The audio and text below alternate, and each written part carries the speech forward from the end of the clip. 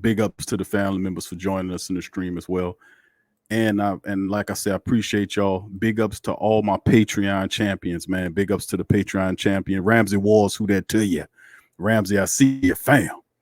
And this is one of the things, man. I just want to give a big shout out to all the beautiful Black and Gold family members. James Van Court, I see your family. Who that to you? Big shout out to all of the Patreon champions. I mean, all of you. And we have several new members that joined the Patreon channel as well as the YouTube membership channel. And I want to take the time before we get into Saints Talk to shout them out. Christian Gale, who that to you, Christian? Good to thank you for joining. Big ups to Devon Cashmere, DC, who that to you? Big boy, big dog Joe Bear, who that to you? Thank you, thank you, Joe.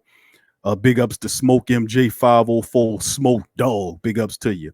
Ernest the Professor, thank you and appreciate you for joining the Patreon. Big ups to you as well. And all of my regulars who's been there for a while. Donovan Grayson, who that to you? My dog Scoob joined the Patreon as well. Big up to my dog Scoob. And we know that's big because my dog have very special views about stuff, but big ups to my dog. Kevin Stevenson, big ups to you. GM Kev, my dog GM Kev, big up to you. And the rest of the family members chiming in as well in this. Big ups to all of the beautiful Black and Gold family members that subscribe to the Patreon. Give me a second, family. I got the names written down, and I just wanted to take the time to acknowledge them because it's big, man. When people believe in the platform like that, when they give their time and their money to it, it's another level of love. And when people do that, they go out like that, that makes me and the team go harder in the paint, because this is a very tough time right now that we in this country. And I just appreciate the fact that so many people, Joseph Parker, who that to you, thank you for joining. I'm going to run through the list again, family, so just bear with me as I acknowledge these Patreon champions. Their names are in a scroller at the very bottom of the screen. Bernard Brown, who that to you? Big dog Joe Bear. Christian Gale, who that to you? Dada, Saints #1, my dog Dada, who that to you? Derek Lockett, who that to you? Devin Frank, my dog Devin out of ATL, who that to you? Devon Cashmere, who that to you? Donovan Grayson, big ups to my dog Donovan Grayson. Ernest the Professor, big ups to you. Joseph Parker, big ups to you. Who that to you? Thank you for joining us. Kelly Bell, who that to you? Kevin Stevenson, who that to you? Scoob, who that to you? Sean Sims, big ups to you. And my dog Smoke Dog MJ504, big ups to the family. Those guys, I give nothing but love to all the beautiful Black and Gold family members for joining the Patreon champions. I got to give it up to them. This just another level of love that's just beyond just really great. And I thank y'all. I appreciate y'all for leaving in the show, believing in the platform. And I'm gonna tell you, look, I'm gonna make y'all this personal promise to the entire Great Saints Think Tank that's listening. This is recorded for perpetuity. That I love y'all, I appreciate y'all, I respect y'all, and I promise you I'm gonna go 1,000% hard in the paint. I won't let y'all down. And we coming with most shows on Patreon. You can only get on Patreon. There's unreleased content I do just for the Patreon people, Saint stuff for the Patreon people. Also, the new show On Q with Big Q, where I get a little bit more outside the Saint content, outside the Pelican content, outside LSU stuff. We talk about entertainment things, but people like when we go into the realm of the real world stuff, talking about what's happening today and all that. I got interested. I've been studying since I was 14, 15 years old. I've been reading a lot of stuff I shouldn't have been reading, and I ain't talking about the magazines you hide under your mattress when you was younger. I'm talking about stuff, man, that maybe a 15, 16-year-old child should have been reading. I'm talking about Behold the Pale Horse and all that kind of stuff, man. Tell you. And I've continued to go throughout up until my time now. I ain't gonna give my age right. I ain't gonna date myself, but just to let the family members know, man, that we have a very unique perspective, and I love to share with it on Q with Big Q. So if you're interested in that kind of content, please join the Patreon, because we do a show every week on Q with Big Q, covering a lot of the topics of the world going on right now, and it might give you a view, might share some stuff with you that you might not know, might give you a little light, might empower you. But at the end of the day, you're gonna learn something from On Q with Big Q. But anyway, enough of that. Let's move into the rest of thanking the family members for joining in. I see you, Sneaker King. I see you, family. Who that to you? Heavy C Henderson. Who that to you? I see you, dog. I see you, Heavy C. Big ups to you, fam. Diehard Saints fans. He said, I'm sitting here watching the draft while listening to your show. Thank you, family. Big ups to you. Much love to you and all the family members as well. I think Teal in here too. I ain't see his name. I heard somebody shout him out. Teal, if you're in the building, big ups to you, my brother. I ain't see you at the top. Looked like the chat was cut off. But if you're in the stream, give a shout out, Teal. Let me know you're in the building, family. Big ups to you. Much love to you. Jack Baptiste, who that to you? I see you, Jack. Big ups to your family. Hindi and Newton says NFC South will be the division to watch in 2020. No argument there. Let's see who else we got here. I want not miss over somebody. Look like I got everybody. Tyrone Jones, I see your family. Big ups to you in the stream. He says, who that, family? Hope everyone is doing great tonight. We will if they make the right choice, fam. If not, we're going over there on Airline Drive and raise some hell. Richard Good, who that? Richard, he says, man, would you look at Cincy? Oh, man. Okay, let's keep it going here, family. Lance Kelly, who that to you, and all the beautiful Black and Gold family members that's chiming in the stream tonight. We'll talk about that said draft. We'll get into some discussion as well, talking about what happened as Cincinnati first on the clock. They took Joe Burrow, so that just happened as well. So we knew that was going to happen. That now the show really starts next to see what happens. As Redskins on the clock, we looking at them probably taking Chase Young. We heard Atlanta was trying to move up to get Chase Young as well. So we need to give PJ the Cincy, says Tramal. give his ass up. Give it to him. Yeah, family. Good to see a lot of the family members in the stream, man, as well. And like I said, we want to talk about this thing dealing with a number of things. What happens? I want to hit the family members to hit the stream up. Let me know what you guys think. Hit the chat up. Let me know who you think the Saints will draft tonight. What position is your favorite position? Shoot out position in the chat. Let me know what you think. What's the most popular position? Just give me one. I don't need a bunch of them. Just give me one position in your opinion the Saints need to address with this first round draft pick. You know, let me know. Put that in the chat. There you go, Teal. Who that? Good to see you, Teal. I knew you was somewhere, fam. Big ups to you, my boy. Kevin, GM Kev. But yeah, shoot that in the chat, family. Let me know what y'all guys think about who you think should be the first person the Saints should take. Maybe you can give me a person, or I'll take a position. That's cool as well. Put that in the chat.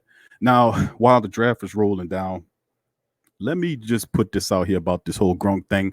I got asked about the Gronk thing, about Tampa Bay getting Gronkowski for basically, what was it, a 4th round pick? Jose, who that to you? Jose, good to see you, family. Okay, thank you, 985. Jose says linebacker. Lance says linebacker. Hindi and Newton says linebacker. 985 says linebacker. Queen. Tyra says career maybe down the dream before the season start. Kevin says linebacker or wide receiver. Richard says linebacker. Demetric, who that to you? Demetric, I ain't see your family. Good to see you in the stream. Big ups to your family. Says linebacker. Caution says poor Joe. I mean, Cincinnati has some weapons, man. He might be the key to galvanize it. Robert says linebacker. Derek says linebacker. Demetric says Patrick Queen. Jermaine says I'm kind of stuck between QB and linebacker for the pick. Tramal says WDSU's Fletcher Mackel gave us a center in the first round. A center, really? Well, you never know how crazy Sean Payton is, man. He liable to pull off some craziness like that, too. Kevin says we definitely need to get a linebacker to cover Gronk now. Revolt says Jefferson. Scoop says D-line. Superstar Louisiana boy says number 1 pick should be Jordan Love or Tua. Demi says hopefully. Who that, Demi? Good to see you, baby. She says hopefully a first will be a QB. Thank you, Demi. Jerome says I hear the Saints were trying to move to the 4th pick to get Clemson linebacker. Get linebacker. Giants want an offensive tackle. Javier, who that to you, says linebacker. Richard says, man, I'm not impressed, fam. Buddha down south says Justin Jefferson. Thank you, family. Let's see. Video game original for now. I'm going with I don't know what's Jasper Bottle says cornerback or PJ don't hit the field. Dominic says linebacker or edge. Ramsey says linebacker. And that seems to be the tough, family, is the fact that everybody looking at the linebacker position and making moves with the linebacker. We don't know. But James says what you said, linebacker, we need that Q. We got DeMario. Who we got if DeMario gets hurt? That's a good question. Nobody. I mean, you really have to look at that and say, You're not really working with too much of nobody if Demario Davis gets hurt, no doubt about it. Derek, who that to you says linebacker all the way. Dada says linebacker or defensive end. DJ says me too, 50-50 QB or linebacker. Richard says OJ Howard available since Joe doesn't look happy. Okay. Now, Tyra says linebacker QB. Zach says we don't need a QB in the first round. A lot of people want the quarterback. Tramal says I wouldn't mind a DE at 24. Kashin says the Skins. Yeah, the Skins are on the clock. They are on the clock right now. We'll see if who they pick, and chances are they'll probably take the best pass rusher in the draft. Some people say, which is the kid, what's his name? Young? Chase Young? Yeah. But this is the thing, family. The Gronkowski thing, let's address this because the Gronkowski thing was interesting. When Tom Brady, who that to you, Gerard? Good to see you, says we are inside linebacker or outside linebacker. Thank you. This is the thing I'm looking at, family. When the Tampa Bay Buccaneers did what they did with Tom Brady, they went all out on Tom Brady, bottom line. They were desperate. They were tired of get the Saints giving it to them every year after year after year. And it came to a point where they went all in. They put all their chips to the table. They put their damn chips to the table. What happened? They ended up getting this kid out of getting Tom Brady here. And based on what was a lot of stuff said, even Brandon Marshall, Sour Grapes Tale, was talking about that they're going to use some of the system that they used in places like in New England, which is very true. You got Tom Brady basically on a 2-year deal, coming here with a similar contract to Drew Brees, a $50 million contract on 2 years, according to Spotrac. And what's interesting about this is the fact that now the team has made a decision to go move and bring a weapon that he's familiar with. Now, what makes this really interesting is the fact that it's not all about Gronk. Gronk been away from the game for 13 months, I think it is. He was hurt. He had an opportunity to rehab, so he'll be healthy. But it's not him by itself. What it is to me is the fact that you have this guy and he coming into the fold, right? But he coming into fold with all of the weapons. Stop just looking at Gronk. It's all the other stuff too. All the other stuff mean Chris Goodwin, Mike Evans. And now you put Tom Brady and you're using Tom Brady type principles there as well. And of course, we see like one of the family members in the Great Saints think tank saying that OJ Howard is up for trade, and he possibly could because they damn sure won't move Cameron Brate, he's a more polished and better tight end. I wish we would make a trade to get Cameron Brate, to be honest with you. I would absolutely love that. I would love to have Cameron Brate bad. He came from New Orleans and Tampa Bay stole him off our practice squad. He's been showing that he could play ever since then. So it's good to see some of the family members understand that it's bigger than just having Gronkowski by itself, but Tampa Bay pretty much raises the stakes. That's what this is. They raise the stakes, meaning that the Saints got to get this right. Look at the mindset of guys like Brady and Brees. Tom Brady came all the way from the AFC into the NFC, and not just into the NFC, right to the NFC South, to a head-to-head battle with Drew Brees at least twice a year. Then he gets his old buddy, Gronkowski, who was one of the baddest men that he played with ever. He gets him. It's just absolutely insane, man, to have that level of. Then you have a tight end like Gronk, a backup like Cameron Brate that can help. Yeah, there's some offensive pieces. You have Goodwin, Evans, and now him there, and they'll be using Patriot type principles with Bruce Arians. And don't you know what on Bruce Arians? Bruce Arians is a hell of a coach and one of the elite coaches in the league. So what I'm saying is, what you're saying, Q, are you hitting the red button? Are you hitting the panic button? Not at all. That's right. Chase Young is off the clock to the Washington Redskins. So Joey Burrow is a Bengal official, and Chase Young is officially a Redskin. The Detroit Lions is on the clock. This is when it's going to get interesting. Between 3 to 6, they expect the movement because a lot of these guys had their picks up for sale. So we'll see what's going on now. We'll see if some movement happen. But what's interesting about this is, no, I'm not pushing the red button on this. I'm letting you know that they're upping the ante here. They're raising the stakes, and they're coming for you. And we called this, and we said this before, that these other teams, who that, Neville? The rest of these teams like Carolina, who made moves of their own, Atlanta, who's kind of stinking right now, we knew that they'll have an issue as well. They're an older team and getting older. But teams like Tampa Bay and Carolina, they're coming. They come, especially Tampa. Tampa said, "No, we're gonna to be the Hall of Famer. We need a Hall of Famer." So they went out and got Tom Brady, and now you bring in his buddy who won 3 Super Bowl rings with the mesh with Evans and Goodwin, and also they got a nice young back there as well. And plus, they could put all that stuff, all of the draft picks into it as well. Real talk, man. This is really interesting. Who that to you, Derek? Good to see my dog Derek Allison in the building. Big ups to my dog D. What up, fam? And that's big ups, Gerard. I see your family. I see you. Good to see you as well. And that's the part of the deal that kind of makes me look at it and say to myself, man, damn, these suckers really won't play with us like that. And they doing it. They have now gotten into a position where people now see that the Saints, this is going to be competitive, and I love it, man. I'm not running from it. I'm actually loving it. I want to see it. I want to see this happen. I want to see this shake. I'm gonna keep it real with you. I want to see what, because I'm tired of running through the division like we've been running through the division. We've been running through the division all the freaking time. It's time to do something. It's time to move something. It's time to shake something. And Tom Brady and them bringing it.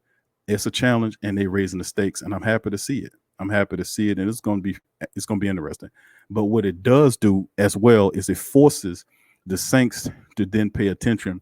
They have to make moves as well. You just can't sit back and says, yeah, now we got Emmanuel Sanders, we still straight. That's not going to work. They're going to have to step up here. They're going to have to step up. So anyway, family, I'm going to try to see if we can do a little something different here. I'm simultaneously broadcasting on YouTube and on my other stream on the what you call the StreamYard, which is another platform that I utilize when I'm not in the studio. I'm trying to get it, work on it so we can get it right. So I'm just trying to see exactly how I can how I can be able to hold on here. Just give me just a second. I'm trying to figure this out, family. I got 2 platforms going, and I'm just beta testing them right now.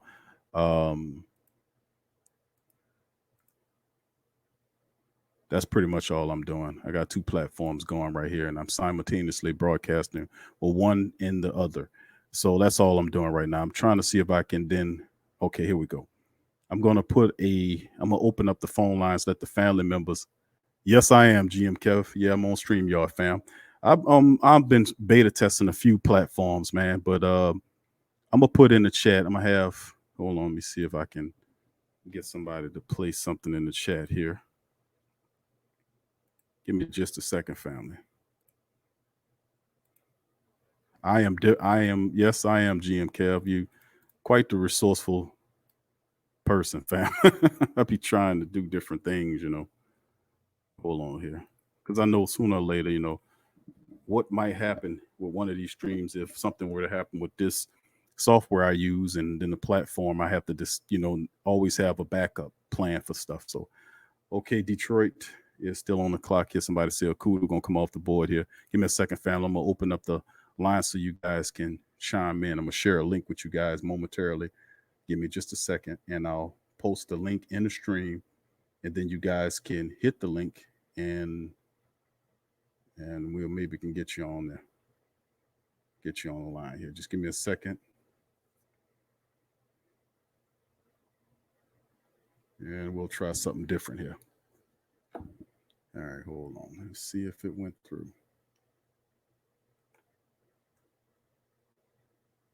All right, family, just give me just a second here. Trying to open up the lines.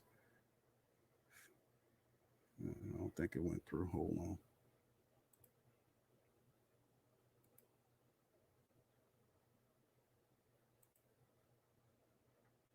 Okay. Let's try that again. Well, my internet connection is good, so I mean that's that shouldn't be an issue tonight on tonight's live stream. Okay, hold on just a second. Let me make sure everything is what it's supposed to be here. All right.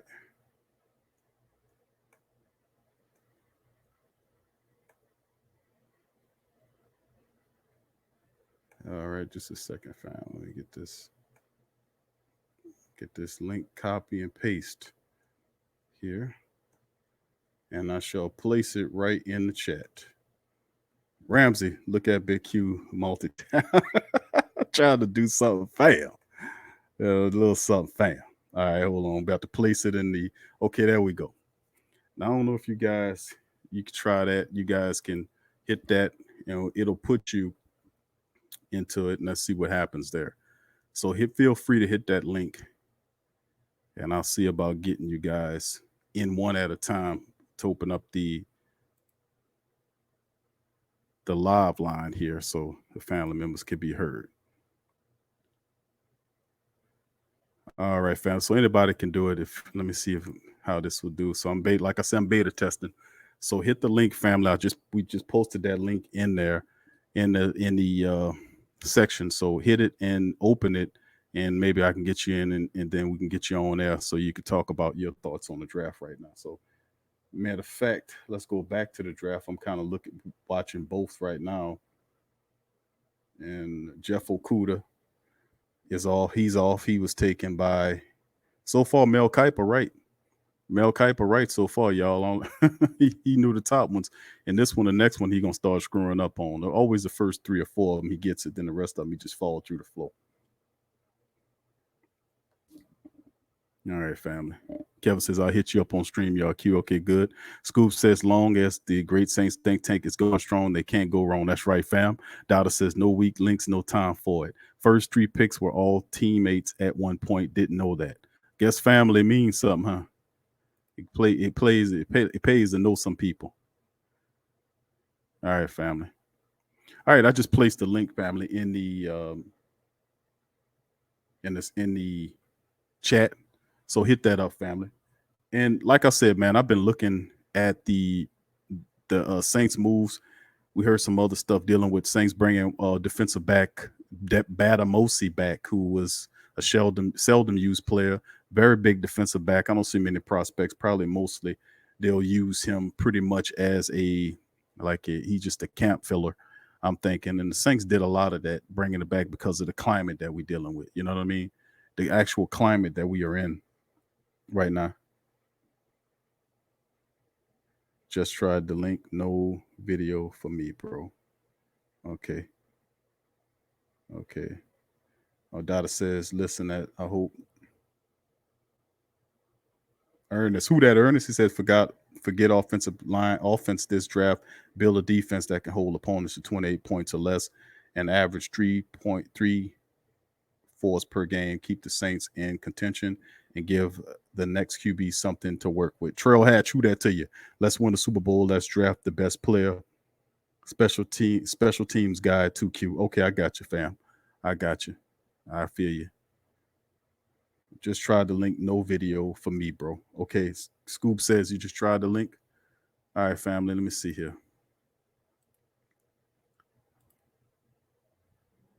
All right, hold on here. Hit the link up, family. Let me see if this works. I'm just beta testing this right now.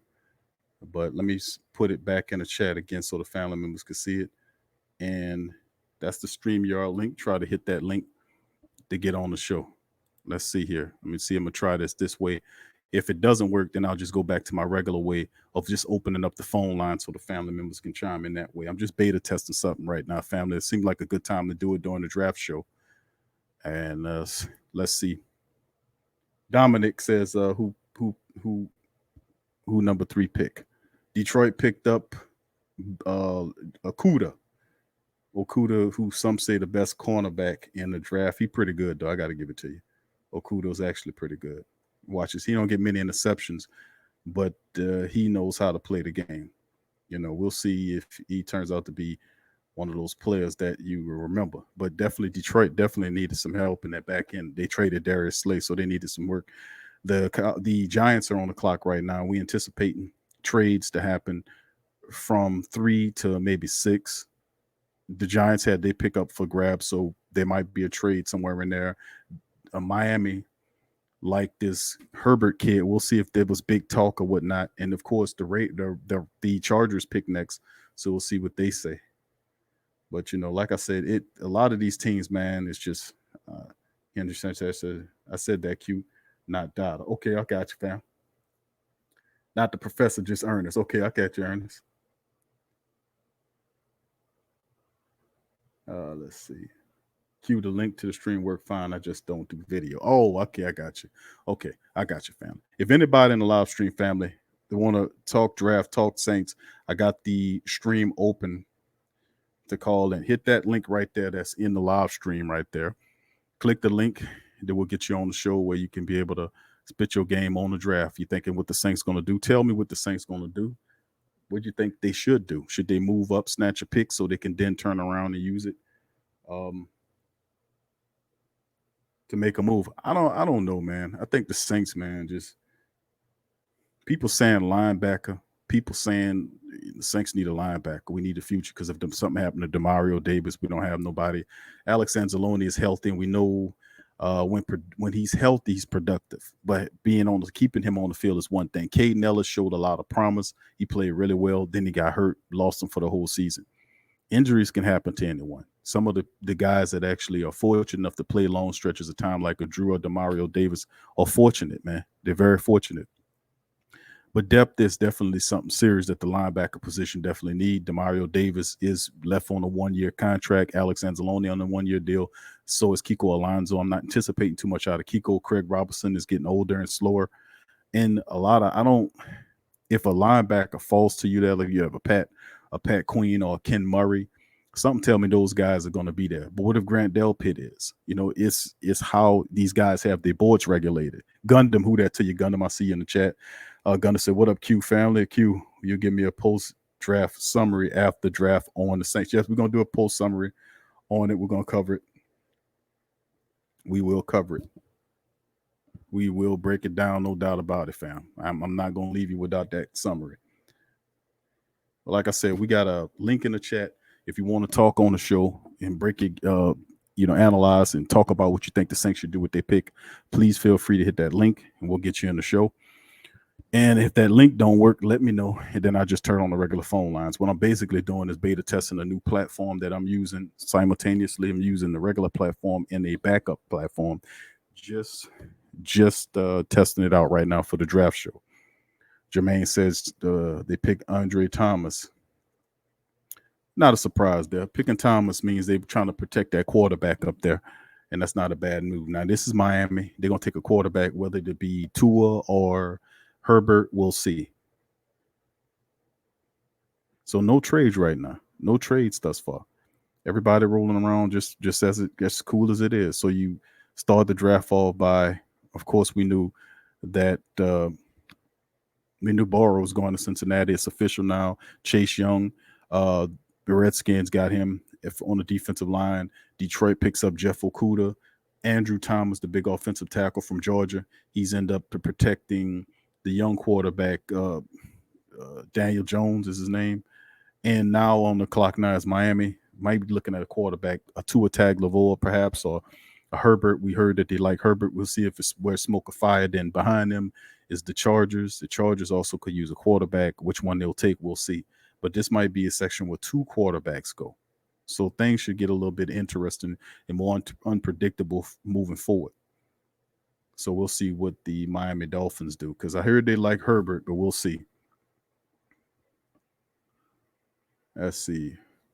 Ernest says defensive end linebacker and boy from Thibodeau High School, Louisiana Tech. Yeah, I know who you're talking about. I've seen some footage on that kid. He could play. Tramal says we need Amick Robertson. Caution, who the hell is Andrew Thomas? He offensive lineman from Georgia. Pretty good one. He's pretty good one.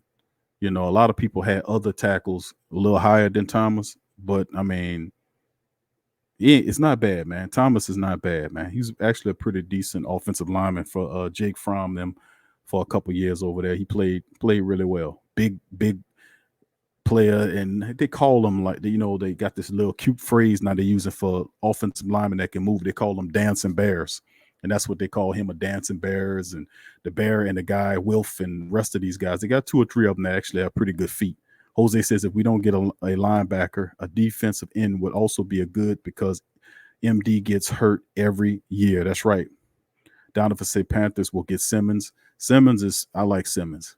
That's a baller, but we're gonna see some guys, man, that play ball going to our competitors. And that Simmons kid is special.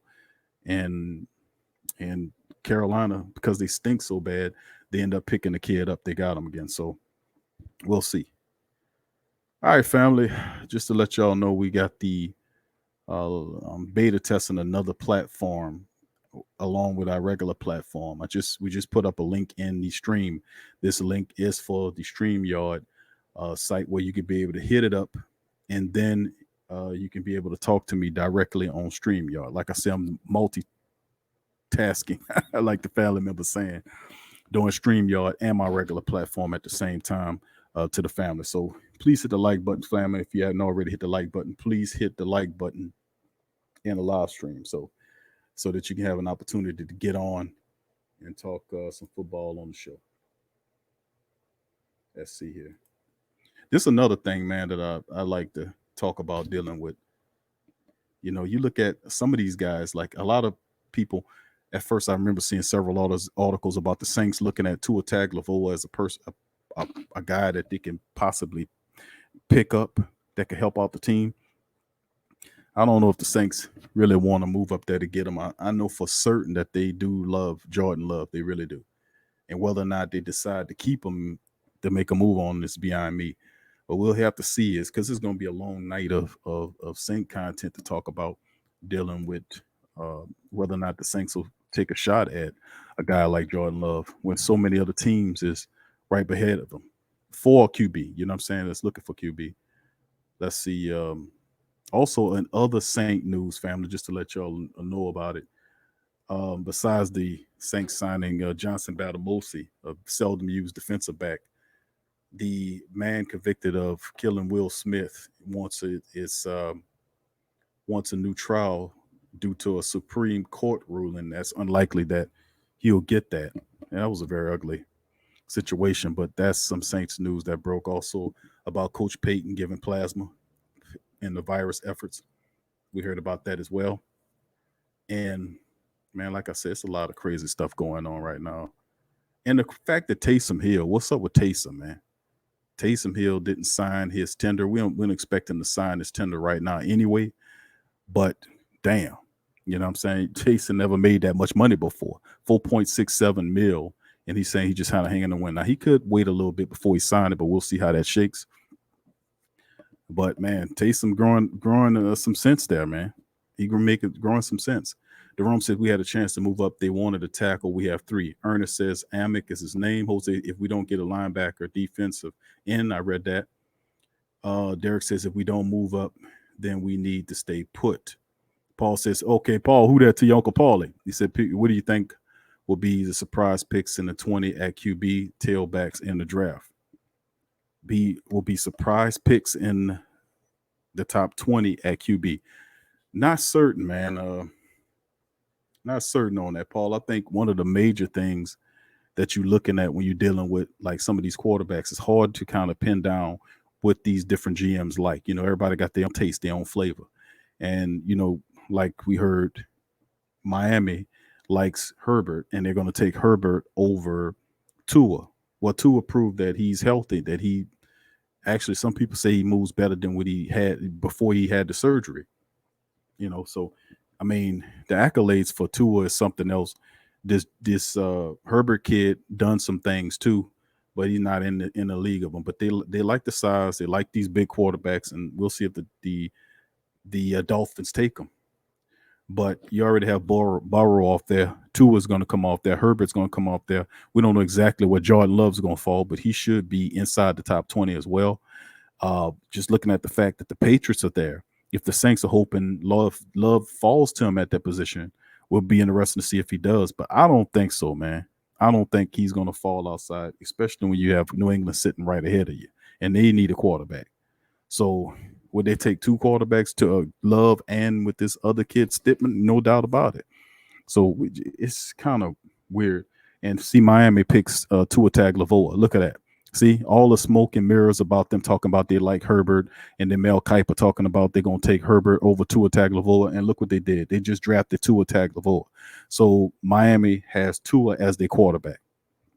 He's going to Miami. So all that smoke stuff that they're throwing that, oh, we don't want Tua, we're going to take Herbert.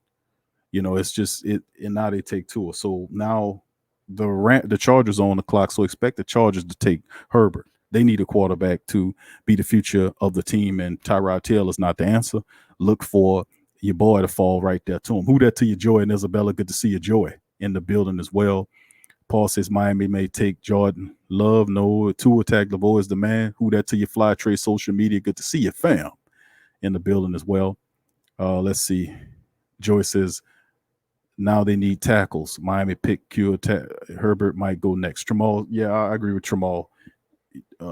Herbert possibly can go next. The Panthers go at 7. You can look at them possibly picking up on Simmons. You know, that will be interesting because they need somebody to replace the linebacker they lost, who was the heart and soul of the team. And then you look at the Arizona Cardinals coming up, looking at them to have possibly an offensive lineman to go to protect Kyler Murray. But like I said, family, these are kind of strange times, but Tua is going to Miami. The Miami Dolphins have a whole bunch of picks. They got a lot of picks. So we'll see how that shake as well. So, all right, family. Demi says, cool, which pick are you hoping for in the first round?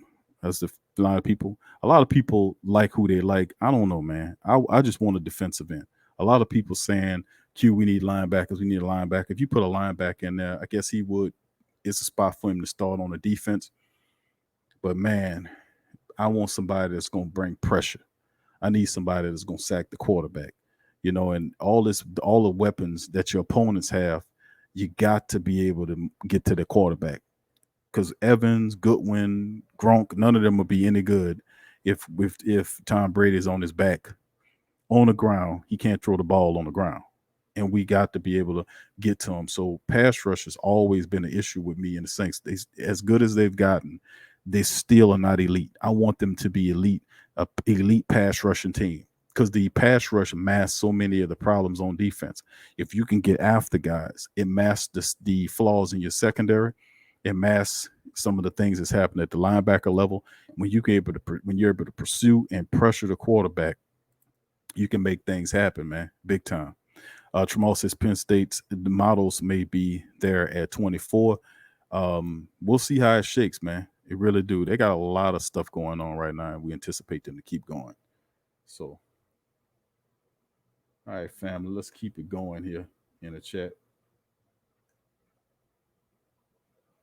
All right, fam. Just to let the family members know as well, we got a link in the live stream in the chat. That's there.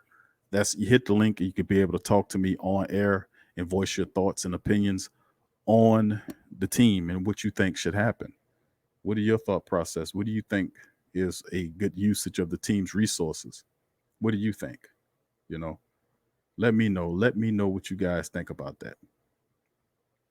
Is it a good use of resources to be able to utilize, for the Saints to go in the position to take a linebacker like you guys like? A lot of people like the linebacker position. They really do. Not too much liking on that linebacker situation. I ain't gonna lie to you. I know we need a linebacker. I want a pass rusher. I'm just telling you. Now, if the linebacker can line up as a pass rusher, I'll take him too. But right now, I don't see that. All right, family. We're gonna open up. Let me see here. Okay, we got the live lines open as well, family. So we got a lot going on. We got triple stuff going on right now. We got the live lines open, so you can feel free to hit the stream up and call the Sports Coma 504-475-4482 is the live line. The live number is open 504-475-4482. You can hit up the show and call live and voice your concerns about the draft. Let me know what you guys are thinking. All right, so keep going over the stream. Let's see here. Darius says, if I'm Miami, I would spend the rest of the picks to protect Tua. Jerome says, them Saints, if you not going to re-sign some of these guys, trade them. James Van Court says, Miami pick Tua. That's not good for him. Miami don't have good offensive line, and he's coming off major injury unless they use picks to draft or trade and get offensive lineman for him. Miami has a lot of draft picks, so I'm pretty sure they're going to spend at least 2 or 3 of them on offensive linemen, no doubt about it. Scoop says these virtual draft beers have virtually no kick. Paul says, hey, Q, do you think the Panthers will draft tailback and trade McCurry? Absolutely not. They signed McCaffrey. he's there to stay, and they probably gonna take Simmons. They more than likely probably gonna end up taking Simmons. They need to replace they need to replace their middle linebacker, the all-world middle linebacker they lost. They definitely need to replace him.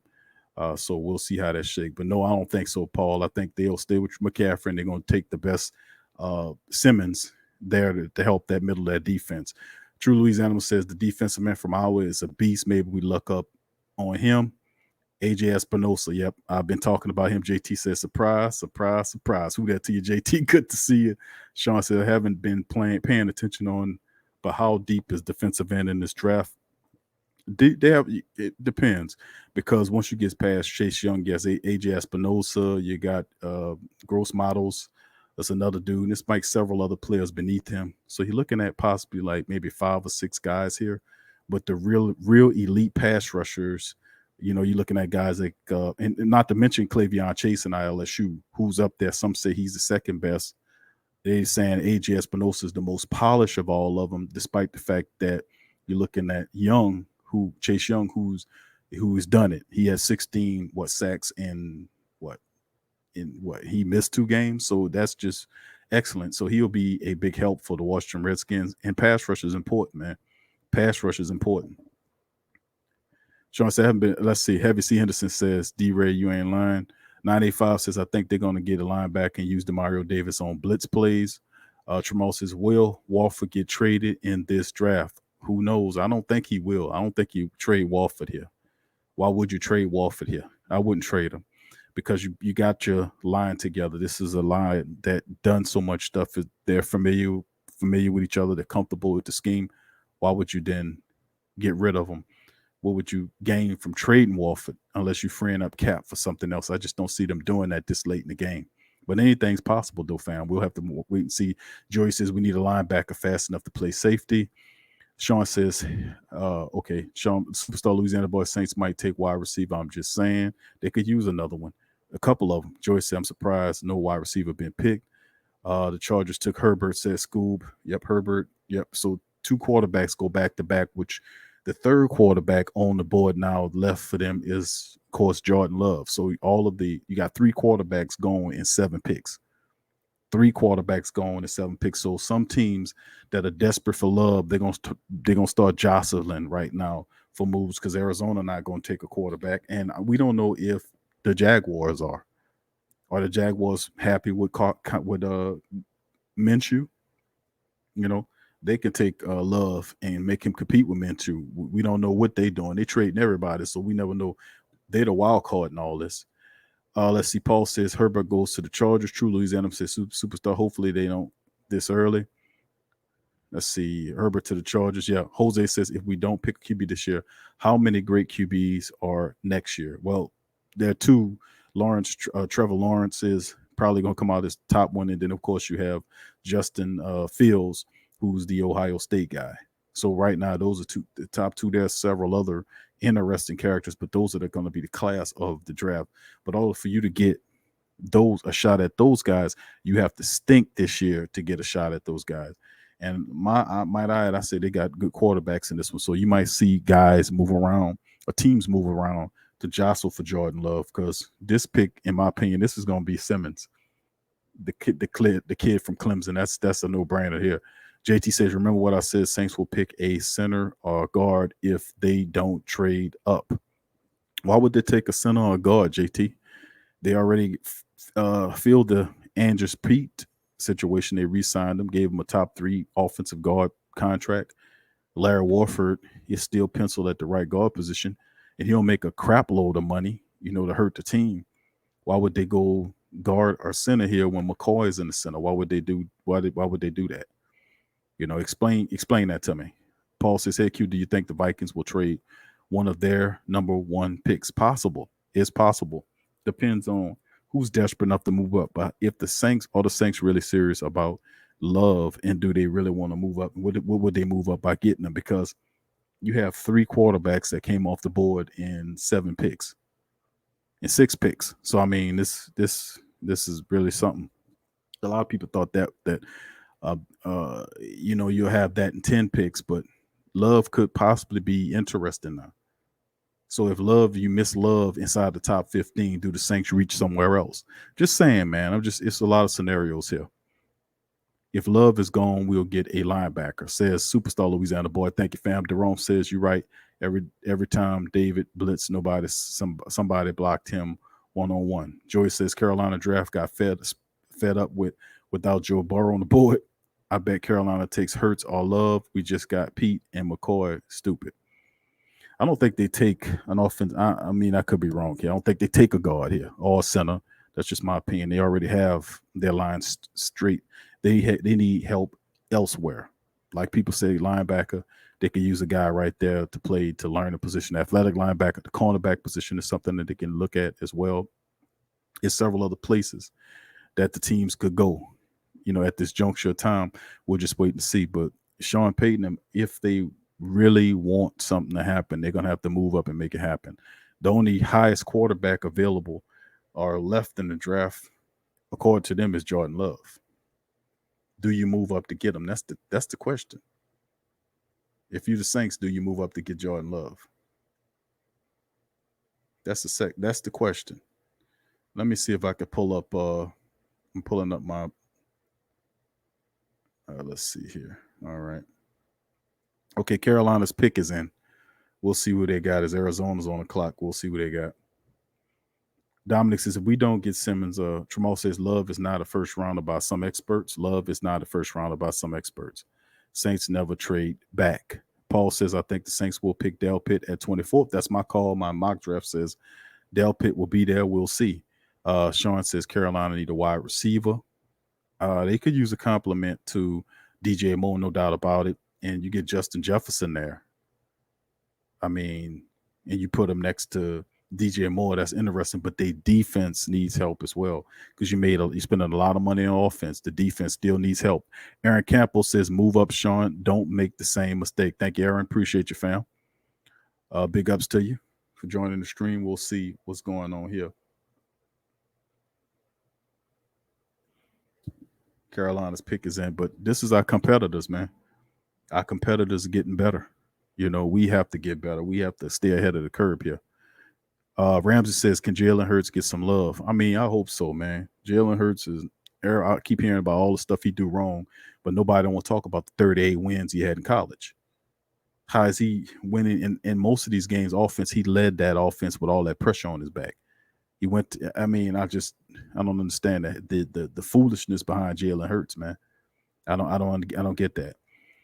Superstar Louisiana. So the only way the Saints move back if the players they want are gone. JT said the Saints are not happy with the play of Warford. I know a lot of football. The Saints not telling everyone about the team do every year. Well, I mean, that might be the case. They could trade him in the draft and free up a position.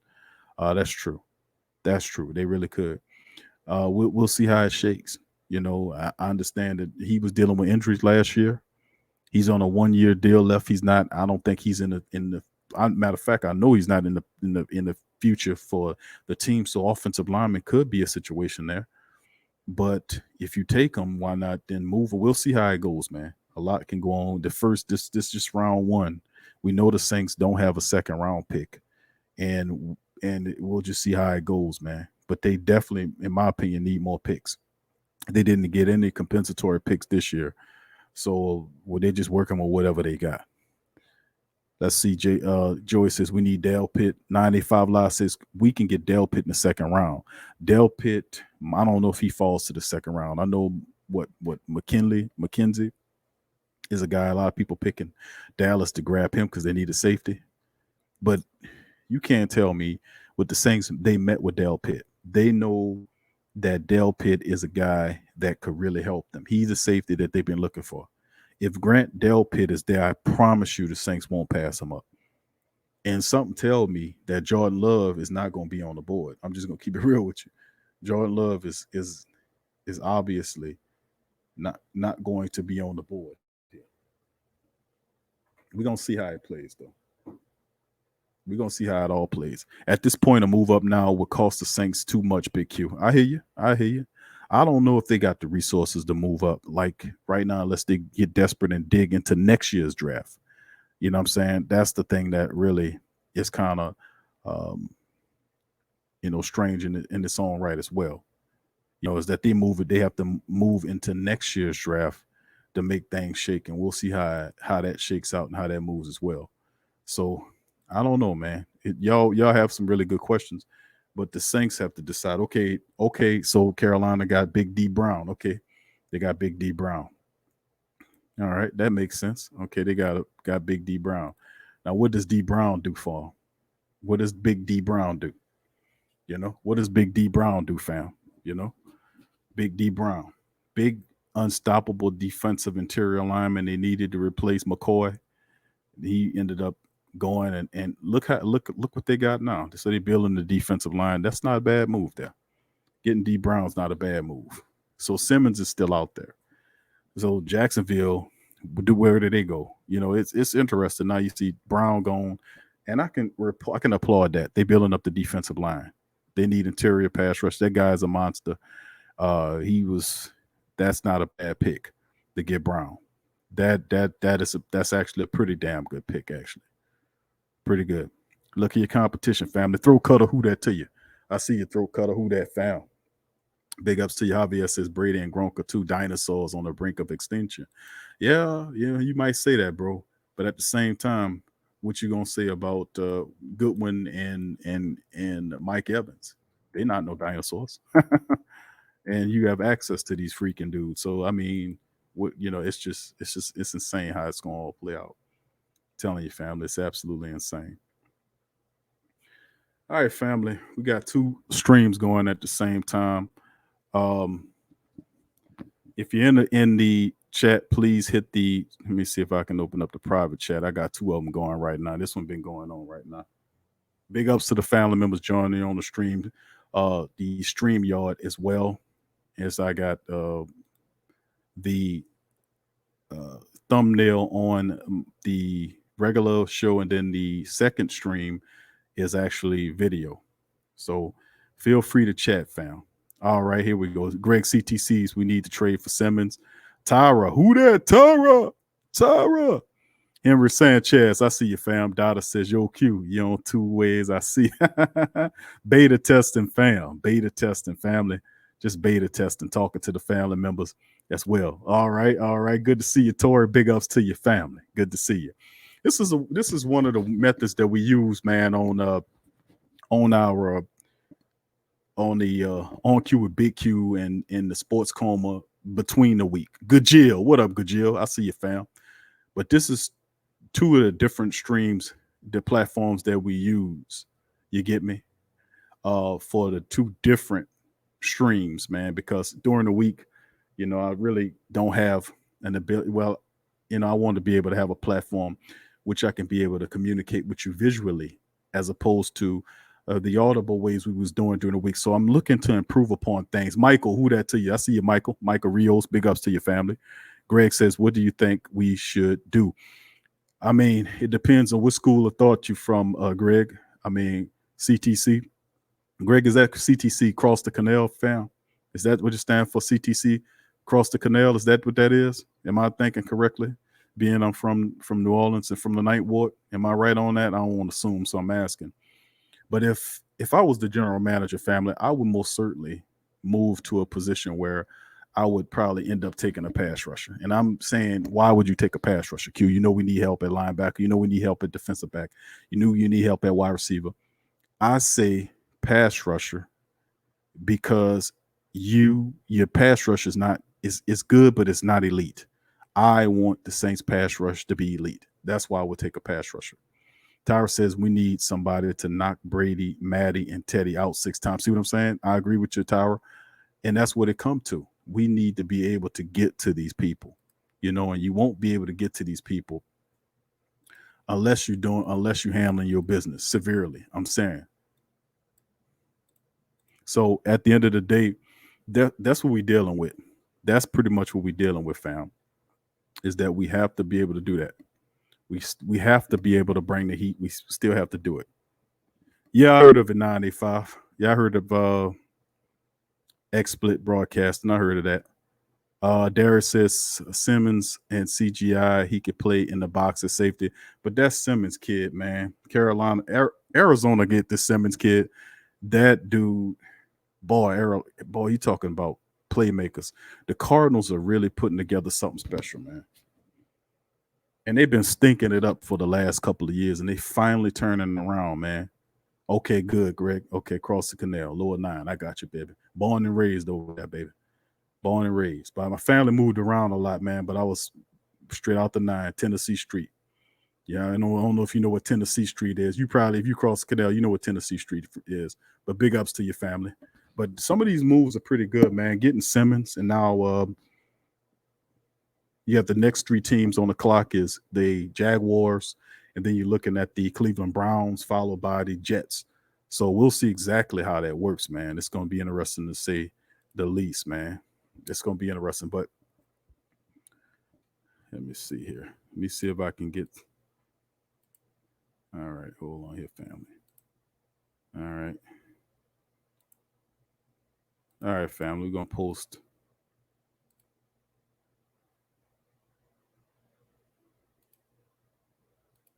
All right. All right, hold on, Tyra. What you talking about, Tupelo, Tyra? Okay, Tyra says, yep. Tyra says Tupelo. That's Tupelo, Tyra? Okay, I got you, baby. Tupelo. I know where that is. All right, Greg says Cardinals probably going to be drafting defense. They took Simmons, and what a hell of a player they got. Now it'll be, I don't know what, it's anybody guess what the Jaguars are gonna do. It's anybody guess what they're gonna do, man. We'll see. But like I said, family, we simultaneously broadcasting between 2 platforms on our regular platform, and we also on StreamYard. If the live line is open for family members to call in, 5044 wait, hold on here. I'm sorry. 985. Let me get my number here. Sometimes I forget, man. I be doing so much. How you forget your own number? All right, family. I got a link in the chat right now, family. If y'all wanna chime in. That's CTC. Yeah, I got you, Tyra, baby. That's right. All right, we got a link in the chat, family, for y'all if y'all want to hit that link up in the chat to get on the show through StreamYard, or you could. Dada says you sound like you're in my home state, Mississippi. On Seaside. Okay, Scoob, you in the building. All right, Scoob, good to see you, fam. All right, family, just let y'all know we got the live lines open as well. Our regular number is available for the call-in show. For you guys to call in and check it out if you want to talk about it. Trying to keep up with these freaking earplugs. 8 Ward says, let's see, 8 Ward, Zach 41, who that sits like a glass of milk. What you talking about, fam? Dr. Key, who that to you, Dr. Key? I see your family. Big ups to you, Dr. Key. Let's see. Venom Rage says if we get Justin Jefferson, the Saints offense is going to be a mismatch. He's going to give teams third string corners and safeties nightmares. Big ups. Let's see. Darius says missed on Sims. Caution said I can't believe no one has took a wide receiver yet. That's true. Scoop said the Cardinals ain't playing Q. No, the Cardinals coming to win, man. The Cardinals got Murray, they got Simmons, they get more athletic. They then were able to get Hopkins. Don't forget they traded and got Hopkins, and they're getting good production. And this team coming up, they've getting the weapons they need to contend. So the Cardinals ain't no joke no more. They're not the running joke that they were last year when we took them apart. Darius says Arizona should have taken an offensive lineman to protect Murray. Still a lot of picks for Arizona. Shandon says at least the Cards can take care of San Fran for us. San Fran is going to do some stuff too. They're probably going to do something with the defensive line. Smart defensive teams usually do.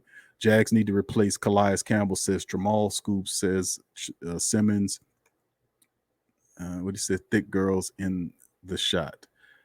8 Ward Zach says, okay, who that was, like Soldier for God. What up, Soldier for God? He said, who that family linebacker is what we need. Ain't nothing behind Demario Davis.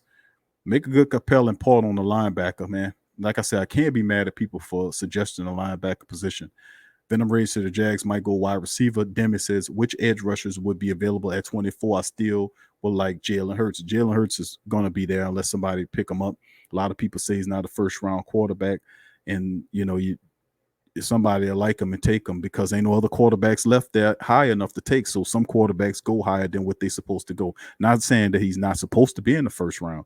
In my opinion, he is a first-round draft pick. What more he needs to do to prove it? He played 4 years in college. He had 38 wins as a coach. He had a couple of championships playing, and then he switches schools, goes and takes their team to the college football playoffs where they got destroyed by LSU, but so did everybody else. And after doing all that to prove that he can throw the ball and he ain't just a pair of legs running around with the ball, they still hate on him and say, oh, all that 4 years of expertise, and he's still not good enough to be a first-round draft pick. It's absolutely insane. Dr. Key said, what up, Big Q? What up, Dr. Key? Good to see you in the live stream as well. Scoop says, hey, Pimpin' Dominique, Denver High on Jefferson. Soldier Flat, who that family? We need a linebacker. Ain't nothing behind Demaro. Shannon said the Cards got Chandler Jones at line, Simmons at linebacker, and Peterson at corners. They got 3 rows of problems for people. No doubt about it. 3 rows of problem here.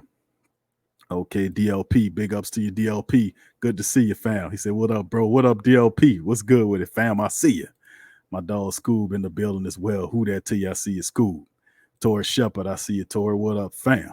I see all the family members chiming in on this side of things as well. And like I said, family, this side of things, how we usually do our middle of the week shows and some unlocked content that go to our Patreon family. We usually do shows like this when I'm out and about, when I'm moving around. Eddie Evans, who that to you, Eddie? Good to see you, Eddie. Who that to the family? Take care, family. Same to you, family. Back at you there in the stream. As y'all can see, I'm kind of looking between 2 streams at the same time. Let me see if I can kind of sync them together here, maybe, perhaps. Maybe I can bring it up here. I don't think I'll be able to do it. It'll be kind of hard to share both. But yeah, family, we doing it. Let's see. Tramal said Jags going to mess up their pick. Watch. We'll see what the Jags going to do, man. The Jags been screwing up big time. The pick in for Jacksonville, so it should be coming soon. Gerard says 2 shrimp on bun with onion ring, watching the draft and tuned in to Q. Life is good. God be glorified. That's big, Gerard. Big ups to you, family. That sounds good, bro. A shrimp on bun. Well, onion ring, boy. What are you? You damn sure doing it good. Big ups to your family. 9856Q. I was checking about Masters of the Universe. I was checking about Masters of the Universe. Masters of the Universe? I was checking about the Masters of you talking about He-Man, Masters of the Universe? Is that what you're talking about? Which Masters of the Universe? 95 I'm trying to find Money Masters. Oh, Money Masters. Yeah. Let me see, man. Let me see. Money Masters is an old documentary, man, about this dude. Let me see if I can pull up some information about it, family. Give me a second. I'll pull up some information about Money Masters, man. I'll tell you the author, the director and everything. This guy basically broke down the entire financial situation in the country. Let me see. The Money Masters. Yeah, his video's still up there. Bill Steele is his name. Bill Steele. He kind of old now, but he did the Money Masters like in the 90s, I want to say. Like in the 90s. And if you actually go to YouTube and put Money Masters in, you'll see Bill Steele is his name. And they'll have 3 different, maybe several different ones there. And you'll see his documentary. It's about an hour and 43 minutes long. And then he has the Money Masters Notes History of Fractional Reserve Banking and Monetary Policy and Taxes. So, that's a mouthful, but just to give you some information on that, family. Hold on, let me see here. Make sure I'm putting that in the right stream there. Yeah, but that book is up there, fam. You heard me, 985. Tune in. Let me know that, bro. Put that in YouTube. Put Money Masters. His name is the producer's Bill Steele. Bill Steele. Bill Steele. Still. And like I said, it's about an hour and 43 minutes. And then he has another one that's like 3 hours and 29 minutes. But try to get to the hour and 43 minutes And if you know, and then stop and watch it again, because it's a lot of information in there. Make sure you have a pen and paper when you're doing it, because he's gonna have a lot of stuff that he's gonna be breaking down in there that you're gonna want to check out. All right, Scoop says we could use CJ Henderson. I think Henderson gonna be going off the board. Yeah, and Jacksonville took CJ Henderson. Yep. And he from Florida, so they got a cornerback. So that wasn't a bad move. They had to replace your boy Ramsey, man. So that's not a bad move to reach in state and grab Florida. Now Cleveland is on the clock. Who you think Cleveland takes? Do they take Jefferson? No, they got Odell Beckham. They got Jarvis Landry. They got a running back. And you have to think to yourself, what does Cleveland do here? And let me see here. Let me pull up some stuff here.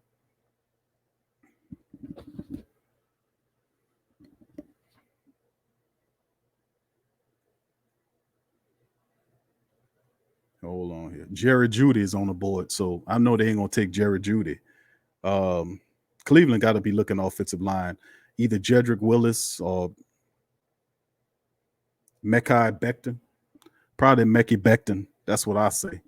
It's gonna be an offensive lineman. They need offensive line help, man. Bad. BAD, capital letters. Let's see. Nobody's practicing social distance in these draft parties. I think people tired of that, man. And just a little information on that, family, just to let y'all know about this social distance and stuff. Did you see the article on Walmart? They're going to start showing you how to walk in the store. They're going to put arrows on the floor and bubbles and stuff that you step in to stay distance from each other. Is this what you're going to, this is the kind of world we're going to live in now? Is this what it's going to be? I mean, I ain't going to get into a spiel because it's draft night. But boy, don't let me get in my spiel about this in here, boy. Okay, let me see. Revolt says Money Masters is on YouTube. Thank you. Revolt, Revolt is familiar with it. Says, see. Horrible pick by the Jags, says Shandon. Let's see. Demi says only 2 shrimps. And this, Demi like them jumbo shrimp. Revolt says Money Masters is on. Dominic, who that to you, Dominic? Times is rough on 2 shrimp. Well, he may mean 2 shrimp sandwiches. I think that's what my man's saying. That's what he's saying. That's what Cuz saying. 2 shrimp sandwich with onion ring. Or he might have had a foot long and cut it in half. You know what I'm saying? You know, we're trying to see. You know, that's what he probably meant. We're going to see. Let's see. 985 says, gotcha. I was checking out Masters of the Universe. They were talking about the Federal Reserve. Oh, okay. All right. Yeah. Ben Stein is a kind of an older take on it. But man, they got all kind of stuff on that. The creatures from, what was it? Creatures from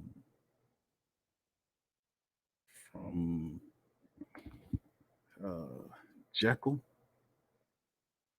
Say Jekyll. And some of this stuff has been so long. And Creatures from Jekyll Island is another one. That was a book written. So many people, man, that came. Creatures from Jekyll Island. That's right. That's another one that's really good at it too, that you might want to check out too. It's a documentary. Have pieces of it on there where it's breaking down with G. Edward Griffin. G. Edward Griffin wrote that one. Creatures from Jekyll Island. Jekyll Island is another really, really excellent source of information, baby. It'll teach you a lot. Tyra says Safeway in Cali been doing it a minute now. That's what we're going to come to, family. That's what it's going to be. And it's like, the crazy part is I seen some information out there that was put out by, what is the Attorney General who was leading it, the brother with the bald head. And he put out that information. He was talking about they weren't using the CDC's numbers no more. Now, I'm pretty sure most of you guys seen the article from, what was it? Maybe I can share it with you later on. This type of stuff we talk on with On Q with Big Q about the fact that they no longer want to accept the data or numbers from the CDC or the NAIA and the rest of these Bill Gates backed organizations. Like I revealed on the show that the CDC is not really a government agency, that it's actually a 501c3 charity. And it actually says that on their site. Only thing you have to do is Google it and says, is the CDC a government agency? They'll tell you no, it's a 501c3 charity and it gets your money. It gets your money. And another question about the top person in the world who wants to vaccinate everybody, Mr. Bill Gates. Why is Gates always pushing this? This guy is a goddamn software designer. Did anybody ever ask themselves the question, how did a software designer becomes the world's most foremost expert on this type of stuff? The man is a freaking software designer. But I tell you one thing about a software designer, he knows how to design a virus, a computer virus. That's one thing he knows about. But it's an effort to push the vaccine. There are many options between getting vaccines. And most people don't like that because usually most of these vaccines have stuff that don't belong in them. And they tell you that on the inserts. A lot of people got their own opinions, but before you stick something in your blood, you need to do some serious research on it and just don't take it. A lot of people up in odds about the tattoos and all the stuff that they won't relinquish, but this is what they're going to do. How do you know that, Q? Because many of the books that I'm referencing you about, like Creatures from Jekyll Island and all this other stuff, most of these things that people probably seen the documentary called Zeitgeist, that covers it. The first part, the rest of them is garbage. But the first part actually breaks that down. That how they trying to link their immortality plan and the extension technologies where they want to move. That's why the computer stuff is so important. They want to move from being a human to being a transhuman, which is basically merging themselves with machines, and all this foolishness and nonsense and this insanity. And the question is, are you going to let them do that? Are you going to let them disrupt your life like this and play games with you, take your sports away, take your life away? You going to let them do this? Are you going to let them do this? Are you going to shut these people down and shut them the hell up? Gates don't even take vaccines. He don't vaccinate his own family. He's trying to get you to do it. And the first places he want to go is in the poorest countries in the world. I'm going to leave it at that and talk my sports. You want to listen to the rest of that? Subscribe to the Patreon page with On Q, Big Q. We get into it. I put documentation. I play skits from doctors that know what they're talking about. Ain't no confusion over here. But if you want to know, we're going to do that. Yes, sir. GM Kevin, we are taking calls, fam. See if you can hit that link there, Kev, and see if you can get on there. I'm going to put that link there in the chat there. See that there, that link I just put there? See if you can hit that and talk. We're doing it. I'm going to go over to make sure I pay attention to the rest of the family members in the other side of streams. Blake Barrel says, just got here. What the F, this supposed to be football? Blake Barrel, this is football. And we are a Saints podcast, fam, but we talk about a lot of stuff. T-Cell says the powers to be hides behind a name, brand company, others created. They put their face on it. They are evil, period. That's right, family. They got a lot of awake people, man. We did not just football people, man. They know about a lot of stuff, bro. Come on. That's what this is. Veneration is people passing on the next Mike Evans with T. Higgins. All right, let's take a look at it. Yeah, Jedrick, just like I said, Jedrick Willis was going to be the offensive lineman. I knew they was going to take. They need somebody to protect Mayfield. Let me see. And let me see who next people on the clock. I mean, who's on the clock now? The Jets. Yep, the pick is already in. This could be a wide receiver right here. This will be your first wide receiver coming off the board right here. This will be the first wide receiver coming off the board right here. It got to be because the Jets need wide receiver help.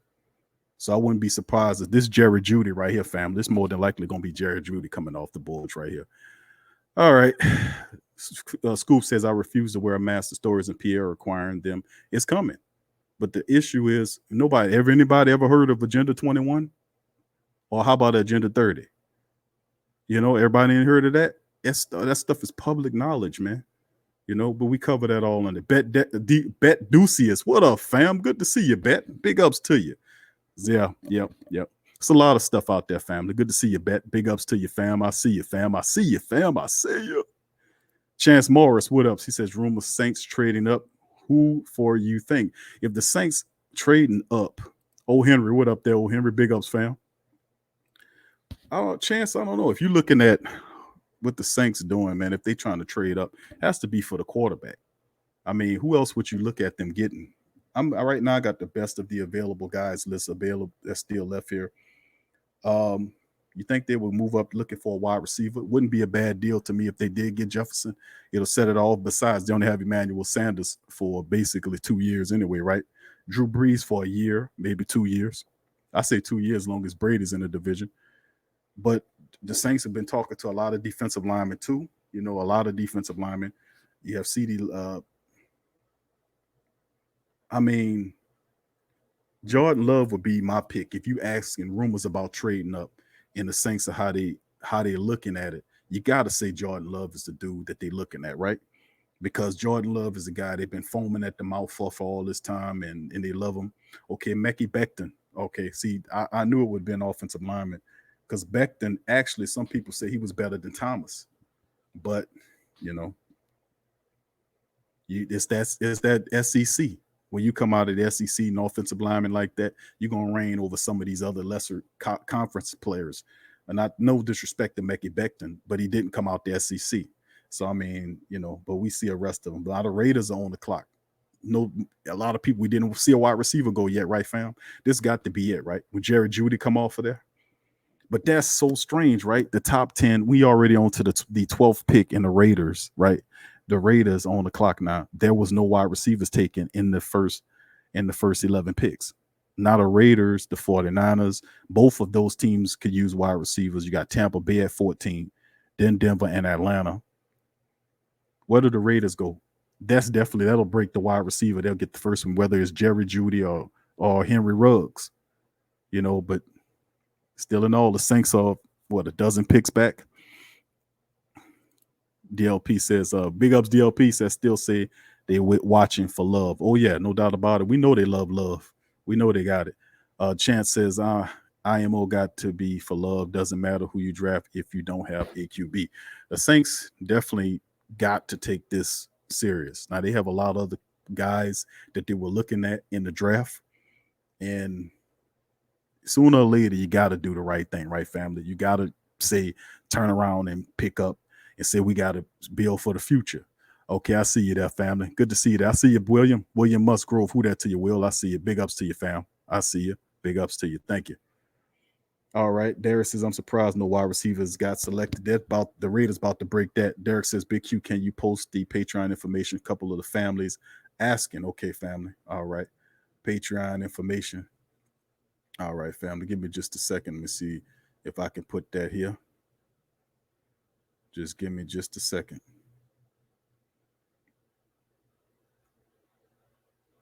Give me just a second, family.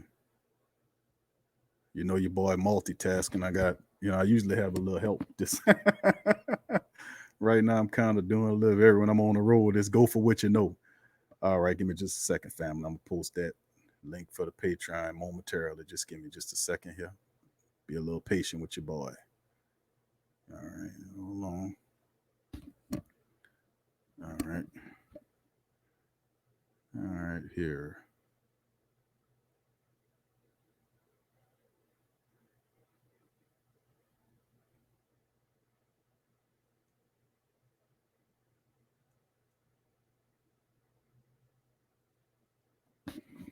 All right, hold on here. All right, Patreon. Okay, family. It's a second. Let me put it in the chat here. All right, it's patreon.com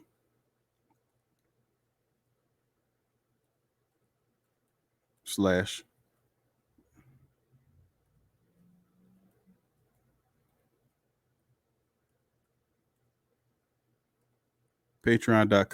the PRO Media Network. It's and truth be told, family, I forgets, but the link is actually in the description section of the website. If you go and you look at the information right before the description of what the video is about, always make sure somebody keeps that information, like about the Patreon, right there. Okay, family, is entered. I got it in there. But I like to thank, like I said, I gave a shout out before the live stream started to all the Patreon people that's doing it. And it's a lot, like the football content is beautiful, but a lot of people want to have that discussion. They looking for answers and stuff like that. And if I can share some information with the family members, man, thank you, Cool Joe. Cool Joe Scott, thank you, family, for your donation there, family. Thank you. Appreciate it. Thank you, Derek, for doing that. Donovan says the Bucks want old lineman to protect Tom Brady. Bobby Walker says they cut Hargreaves during the season. They have to go defense. Thank you, Bobby. Big ups to your family. Ernest says they're actually being smart. Once again, thank you for that, Cool Joe Scott. Appreciate the donation, family. Thank you very much, bro. Appreciate you. Jose says, I have a bad feeling the Buccaneers will pick Love or offensive line. The Raiders select Henry Ruggs. So Jerry Jeudy is falling through the floor right now. He's falling through the floor. So the 49ers on the clock. Do the rich get rich? We knew that Coach Chucky, he loves speed, so he gets Henry Ruggs there. Even though Jerry Jeudy would probably have been a better wide receiver, Jeudy is better than Henry Ruggs. What is John Gruden doing, man? He had the chance to get the best wide receiver, they say, in the draft. He had Justin Jefferson, a chance to get Justin Jefferson and Jerry Jeudy, and he picks Jerry Jeudy's complement wide receiver, Henry Ruggs, the third. That's why the Raiders are the Raiders. All right, let's see. Kevin says, man, we get Jordan Love. I'm going to sleep. We're going to see, buddy. You might not have to worry about that because Tampa Bay's on San Fran's on the clock right now. Tampa's next. Then Denver, who could use a quarterback as well. They got a lot of QB hungry teams still left on the board. You know, they really do. Jacksonville is coming back around with the 20th pick, and then you have New England sitting ahead of the Saints at the 23. So Jordan Love ain't a foregone conclusion. You know, we'll see. But we can see, like I've said, we haven't seen any edge rushers come off the board yet, right? No edge rushers. No edge rushers at all. You've seen a big offensive lineman in Brown, but you haven't seen any edge rushers. You haven't seen A.J. Espinoza, haven't seen, well, besides Chase Young, obviously. But you haven't seen Espinoza, you haven't seen Clavion Chasen, you haven't seen Gross Matos, who's probably going to go late in the first round anyway, but we'll see. DLP says Q. Let's see, he says a guy in the third or fourth round, if he's around, he's been getting a lot of buzz. I'm aware of Akeem Davis-Gaither, could be a fit for the Saints. Almost like I compared him to like Thomas Davis, DLP. He reminds me of Thomas Davis. He's a linebacker, but looks like a safety. He has like safety speed and hitting ability and whatnot. Because he's 6'2", 6'3", like 220 pounds or something like 220. I mean, 215, he's like safety size. He got to pick up like an additional 10 or 15 pounds to his frame to play the linebacker position. But he's like a safety converted to a linebacker type of player. And that's what he reminds me of Thomas Davis. When you turn his footage on, how he moves around the field, he can cover sideline. He's a good hitter. You know, that's what I get out of Hakeem Davis-Gaither. And I think a lot of people sleeping on Gaither. And he probably will be a guy that somebody could find in the second round or so when some of these linebackers start coming off the board. But no edge rushers outside of Chase Young. We knew he was gone, but A.J. Espinoza, we know the 49ers more than likely going to take another defensive player here. They might take the big guy. What's his name? Kinlaw, whatever his name is. Javon Kinlaw from South Carolina. He's another guy that's sitting there, and they could replace Buckner, who they lost. They traded Buckner. Remember that? And they still have a hole in the defensive line. So Javion Kinlaw could be a guy that can probably plug in for him, man. Just saying. Because they don't need another edge rusher, but they do need help in the interior of the defensive line. Let's see. Kevin says we have a Hall of Fame QB. Get him some weapons. People don't get it, man. Drew's playing for a year or two. We need help. Getting him some help. And I think wide receiver is a position you don't have to get right now unless you got a certain guy you want, but you're going to have guys down the line that you can look at. You know what I'm saying? You're going to have guys like Brandon Ayuk that's probably going to fall into the second or third round. You're going to have guys, a lot of people slipping on Michael Pittman from USC. He's another guy. Watch that footage. 6'4", big guy, can catch, was very productive at USC. There is a literal bushel full of wide receivers that go 3 to 4 rounds deep in this draft. So if the Saints, if it's not a guy that you like or you're looking for, I would wait on that, going to get the wide receiver position. I'm saying defensive lineman because it's more impactful. It's more of an impactful need than linebacker because I think we'll be able to find another linebacker further on. I want a pass rusher because pass rusher, you need a sacker. You need a guy that can get to the quarterback and get him on his back. You know, and you know, you're right on the linebacker. It is a need because DeMario 1 year left, Anzalone coming off his second or third injury, shortened season. Then you're dealing with all kind of other stuff from Caden Ellis, who looked promising, was hurt the entire season. Craig Robinson is not getting any healthier. But you still have other people on the team, project guys or practice squad players that's trying to contribute. But we'll just have to see how that goes. I'm not upset about the linebacker pick, and I even rock with some of y'all on the linebacker pick if you can get a linebacker that can rush the passer. You know, maybe you can have a tweener guy that can line up there sometimes to kind of get at the. Because we need pass rushers, man. We're not totally out of the wood on that. All right, fam. Let me keep on going here. Make sure we pick. But look like the 49ers on the clock here. And let me see here. Like I said, I think it's Kinlaw. Kinlaw is going to be the guy. That's just my opinion. Javon Kinlaw out of where's this dude from? South Carolina, from the SEC, of course. The best college football program, the best conference in the land, SEC baby. Anyway, let's keep it going, family, and see that. But that's my observation. If there's any ramblings about the Saints moving up to take somebody, it's got to be Jordan Love. There's nobody they're gonna move up to get unless they crazy about Justin Jefferson. It appears like the safeties, like a Grant Delpit, will fall to him. We'll see what the 49ers do. But Tampa Bay is another team that can really do something, you know, that can add some more talent to its team. You know, we'll see how it shakes. But Denver's interesting. Atlanta's at 16, followed by Dallas, who probably will take a safety. They might get either Delpit or the guy out of Alabama, who I think the Alabama safety, who they like. Miami's still sitting there, and they can go either way. But we thinking they're going to take offensive lineman. Probably um, Becton is still there. Imagine if Miami they already drafted Tua, and then at the next pick they have in a few picks they take Mekhi Becton from Louisville. Man, with that's one of the best tackles in the game, and you plug and put him right there. So, boy, they can build that team overnight. We don't expect Tua to play. I don't know if they expect him to play next year or whatever, but we're gonna see how that goes. All right, fam. Let's keep it going. Let me read some of your stuff from the YouTube here. 95 Live says Ruggs going to sleep because the Raiders signed him. The Niners better not get Kinlaw. 8 Ward Zach says maybe Ruggs just got out and shower and just wanted to keep the robe on. Broncos need a wide receiver too, says Tramal. Yep, if I had to put money on it, fam, I think the 49ers will probably take your boy Kinlaw. They got a hole in the defensive line and it's down in the interior of the line. You already signed the other line, the defensive lineman opposite of Armstead. You gave him a fat deal, and then you have Bosa on the other side, and then you traded Buckner for picks. You know, so you have a hole in the interior of your defensive line. Kinlaw makes sense to me. Let's see here. All right. Dominic, who that to you, says Pat Queen still on the board. True Louis Animal says Ruggs went before the top big wide receiver. I knew it happened every year. You remember when Ross from the Cincinnati Bengals went before some other wide receivers? It happens every year. You took a speedster, he fell off in speed. Jerry Jeudy and Justin Jefferson are better than Ruggs, but you took him because he fast. That's why that dude is that's why he Chucky. He crazy. Jerome says, let's see. LOL, you traded one spot.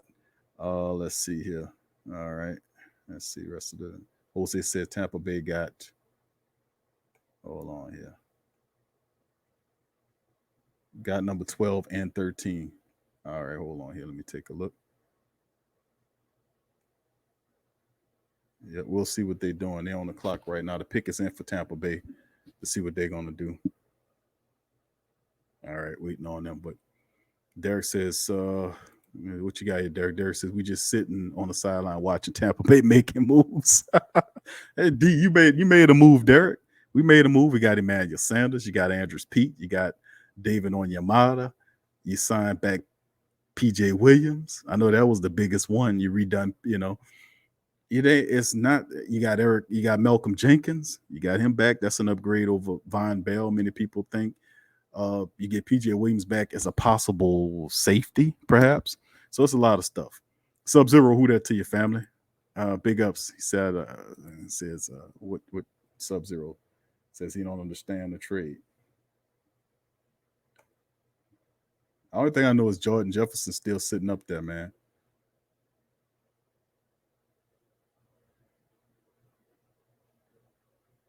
And what is Tampa Bay gonna do here? That's the thing. What is Tampa Bay doing? What are they doing?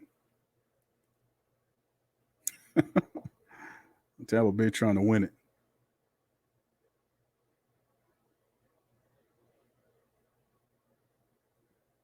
They take Wilfs. They traded up to get the offensive lineman to yeah. Tampa Bay get Tristan Wilfs.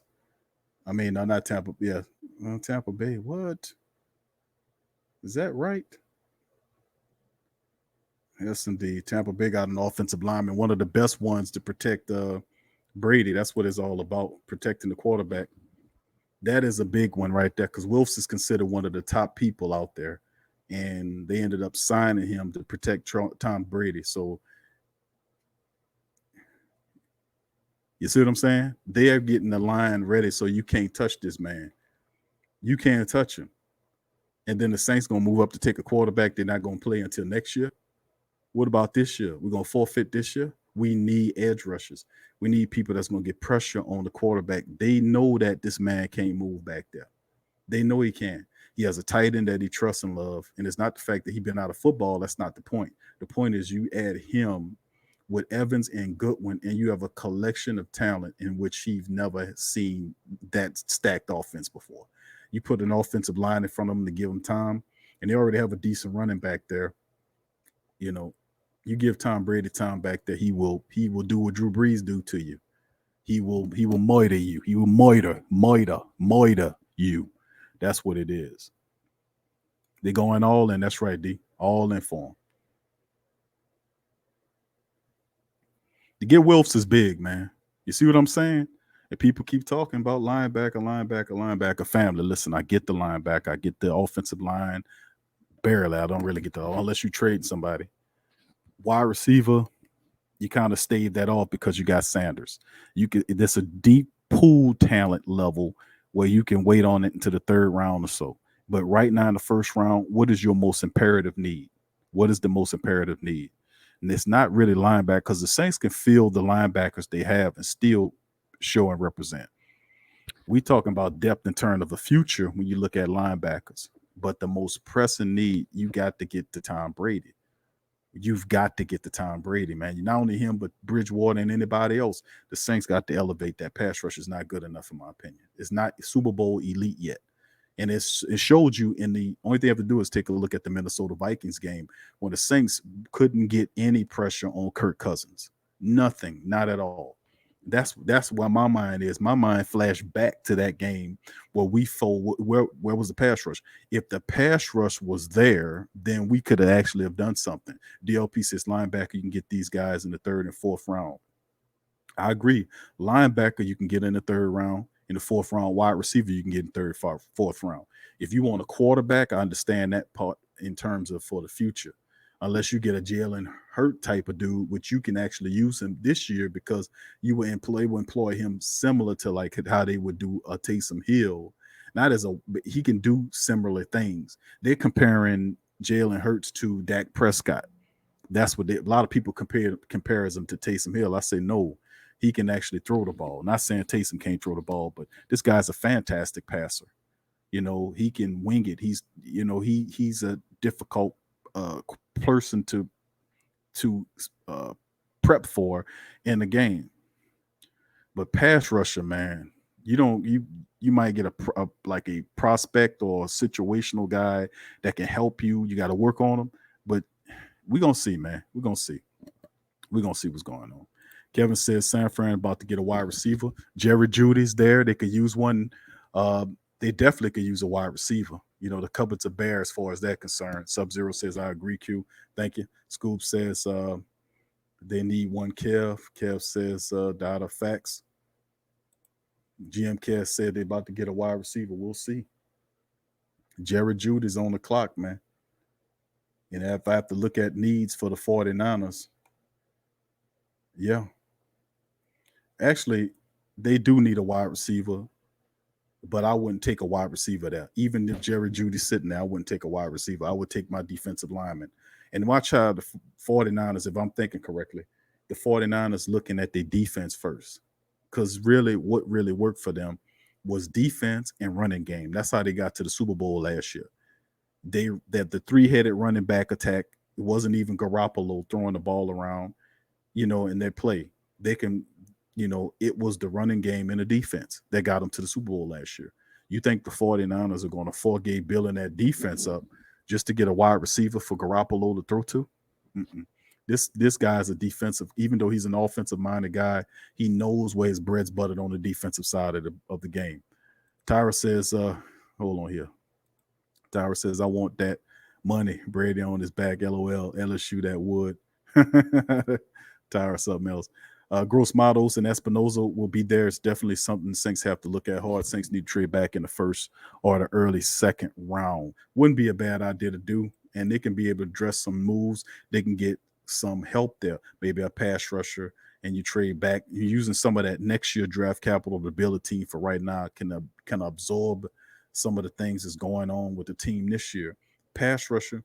Now, I say forego the pass rusher position if you can go into free agency and make a deal with a guy like Everson Griffin or Marcus Golden or even Clay Matthews. If that happens, then I say, you know what, forego that, get who you want to get. But if you're not going into the ideal fit for the Saints, in my opinion, would go to free agency market and sign Everson Griffin. Sign Everson Griffin. What's the problem here? What's the problem? You need Sean Payton can't have a head made of wood to the point you think that you can get to the Super Bowl with the pass rusher Cam Jordan and Davenport. And Davenport can't play a full season. Cam is over. He's into 30 years. He's made 30 years old. And he's just coming off of surgery. It wasn't major surgery, but look, playing with that injury, he was not impactful in the playoffs. Then you got guys that never done it before. Noah Spence did it, but can't do it at a consistent level. Carl Granderson is a question mark, even though he shows potential. And Trey Hendrickson is even more injured than freaking Davenport. Dada says, I said linebacker, defensive LSU kid may be there. We're going to see, family. But a lot of our competitors, man, they doing stuff, man. I wouldn't, like I said, the pick is in, the 49ers pick is in. Don't be surprised if it's not the kid from South Carolina. What's his name? Javon Kinlaw. Like I said, they traded Buckner. They read up with Armstead on the other side, and they still have Bosa, and there's a hole there in the interior alignment. We'll see in a minute if I'm right, but I says Javon Kinlaw out of South Carolina. We'll see. But the Broncos are on the clock, and you might see Jerry Jeudy leave.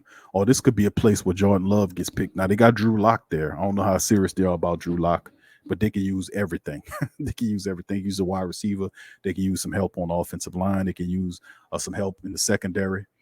So this is one of those teams that anything goes. Thank you, Donovan. Appreciate you, fam. Thank you, Donovan. He said, getting nervous and excited, waiting on our pick. It's all good, Donovan. Appreciate you, family. Thank you for your donation, my brother. Thank you. Jack Baptiste says, pass rushers. I hear you, Jack. Yeah, we need pass rushers, family. I don't care if the linebackers or defensive ends. If you're going to use them like that, we need them. DLP said, Kinlaw is a monster. That's why I say the 49ers end up with Kinlaw. But keep it real with you, fam. Let's see here. Scoop said Saints moved to 15 there. Once again, like I said, thank you there. Appreciate you there, Donovan. Big ups to your family. Thank you. And let me get through some of the chats in the as well in the live stream. And here, let's see. 985 said I'm good with either linebacker or defensive end. Tramal says I started to lean more to Espinoza or Matos. Gross Matos, I believe, says Hurts sucks. Oh, man. Hurts does not suck, bro. Come on, man. 38 wins. How does he suck? I don't understand that, bro. Donovan says TB traded up and was aggressive about filling their need. Charles Williams, who that T says seed is still on the board. Scoob says Charles, who that Demi says Q. Which pass rusher would you like? Chason is still there. Clavion Chason is still there. So I'm looking at that and I'm saying to myself, why not? If you can get an LSU guy and it's Clavion Chason, which is some people said that the Cowboys are looking at him as a fit to go to the Cowboys. Denver could pick him up here. But you should, if Clavion Chason falls, because a lot of people like Espinoza, then Chason. But he's so athletic and so gifted. He's 6'4", about 240, 250-ish. think he's 240, 50 around that main. But he could be used in a position where you can move him around. He could be a hybrid player. But if Chason falls to you, the Saints got to take him. And that to me would be one of the best things that can happen. Because if Chason falls to the Saints, they got to take him. Something tell me something like that could occur here. We'll see down the next couple of picks. But see that? The picks in. Who did the 49ers get? They got who I said they was going to get. Javon Kinlaw. I called it. I told you. I said, see, the 49ers are thinking like I'm thinking. You see what I'm saying? Kinlaw just got drafted. Kinlaw just got picked up by the 49ers. Now you said, well, how you know that, Q? Because the 49ers are thinking like I am. They're a Super Bowl team. And they got to the Super Bowl not because of their passing game, but because of their running game. They play football like the old school teams do. They run the football. And what's so really awesome about the 49ers, and I don't, and the 49ers, I respect them. You got to respect a team that beat you. What's awesome about the 49ers is that they, despite the fact that the Saints have a prolific offense, they were able to score with the Saints in that game to beat the Saints, and they had more heart than the Saints in that game. Not to mention, they utilized the 3 running back situation, which very few people could stop. The 49ers, once they took the lead, they went right to the Super Bowl. They couldn't hold the lead. But I realized, I said, man, this team is built from the defense and running game. And that's how I want the Saints to be built, defense and running game. And until Sean Payton realizes the running game is really your bread and butter, the defense, pass rusher. This was another guy. Remember I said they lost Buckner, traded him away, and they get Kinlaw, who's better than Buckner. So you're going to have to deal with this team, man. I'm telling you, the 49ers is a real problem, bro. They're a real problem. Gerard said Kinlaw going to make 49ers D-line hard to block. I told you. Bosa on one side, Armstead on the other side, then that unblockable behemoth of a guy called Kinlaw. Goodness gracious. Well, the Broncos pick is in. Let me take a shot at the Broncos and see who they could possibly pick up. Well, you got old Von Miller who's there. They could still need some help. Possible edge rusher comes off the board here. Could be AJ Espinosa, Clavion Chason, I'm thinking. Could be the thing here. Wide receiver, they could use a Jerry Jeudy there because they have Sutton there, and they could use another wide receiver weapon to help out Drew Lock. They have a decent running game. Maybe offensive lineman to protect Drew Lock could be something. They got a multitude of different things that can go on here. Atlanta is definitely going to take an edge rusher, just to let family members know. They're going to take an edge rusher. More than likely, they're going to take our man, Clavion Chason. So the pick is in for Denver. We'll see what it is. If I had to guess a player, it could be anybody with them. It could be anybody with them. Jerry Jeudy's still there. CeeDee Lamb is still there. Justin Jefferson is there. They got Xavier McKinley. He's there, the safety from Alabama. They can go DeAndre Swift running back there. I mean, they're not going to go Jordan Love. They can go Pat Queen there. I mean, they can do they need help everywhere. So we'll see. But Atlanta, I think Atlanta goes defensive line. They go edge rusher. They go edge rusher. They picked up Dante Fowler. They got rid of Vic Beasley, but they still need some help on the pressure. Maybe a cornerback too. Well, you see Okudah and Henderson go off the board. Who's next? Could the Falcons be looking to add secondary help there as well? So there's some holes there. But I'm thinking if I'm thinking like I'm thinking Atlanta looking at Chason. We'll see in a second. We'll see. Well, the pick is in for Denver. We'll see. They can go any direction. Gerard says Jerry Jeudy. Wouldn't be surprised if it is. For him to fall all the way to the 15th pick in the draft, Jeudy, that's crazy, man. If it's him. Yep. Yeah, he is. There he is, Tyra, baby. Ain't no doubt about it. He laughing. Kevin says we have a chance to get a really good player at 24. Come on, Saints. Get this right. We need it. It's a number of things that can go on, man, here. We just really need to watch these competitors. Now, Clavion Chason might actually come off the board here for the Falcons who pick after this team here. That's on the board now, so we'll just have to maintain it. Ernest Adams Jr. says C picking up defensive assets. Jerome says why not trade Easton or Wolford to pay Clowney or Griffin edge rushers what they want. the thing is why I say why Sean Payton, he went and stole all those Minnesota Viking people. What was that family? Like some time ago, like last year, a couple years ago. He picked up guys like he picked up Latavius Murray, Eason, Marcus Shrells, and even prior to that, he picked up Zach Line, who was a Minnesota Viking, who was blocking for Murray. What's interesting about the whole situation is you pillage all those Vikings, but you don't pillage the one major Viking that can put you in the Super Bowl, Everson Griffin. If something ever happened to Cam Jordan, you could put Everson Griffin over there and he would still carry. He has a nonstop motor, and everybody know Griffin is a hell spawn. He's been a pain in the ass to the Black and Gold Nation ever since he's been putting on purple and gold. And you mean to tell me that you're gonna let him sit his ass out there on the free agency market? The problem is Sean Payton and the brass don't see pass rusher as an issue with the Saints. They didn't. Like last year, they didn't see wide receivers an issue. Remember that when we was yelling to the top of our lungs that the wide receiver room stinks, that Ted Ginn Jr. is not doing anything out there? Remember we was yelling, and then ultimately, all of a sudden, oh, we got to get wide receivers. Why didn't you do that then? They had people that you could have at least traded for that could have helped the team in season. But after the year over, then you wanted to address it. It's like we're ahead of the curve, and then you don't pay attention until you see the deficit after the fact. Let's get proactive. Let's not wait until the floor falls out before you make a move. Or like one of my favorite sayings, I like the saying, stop yourself from falling through the goddamn floor. Do something proactively, to address the needs in season. If you see it, he doesn't see the need. And a lot of the sports reporters didn't see it. A lot of the sports writers we brought on the show didn't see pass rusher as a need. They didn't. Look at a lot of their drafts when they look up stuff about the Saints. A lot of the papers, a lot of you guys read articles from all over the place. GM Kev always sending me articles about what people saying. And they don't see the Saints need an edge rusher. But then when I explain it to them, they say, oh, if you go in depth and say it like that, then yeah, I can see you. I can see what you mean now. I'm like, man, listen, you got Tom Brady loading up on you. The Carolina Panthers loading up on you. The Atlanta Falcons is about to pick next. And then you mean to tell me that you won't go into the season without an edge rusher?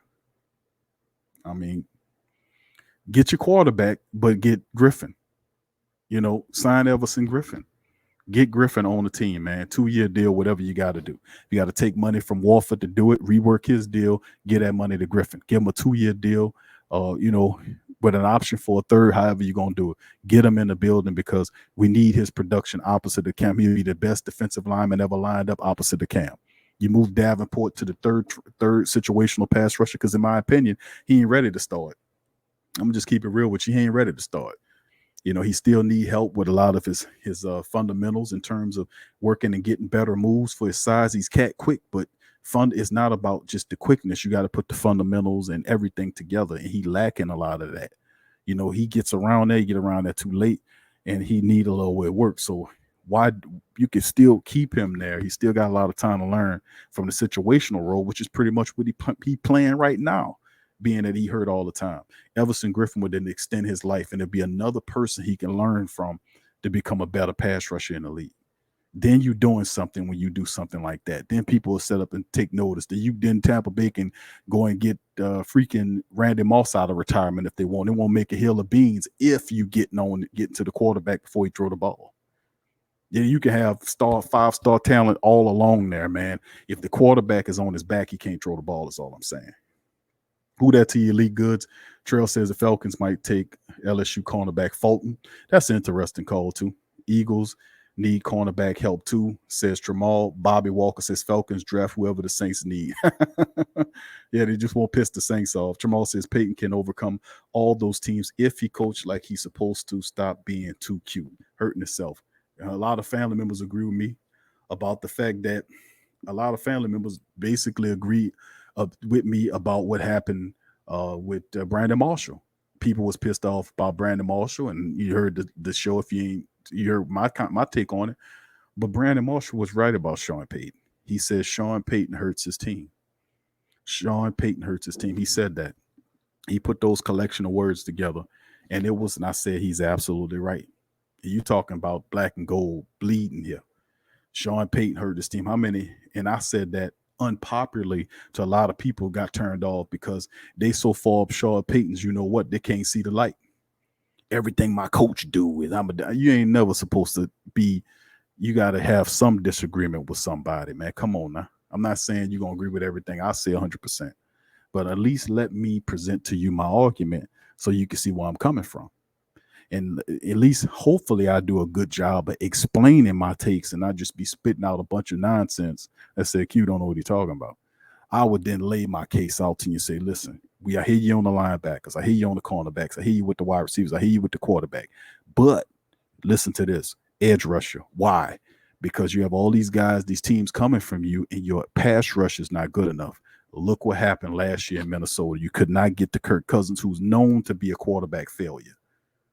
He earned a 2-year extension off his performance with the Saints last year. 2-year extension, despite the fact he got dismantled by the 49ers, who did what they were supposed to do. Sean Payton does hurt his team. In the wide receiver position last year, we was telling you wasn't good enough. He wasn't giving those young guys an opportunity to develop, Traquan Smith in particular. But the cold part about it is Traquan and all these young players will get the blame for not being good enough. But how is he supposed to be good if you're not playing in the game?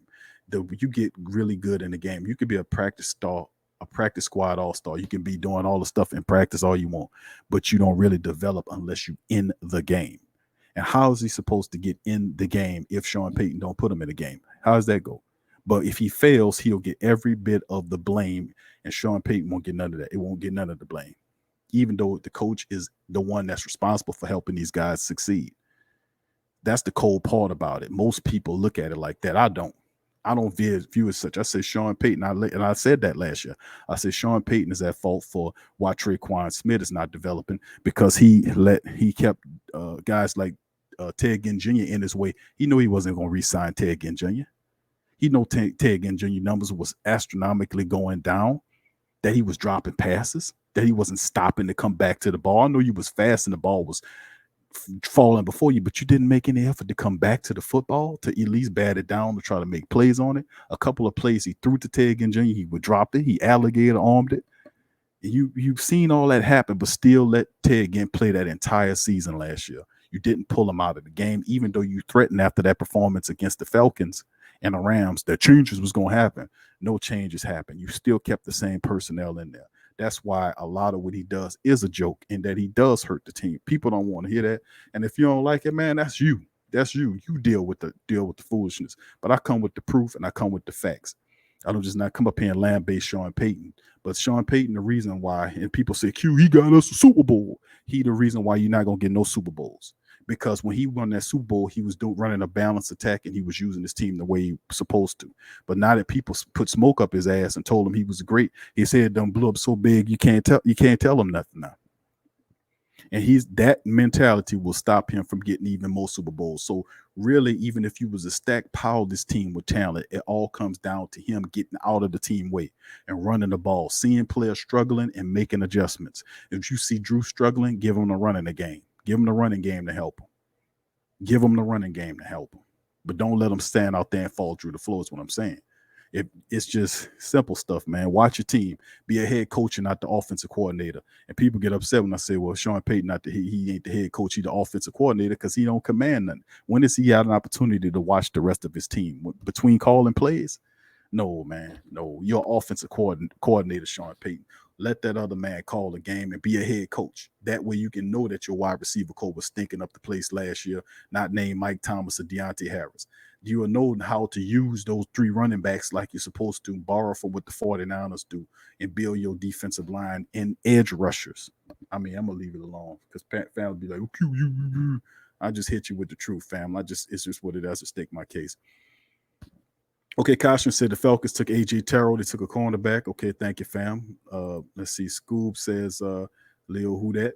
Caution, who that to your family? Good to see some of y'all over here. Who that? 504 boy says, if we're going to win it all, it's going to be because of offense. We need to draft a wide receiver at 24. I don't know if it's going to be a part of offense, fam. Remember, if the defense played up the par last year, we might have had an opportunity. The offense struggles at times. If you notice the trend now is that the Saints at first, they were offensive. They won games because the defense wasn't there. Now the defense is keeping the Saints in games, getting turnovers and everything. Now, you're not going to blow up a team 48-10 every game. You're going to have close battles, whether it be 28-24, and you won't bring the running game involved in there.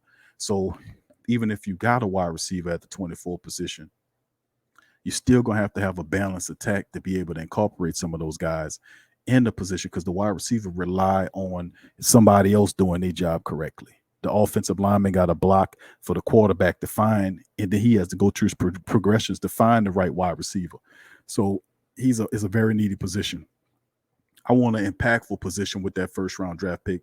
A lot of people say wide receiver, linebacker. That's cool, but like I said, I've already stated my case ad nauseum. 985 Live said Tom Brady helping the Bucs build a good team. And he coming for the Saints, fam. Derek says Jeff Ireland is the only one I trust. Straight up. Scoob says chilling. All right. Leo Stewart. Who that? Leo, I see your family. Good to see you there. Tyra says Jared J. nervous.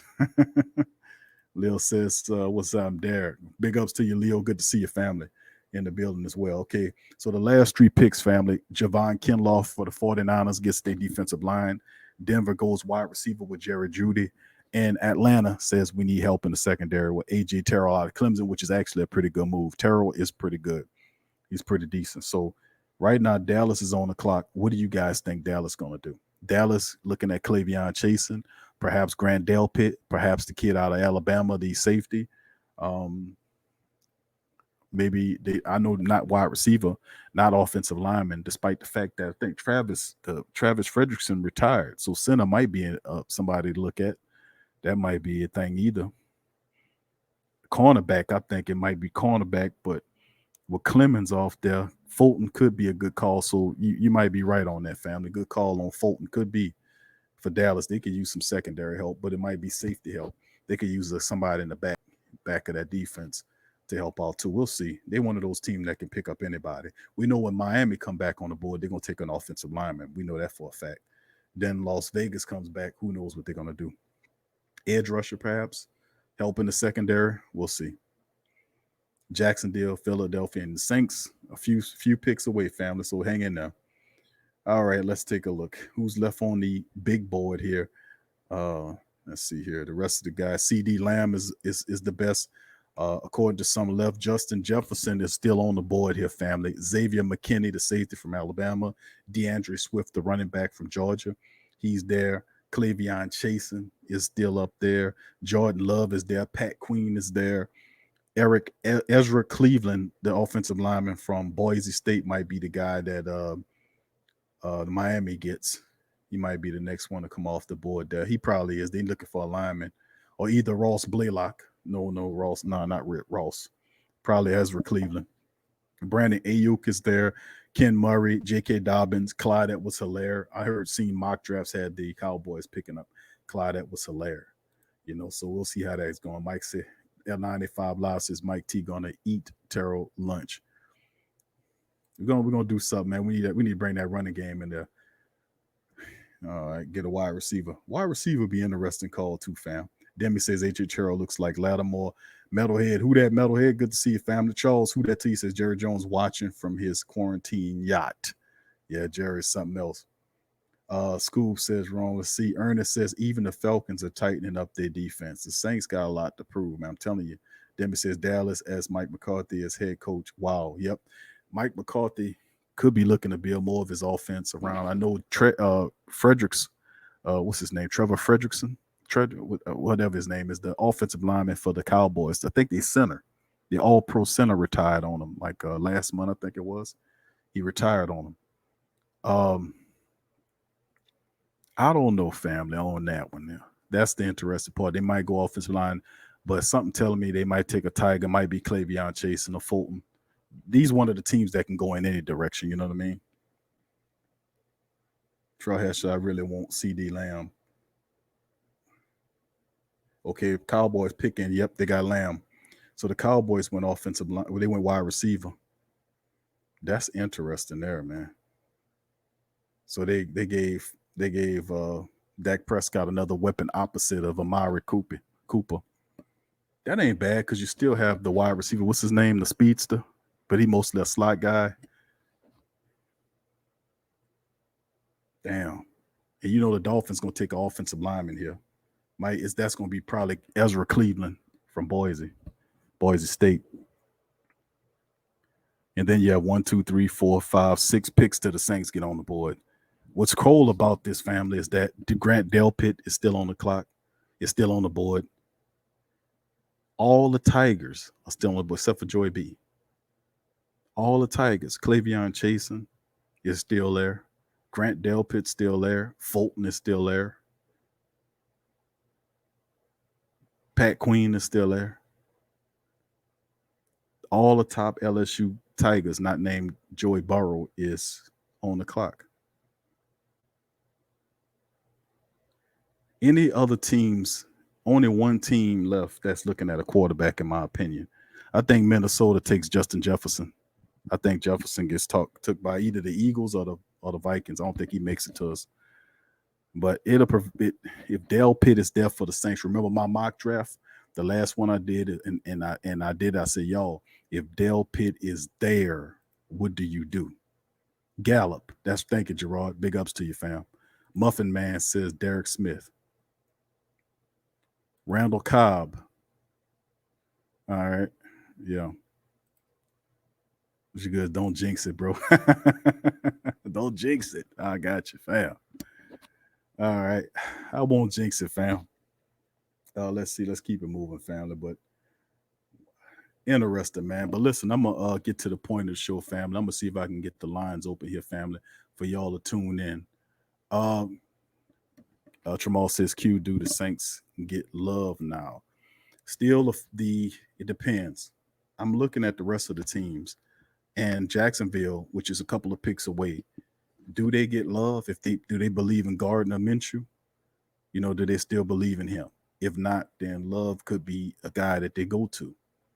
They fired everybody, so if they saying they like Gardner Minshew, but they all say that Love could be the franchise guy. I don't know. He's a wild card with Jacksonville. Won't be Philly. Philly, I'm thinking they're taking wide receiver. They need wide receiver help. Justin Jefferson, one of those guys. I think Justin Jefferson is a Philly.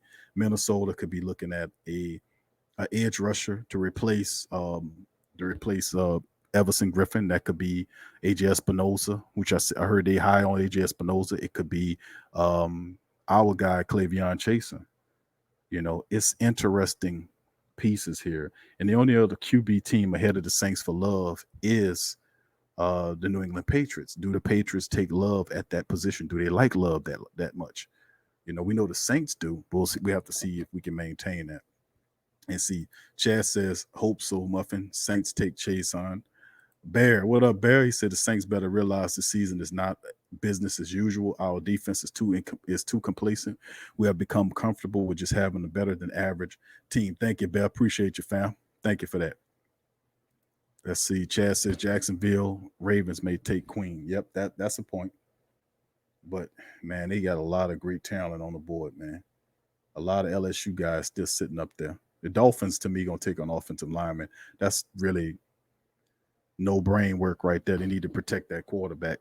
And the best, they could take Isaiah Watson, I guess, from Georgia, the offensive lineman from Georgia. They got Cesar Ruiz. I don't think Ruiz goes that high, but probably the highest left offensive lineman that they probably going to end up taking. Depends. I guess Ezra Cleveland might be the guy from Boise State if you like that small college guy. Leo Stewart says we take Queen. Gundam says Jordan Love. Scoob says Bear. Who that? Big ups to you. All right. We read the comments. Some of the family members will keep going. Jerome says Q Saints might draft a LSU Tiger. It could go. There's several really good ones there. We just named all of them. And each one of them could help your team. Fulton could help your cornerback play really fast, Delpit is the guy, and people like Q, we don't need no safety. And I'm saying if Delpit's there, and my logic is this. I'm looking at the future like they were looking at the future last year when they took Chauncey Gardner-Johnson and Saquon Hampton right after each other in the same draft, 2 back-to-back safeties because they knew Von Bell was on the way out. You have Swearinger for 1 year. BJ Swearinger 1 year. You have Malcolm Jenkins for 4 years. That's really breaks down into a 2-year contract. You can opt out after the second year. So you have him for 2 years. You got Chauncey Gardner who converting to cornerback. You got PJ Williams that probably going to be a safety. He on a 1-year deal. So if you look at the long-term balance of the Saints safeties, there's nobody on the Grant Delpit level. I'm sorry, none of them are. Jenkins is on the end of his career, as good as he is. Swearingen is a career reserve, and there is nobody on the level of a Grant Delpit. The Saints have not had that type of safety in a very long time. So, I mean, you got to think if Delpit's there, and the Saints did talk to Delpit, by the way. If he falls to him, it presents an interesting debacle. Can you pass on Grant Delpit if he's there? That's what. And in my draft, I did not pass on Grant Delpit. He's one of the top 15 best players in this draft. If he's on that board, you got to say he's higher than anybody else. And if Delpit's there, I had to take him because overall, if I had to, Delpit, I mean, he can do it all, man. He's a ball hawking player. He's just the type of special type of player that you need on the back end of that defense. I'm just saying. He looks for interceptions. He'll lay you out. He's really intelligent. And you can move him around the field to do different things. And of course, like I said, it depends. If maybe you address the defensive pass rush position or maybe the linebacker position in free agency, because they still got linebackers out there that can help you in free agency, or you can get one later on in the draft. You can find a linebacker that can help you later on in the draft. Gaither would be in my opinion, he'd be in the 3rd round, and they have other linebackers that can help you later on. So we'll see. Sean says that Darius says best player available for the Saints at 24. Fly Trade social media says this year football is going to be off the chains. The Saints want all the smoke. We the best. Who? The Saints. That's right. Thank you. I love that enthusiasm, fam. Let's see here. I get some more here. And Jerry Jones, the dumbass, says Scoob. Ace Brooks, who that to you? Ace, good to see that he's not a bad tackle. Last year he played hurt the whole season. Who are you referencing, Ace? Who are you talking about? Let's see. He's bad tackling.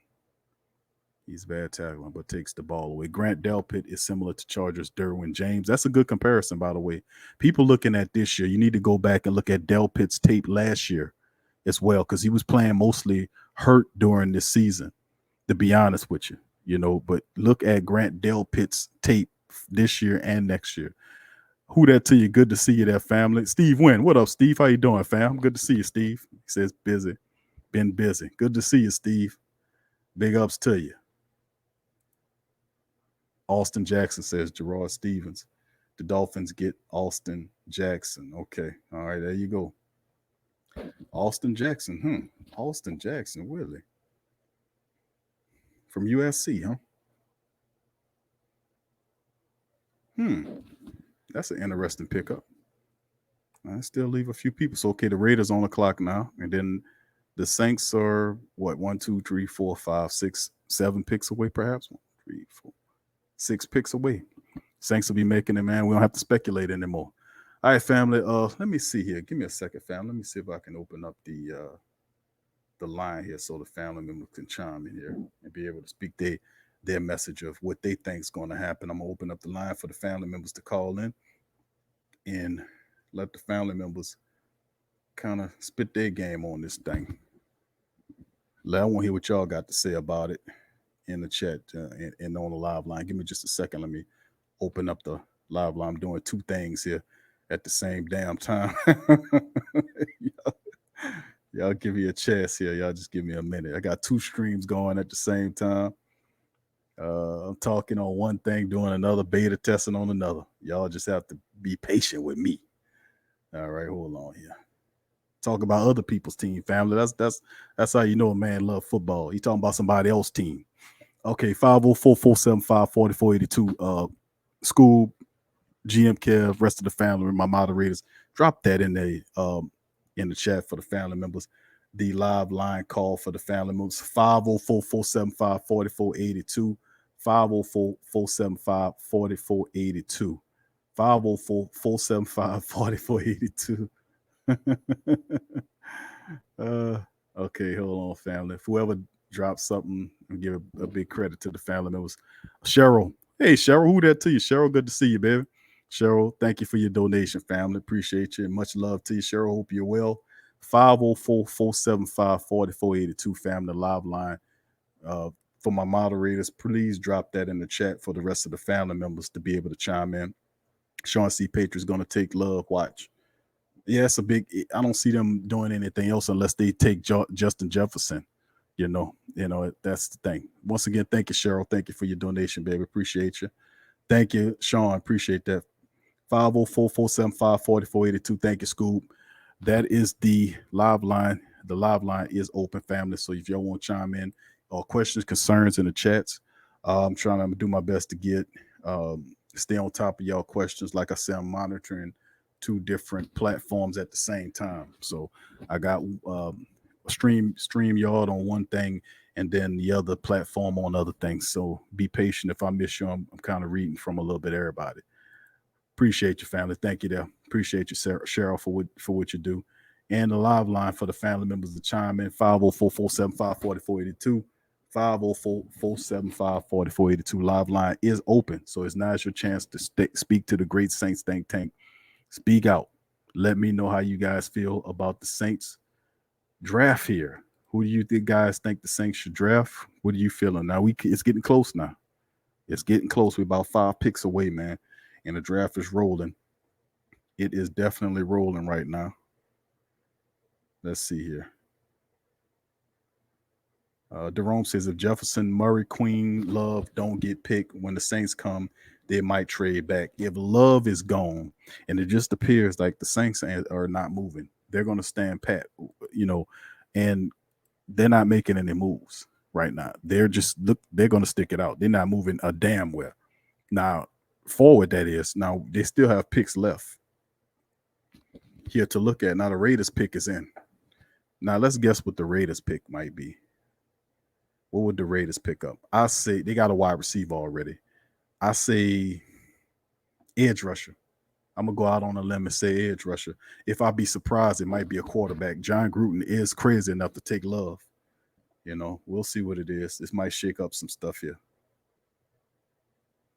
We'll see what it is in a minute.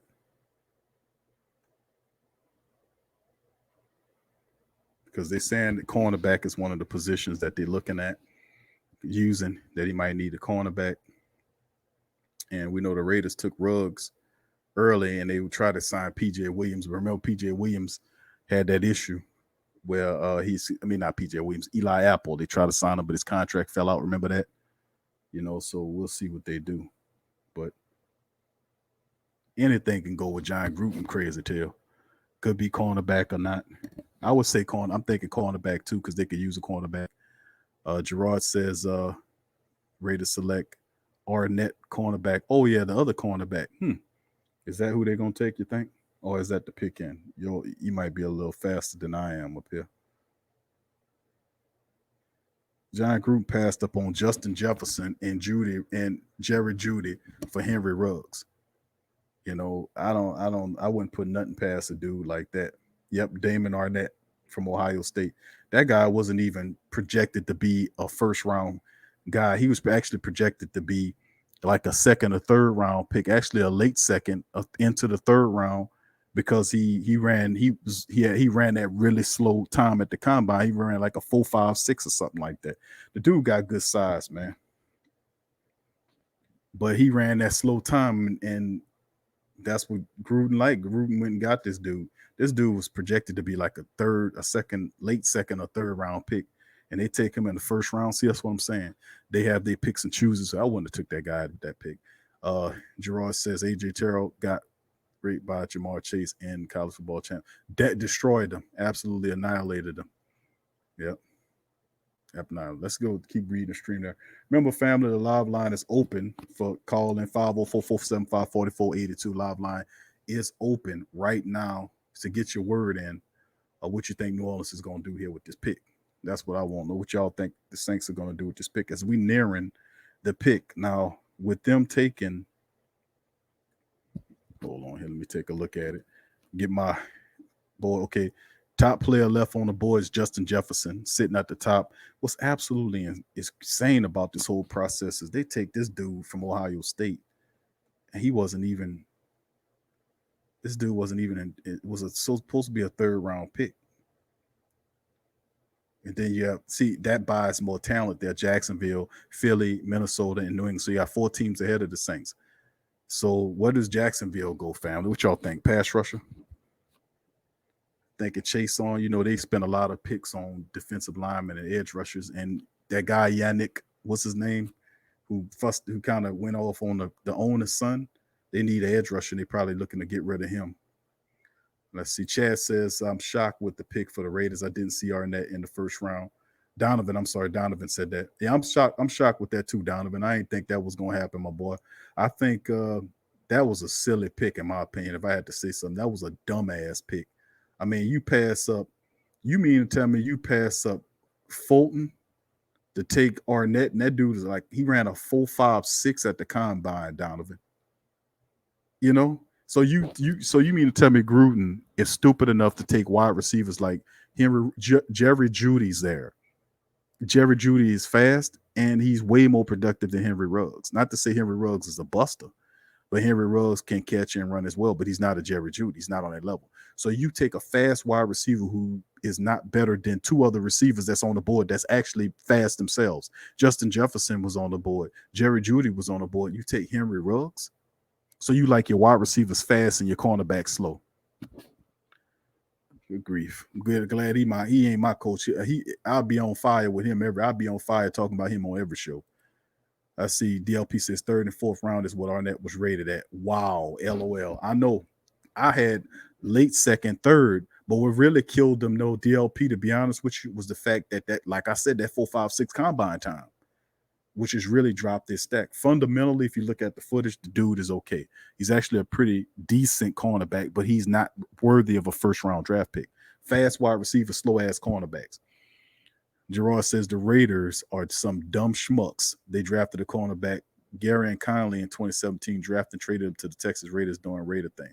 It's crazy, man. They got him out of Ohio State. Remember the Conley dude? Steve says Mike Mayock is dumb. Remember Mike Mayock used to sit on his ass and talk about all these drafts and who got the players. And look at the dumb drafts he doing. Jamal says Ruggs didn't even have the best hands out of Lamb or Jeudy or Jefferson. Throw Jefferson in there. Or T. Higgins. You got to put him in there too. Larry says Dallas got to steal. Derek says Jaguars doesn't. If the Jaguars don't take Chasen, we have a shot. Do anybody actually believe the Saints, if they're there, they'll pass on them? Let's see. Damon Arnett was liked by NFL personnel more so than the media.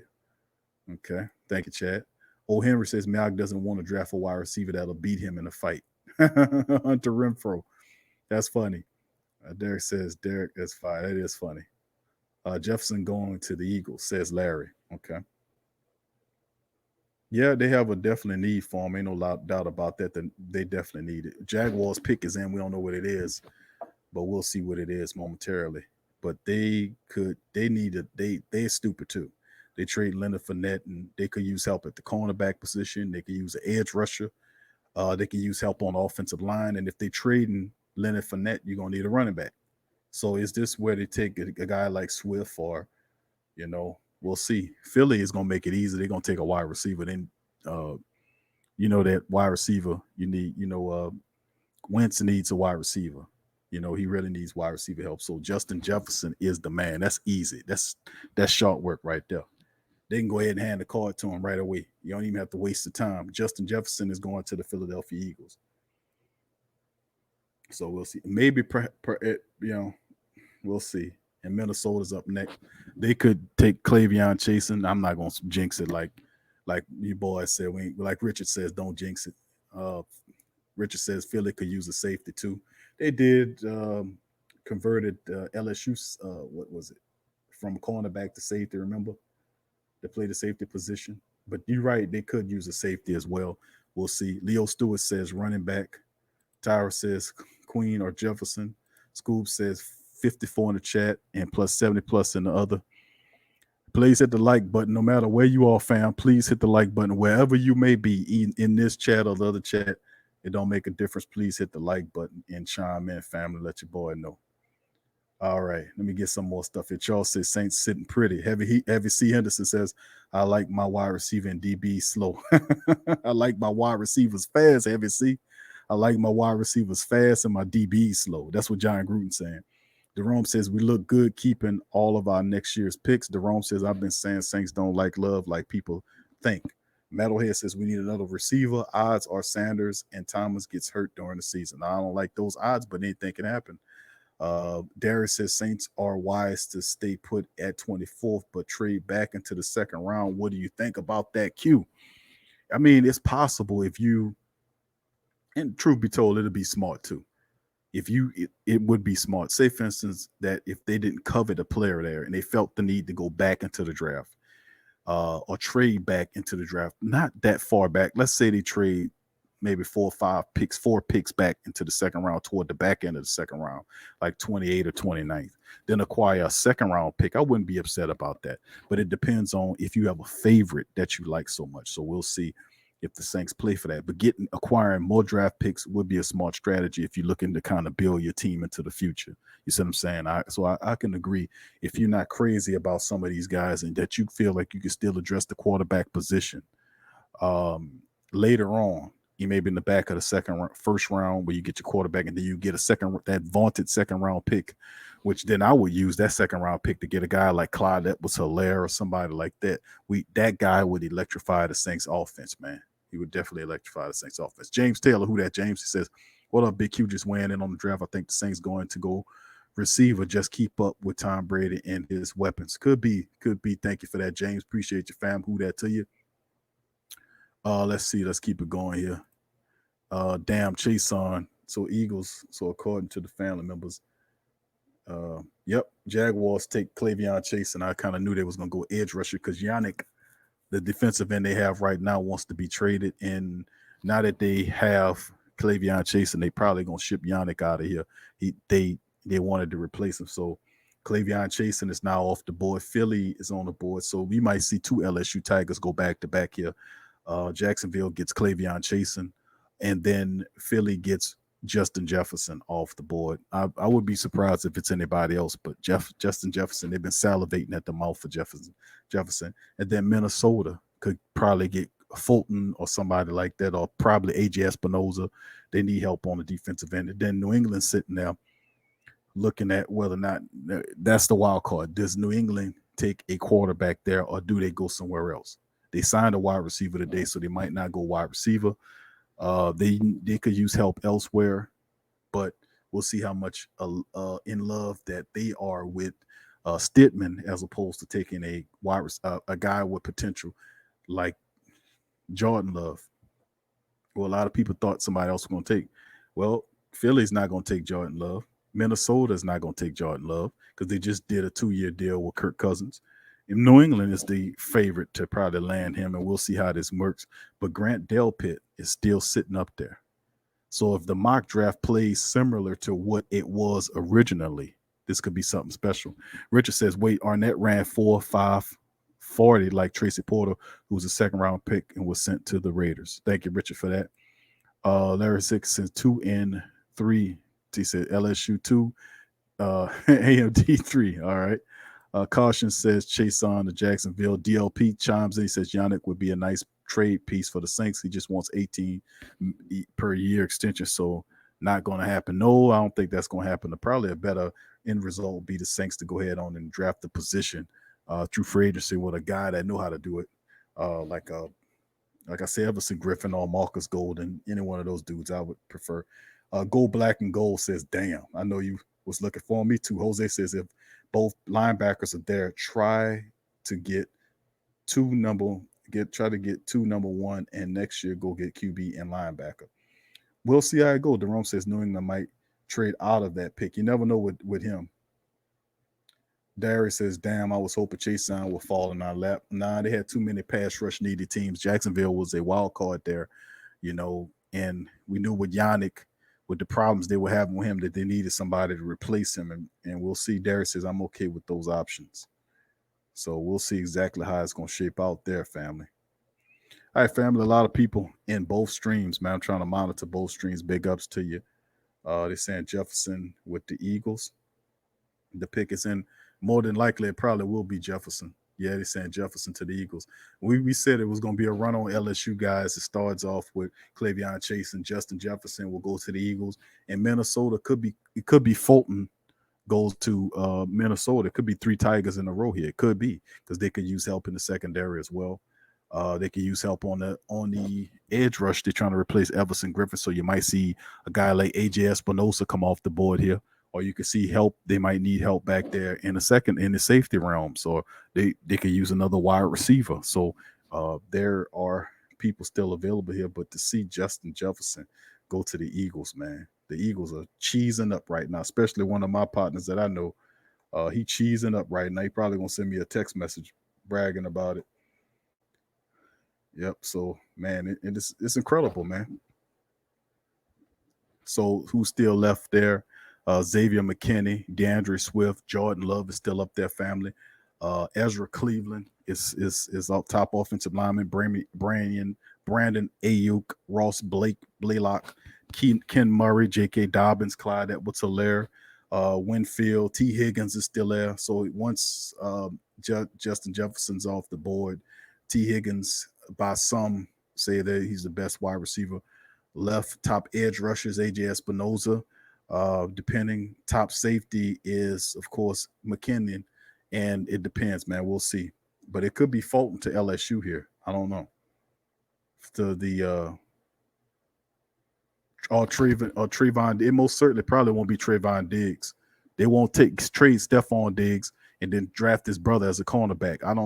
That's a conflict of interest, I believe. So it could be that they take a guy like Fulton. It could be a run of 3 on them. Could be a run of 3 guys. Okay, fam, we got 3 more picks to the Saints line up here. Got 3 more picks. Chad says my first mock to the Saints was Xavier McKinney a long time ago. That's why I do multiple mocks, man. Things change. I did 5 mocks this year. Last year I did, I think, 3. But this year was a little different, because I wanted to kind of challenge myself with the mock drafts. I wanted to kind of challenge and say, okay, if your player that you want wasn't here, then what you do? If you have a quarterback for 1 year, what the hell are you looking at drafting people you got to develop? You need a sure thing, as close to sure as you can get. Yep. True Louisiana says, wow, the Eagles. Yep. They got that. Watch out for the Eagles, man. They get a talent like Justin Jefferson. Imagine that. The Eagles. They got Justin Jefferson there. Man, I tell you, man, it's getting interesting. Getting interesting in the AFC. A lot of good moves here thus far by a couple of NFC. Arizona, man, they are impressive doing it. Minnesota, we'll see what they do. Minnesota, I'm thinking maybe another LSU Tiger there. And Fulton, if they're looking for cornerback help, because Diggs won't be the guy they go to. Diggs won't go there. All right, let's keep reading. Caution says, wow. Scoob says, Howie Roseman is a effing dork. Gerard says Justin Jefferson will be available. It's going to be between Keaton Murray and okay, that was the old one. This is wild, says Caution. I know. Well, no, hold on here. Jefferson didn't go there, man. It was Jalen Reagor. What? Reagor. Not Jefferson, Reagor. What's wrong with Jeff? Oh, that's Minnesota all day there, man. That's Minnesota. They're going to end up with Justin Jefferson. Jalen Reagor over Jefferson. Are you kidding me? What is wrong with these people? Yeah, he's fast, but so is I don't get that one, family. I don't get that one. But Minnesota won't make that debacle. They're gonna get Justin Jefferson, man. Well, I ain't gonna like your boy said, I ain't gonna jinx it. I'm gonna stop jinxing the family. Jalen freaking Reagor is drafted by the Eagles. Wow. So Justin Jefferson is still on the board. Who that nation? Who that to your family? Good to see you. He says better pick. Let's see. Richard Good says the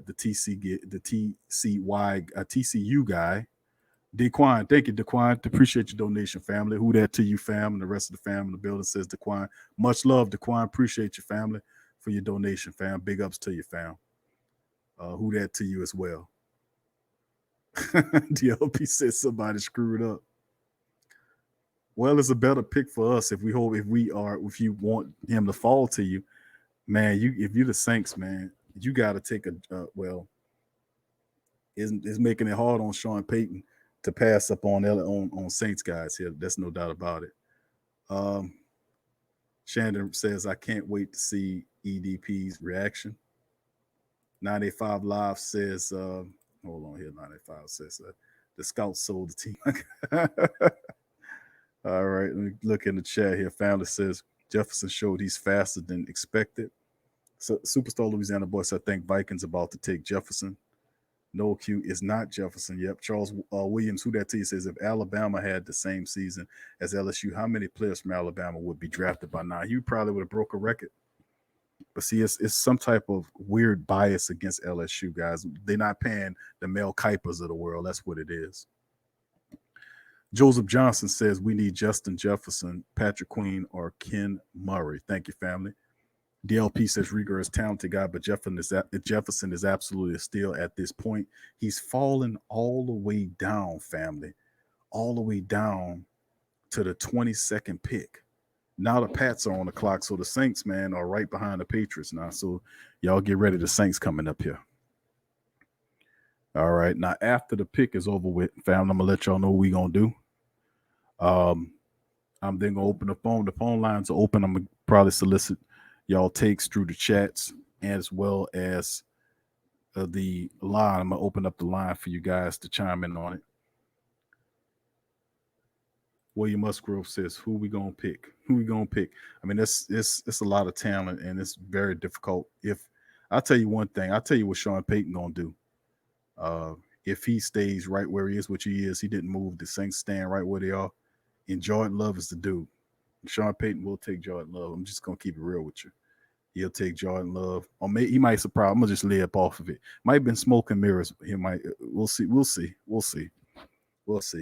Maybe he paying attention. Maybe he watching the Great Saints think tank and said, that goddamn Q is right, man. We need a pass rusher.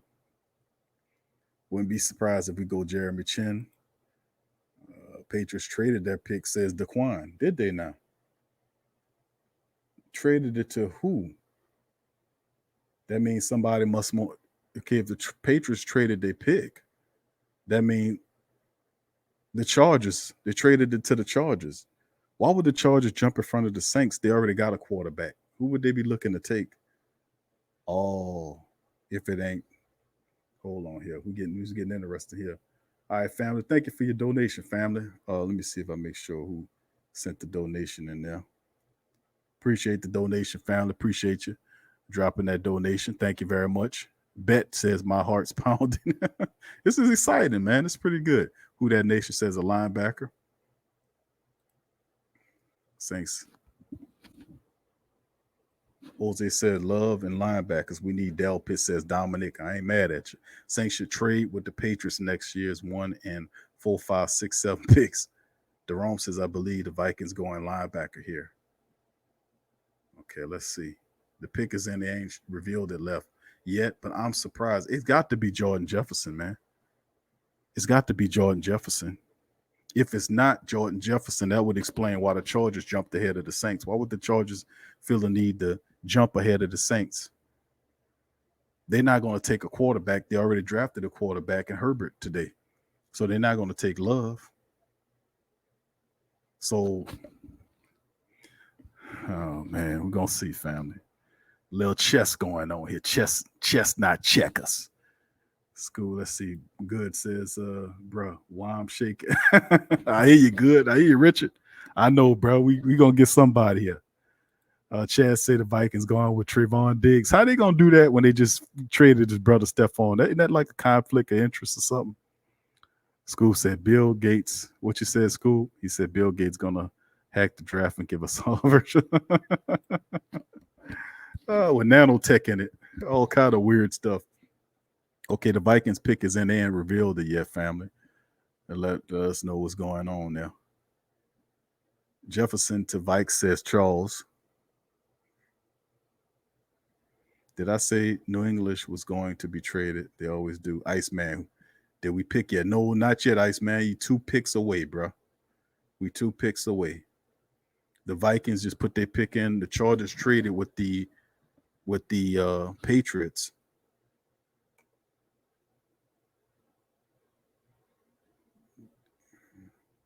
So I guess Bill Belichick didn't care about Love. Love is going to be there, family.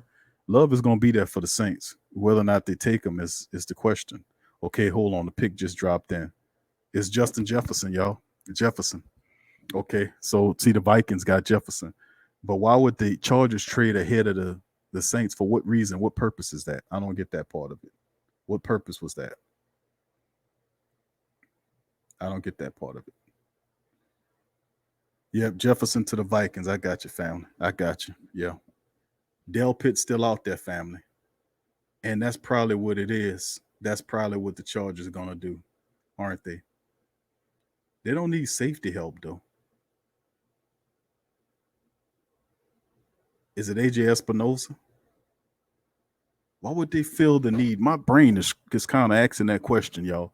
Why would the Chargers feel the need to trade with the Patriots to jump ahead of the Saints?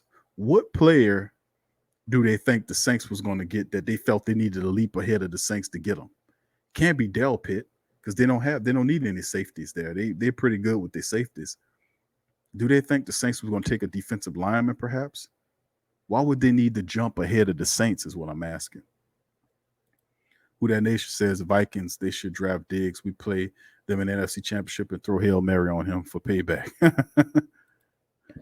Vikings made a good decision. Yeah, well, guess what? Jefferson goes to the Vikings, and that's the team that kicked your ass in the playoffs this year and 3 years ago. So imagine now that you got Kirk Cousins and Jefferson in the purple and gold uniform now, going up against the Saints. How that feel? Who That Nation says CD Lamb. Roscoe, what up, Roscoe? Good to see you, fam. He said, I'm back. He said, who that fam? Saints need corners and running backs. He says, F QBs, we got Hill and future QB, or he says, and future QB Archman Jr. Q, you looking like last season, bro. Time to line up that scruff. Miss you, bro. Good to see you, Roscoe. Big ups to you. Yeah, you know what, Roscoe? Oh, the damn barbershops is closed, man. It's messed up, bro. That's how it is right now. Let's see. Josh Hoover says Jordan Love still on the board. That's right. Who That Nation says we have a better secondary, man. It's the pick is in for the Chargers, man. So they moved ahead of the Saints, and the Saints are on the clock officially, y'all. They're on the clock right now. So I wonder who the Chargers pick. Yeah. Damn, Justin Jefferson went all the way down into the. Damn, I would have never seen that. I thought that man had been going by the top 15. Xavier McKinney is out there. DeAndre Swift. Del Pitt is going to be there. Love is going to be there. All Queens is going to be there. Let's see. Ernest Trailhead says Jefferson just became the enemy. Yep, he just became the enemy, bro. Yep, we got the Minnesota Vikings, family. The Minnesota Vikings have now gotten Jefferson as their wide receiver with Kirk Cousins, family. See, just like that. Just like that. It got real serious. It just got real. The Vikings are a hated franchise if you're the black and gold nation.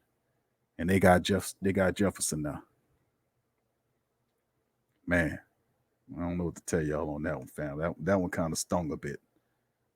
Superstar Louisiana boy Taysom Hill didn't want to sign his tender to avoid getting traded.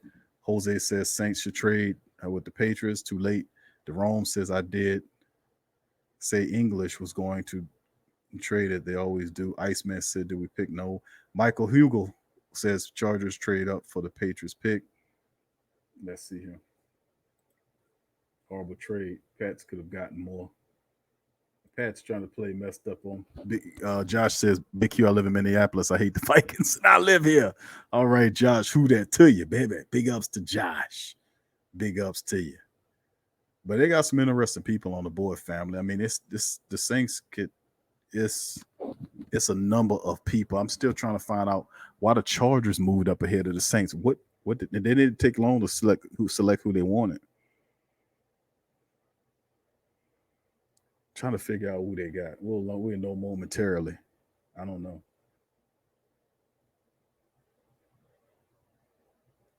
Was it a defensive end?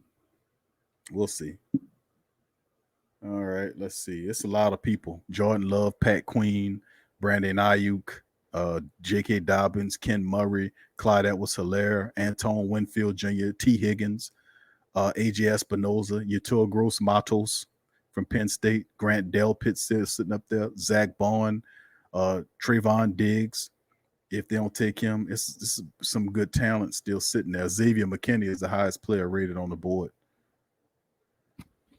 Wonder who the Chargers got. We're going to know that in a second. They got Ken Murray, said the Muffin Man. Is that right?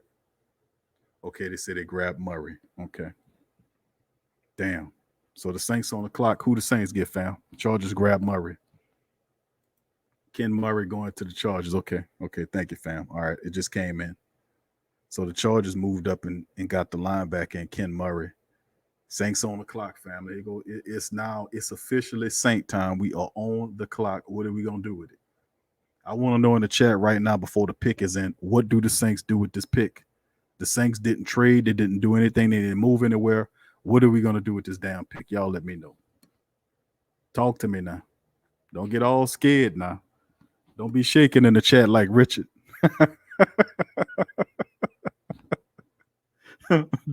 Don't be shaking in the chat like Richard now. Don't be shaking like Richard in the chat now. What we gonna do with the pick? Steve says Queen. We're gonna go with Queen. All right, thank you, Steve. What you say, Bet? Bet what you got? He says, I'm confined. What he said? What you say, Bet? Bet says I'm confined that they were choosing love. Okay. Tyra says, I told y'all Queen. All right. Derek says Queen, please. All right. Michael Carter says Queen. Rodney, who that to you? Rodney says Jordan Love. Who that nation says Ken Murray or Pat Queen. Ken's gone, so Pat Queen would be the call. True Louisiana Animal says QB.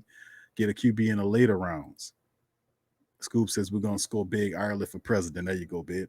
Something we on the clock now, family. And we on the clock now. Ernest says Jefferson will burn Jenkins to seal Cousins' third postseason victory over Breeze. All right. And on the clock, Dominic says 2 second rounds or a second and third. Jordan Love or Jalen Hurts. Iceman says get a damn QB. All right. Tyrone says QB. Who that, Tyrone? Sean says I feel like those other teams got better. They did, bro. They got freaking Jordan Jefferson, man, to go along with Cook and Adam Thielen. Remember that dude. Teal says officially Minnesota's up there next to Atlanta. I hate them. Oh, no doubt about it, Teal. I'm with you, baby. Missy Trail says Jefferson became the enemy. All right.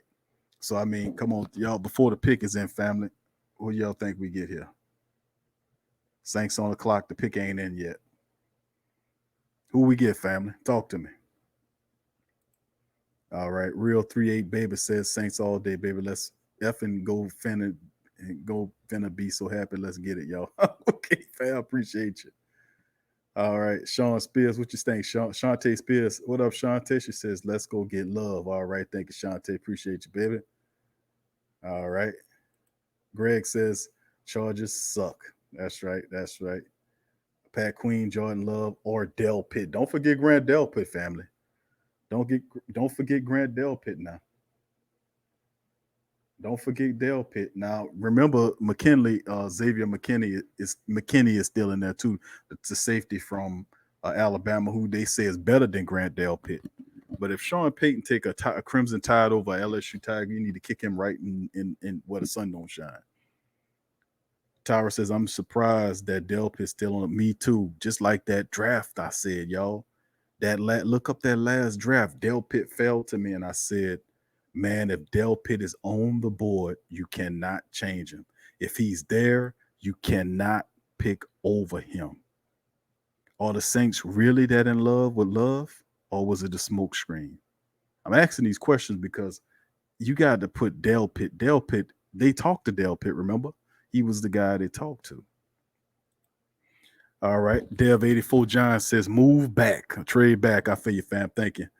Shannon Rose says this is the reason why Taysom hasn't signed yet. He wanted to wait until the draft was over. Leo says go for Queen. Thank you, Leo. True Louisiana said the draft is way deeper than I thought. All the top players still available. That's crazy. That's because people like Arnett went in the draft and Jalen Riga went before, and Riga was supposed to be a guy that go in the second or third round. Kevin says they get love. We done this year. Kevin gonna be mad. He gonna be angry. Kevin gonna be mad. GM Kev. Russell Green says I think they're trying to trade. Donovan says I think they're trying to trade back. Okay, Donovan. We'll see. Russell, what up, Russell? He says, let's get Queen. I hear you. Now, let me check and see if the pick is in. They got a lot of fantastic players on this goddamn board. I ain't gonna lie to you, y'all. And it was eerily similar to how my draft went when Del Pitt and Queen and all them dudes was on the damn board at the same time, man. Still no, it's the Saints. Like they're still sitting on the pick.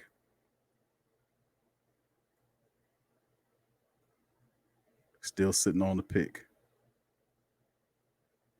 We'll see. We'll see what they do. They got a lot to think about, man, for real. They got a lot to think about. Grant Del Pitt is sitting there. Like I said, man, you can't tell me Del Pitt ain't high on that draft. I promise you he's the top player on the Saints board. And Jordan Love is probably second. But they're like, man, what should we do? Should we take Love for the quarterback of the future or get one later on in the draft? Shoot, Del Pitt sitting there. Del Pitt. We'll see. We'll see. Anthony Shepard said, Michael Methigan got to have him. All right. Richard says, bro, if they trade back. Kevin says they're taking a long time to pick. Must be fighting going on. Yeah, I think Donovan said it right. They could be thinking about trading back here. Chad said we may draft Jeremy Chin. Roscoe said I'm nerve wrecked. All right, Roscoe. Who that 504 boy says first round picks are supposed to be starters. Love won't start week one. That's a great point. Who that 504 boy. I actually said that several times before, that if you're gonna take somebody with that first round draft pick, it has to be somebody that's going to impact that season. And you can wait until later rounds unless they that far in love. Okay, the pick is in. Okay, the Saints made the pick. Okay, the pick is in. Muffin Man says Del Pitt. I'm turning the volume down. All right, family, the pick is in. Think we go for Hurts. We'll see. The Saints pick is in, fam. The pick is in for the black and gold. This is what we've been waiting for. All right. Saints take Cesar Ruiz. Lance Kelly. Frito, who that to you? Jalen Johnson, he says. All right. I might not get it before y'all do. You somebody hit the chat with it, but they say the pick is in. I don't know what it could be. Gerard says Grant Del put over Chin. All right, Queen. Muffin Man says Queen. Aaron Rodgers didn't play early. No, he didn't. He sat behind Brett Favre for about 3 years, I think it was. We'll see who it is in a minute, family. It ain't in. Some other people's, y'all might be a little faster than mine right now. We'll see. But the top Jordan Love is there, Pat Queen. It gotta be a LSU guy. Del Pitt has got to be the man. Either him or Queen, or it gotta be an LSU guy. It got to be. Gotta be. Who else is it? I mean, we don't know. The pick ain't in. All right. Cesar Ruiz. Cesar Ruiz is the guy. Who said that? Offensive line center. Who said that? I got to give you credit. Which one of the great Saints think tank members said the Saints going to take a center? Who said that? Who said that? Who said that in the chat? I got to give him credit. Who said that? Roscoe says Ruiz. Look at look at the family members, man. Look at the comments. Cesar Ruiz at center. They took a center. Hey Q, read my chat. with you. See, was that JT said that? Big ups to JT. Much love to JT. Because JT said, Q, they're gonna take a guard or a center. And they did with JT. JT might have a crystal ball. He might be part witch. Because he called this, man. They took a center. They took all that goddamn time to take a center. They took a center with the first round draft pick. Let me read y'all some particulars on this center right here. This dude, give me just a second. I'll pull up Cesar Ruiz, his profile, and share it with the family members here. Give me just a second. And we got to make sense of this because this don't make no sense here. Why would you take a center with that freaking pick?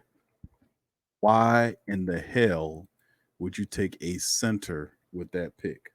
The guy's 6'3", 307 pounds.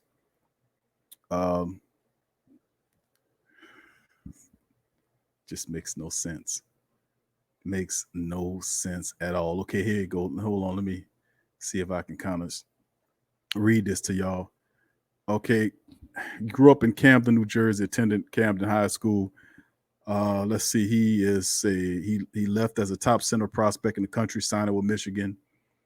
Ruiz got on the field sooner than expected, started 5 times at right guard, playing in 10 games overall as a true freshman, sometimes a six lineman.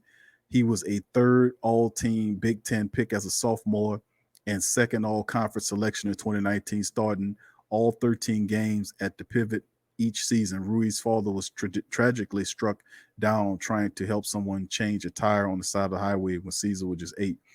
Now he is overall athletic and tenacious with a combination of skills and technique to fit in a variety of blocking schemes. On the next level, Ruiz wins early with initial quickness and fast hands to contact. He works to convert early advantages into wins. He's consistent in securing down blocks and has the athletic tricks to become a second-level factor. He'll give some ground to power rushers and needs help against wide bodies, but the tape checks out. Ruiz has early starting potential and should develop into a good pro with guard center flexibility. Excellent snap to step quickness, waits for the defender to declare before capturing and securing a block.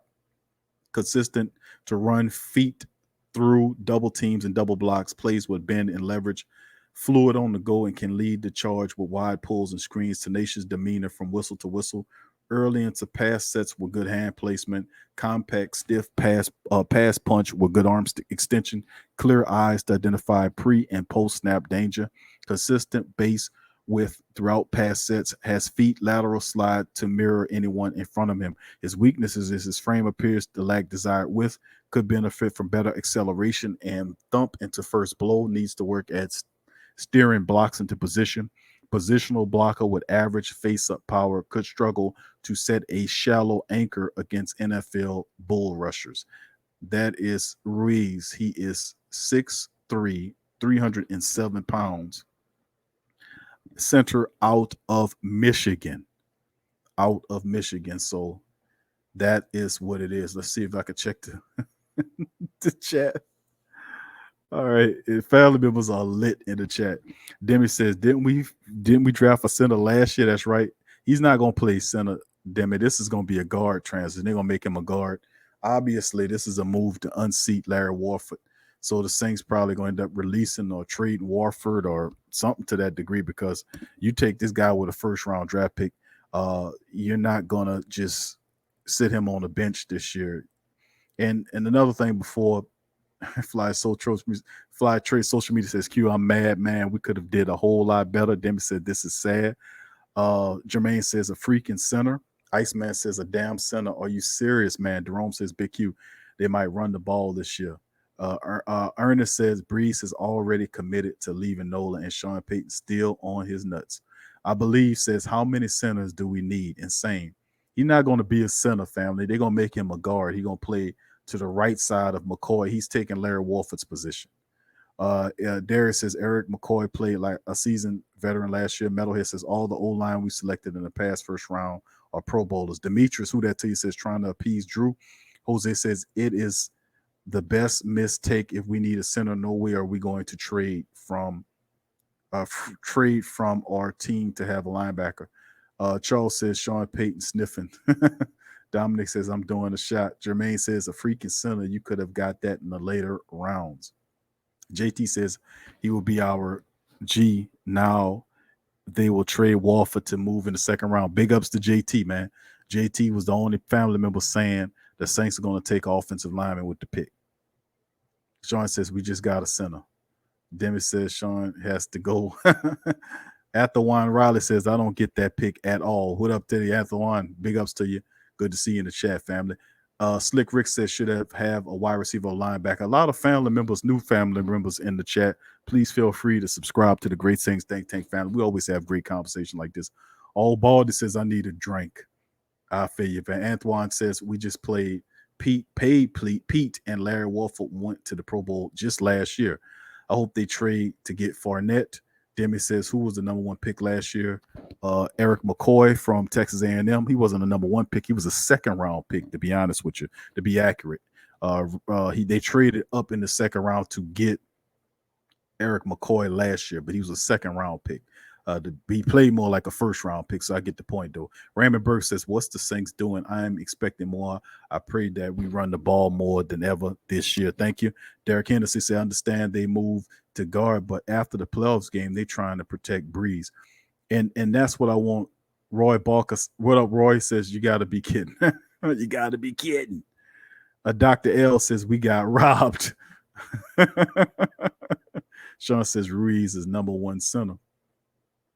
Robert Bro says, did I see him with two knee braces on? All right, let me read from the other site here because a lot of family members, they kind of up in arms right now trying to figure this out. Tramal says 49ers just got the same type of wide receiver. KT, what up, KT? Good to see you, fam. He said, Q, I'm tired. He said, I'm ticked off big time. Why they pay Pete? I guess we're going forward with Taysom Tebow. Nah, KT, bro. I think what the Saints are doing, bro, just to trying to make sense of it, family, just to keep it real with you. I think what's going on here is the fact that the Saints, man, are trying to reinforce that offensive line, and the 49ers took Brandon Ayuk, so they not only did they get the defensive stopper that they needed, they got a wide receiver to complement them. So you can see the Saints taking the center. Now, I'm gonna tell you why I'm not mad at this pick. I could be mad. It could be must see TV right now, already, or whatever, however you want team it, KT. But I'm gonna tell you why I'm not upset about this pick. I'm not upset with any pick that protects Drew Brees because the Saints obviously don't see Larry Warford here this year. So look for them to possibly during a draft, possibly between now and tomorrow, trade Warford for picks or some type of player or something that can improve the team. This is not a bad move, and I'm going to tell you why. Larry Warford is not going to be with the Saints next year. You got 1 year left. Let me look up his sport track here. I'm going to sprinkle this on you. And let me just look at it because I'm not going to be mad about it. But let me just give you some facts. I know GM Kev is lit. I know GM Kev upset. But let me appease some of the family members that's kind of upset and just give you what I think going on here. Give me a second. Now, Larry Warford, let me see if I can click on here. Now, only thing you have to do is go to sporttrack.com, pull up Larry Warford's contract like I'm doing right now. And basically what it is he has 1 year left. That's this year. He's 29 years old. And basically what Larry Warford's deal is $7.6 million is what's remaining. To draft this first round draft pick will be a lot cheaper than that. So the Saints looking to free up some money, which they can end up when they move out. Obviously, they're going to trade Warford really soon. They're not going to keep him around. And it'll be probably better for them to trade him. So they're probably working on a trade now. Don't be surprised if the Saints get picks tomorrow or later, a second, or I don't know if they're going to get a second round pick for Larry Warford. He was a Pro Bowler for the last, couple of years. So you can at least get a 2 or a 3 form, one or the other. If you're doing good, you might get a 3 form. But he's not the future. And getting somebody cheaper not only sets the offensive line for the future, but it also gets rid of a guy that can give you some extra pick compensation, and it frees up some money there. But to make that move right now is most curious and most puzzling. I would have not done it like that, to be quite honest with your family. But I'm not mad at the move because what it does is it gives the Saints an opportunity to run the ball more and protect the quarterback. So I'm down for that if that's what their intentions are. So to free up some money, man, we'll have to see. But don't be too early judging this right now, family. Remember, this is just this is round one for tonight. Friday is rounds 2 through what is it 3, and then Saturday is 4 through 7. So don't be too quick to judge what the Saints are doing here. Just the first day of the draft. You still have the rest of the draft, and then you still have the undrafted period, and then free agency is still ongoing too. So this could be a move to free up money to make a move somewhere else. It hadn't fully materialized yet, so there's a plan going on here. And the Saints, we wanted the Saints to make a move here. This could be a move.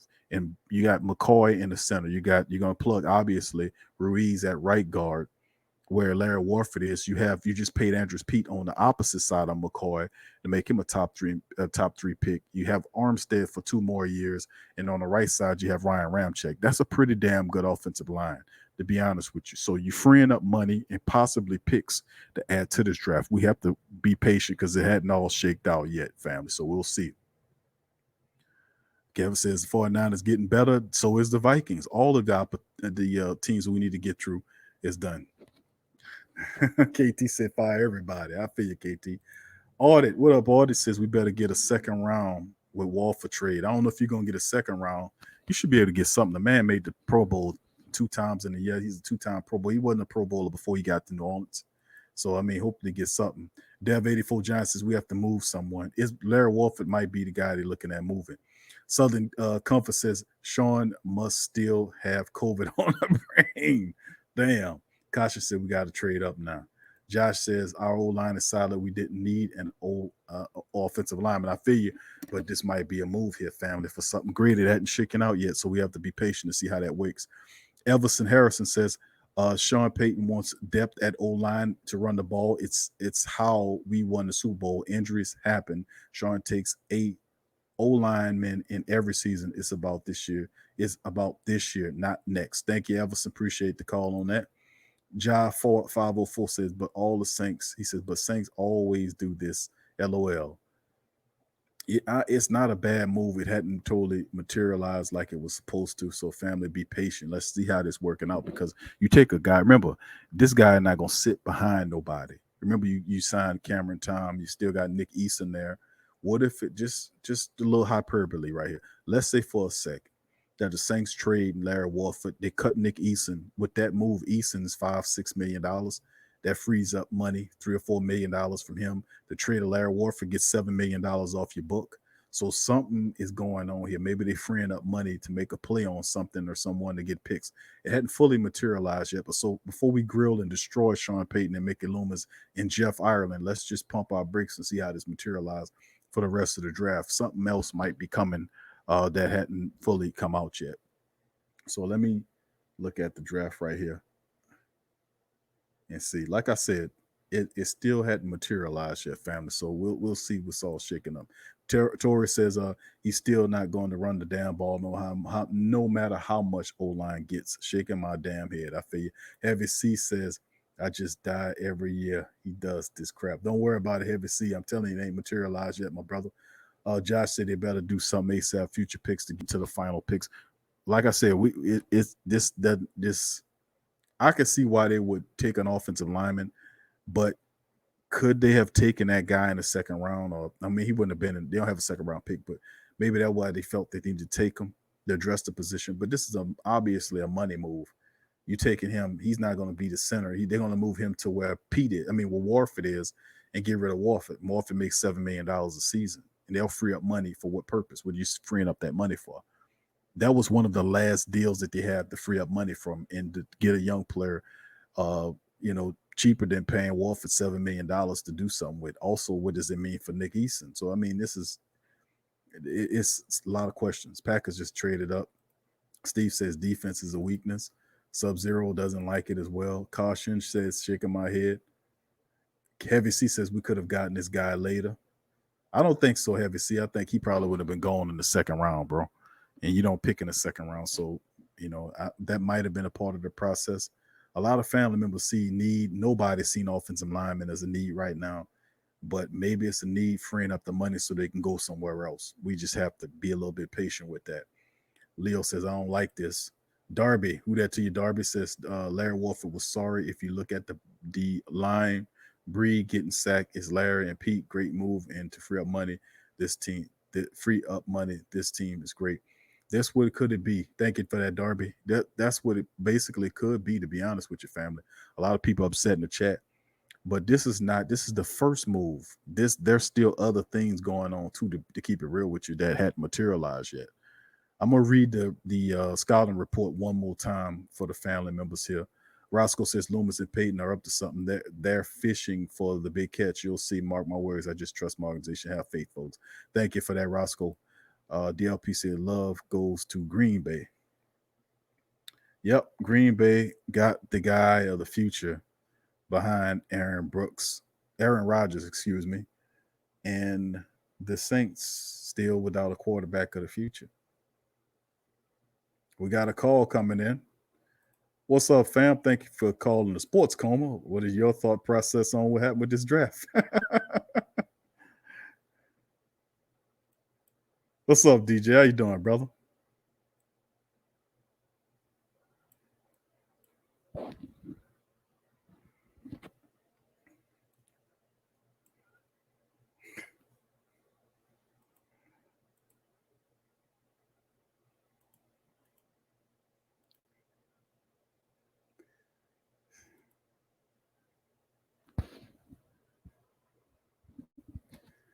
DJ is asking family if it's possible we might end up getting Jalen Hurts. If you look at the picks that's remaining for quarterbacks, and you pull up the quarterbacks that's remaining there, some of the top, like I'm about to do right now. And according to some of the boards, they have Jake Fromm up there, Jacob Easton, followed by Jalen Hurts, and then Anthony Gordon. So right now, you had three quarterbacks that went in the first. Well, actually, four quarterbacks that went so far in the first round. The first round still not over with. So will he be available in the third round when the Saints pick up? I don't think he's going to be there. I think he'll be going in the second round. I've been saying that the whole time. I think he's better than Jake Fromm. I think he's better than Jacob Eason.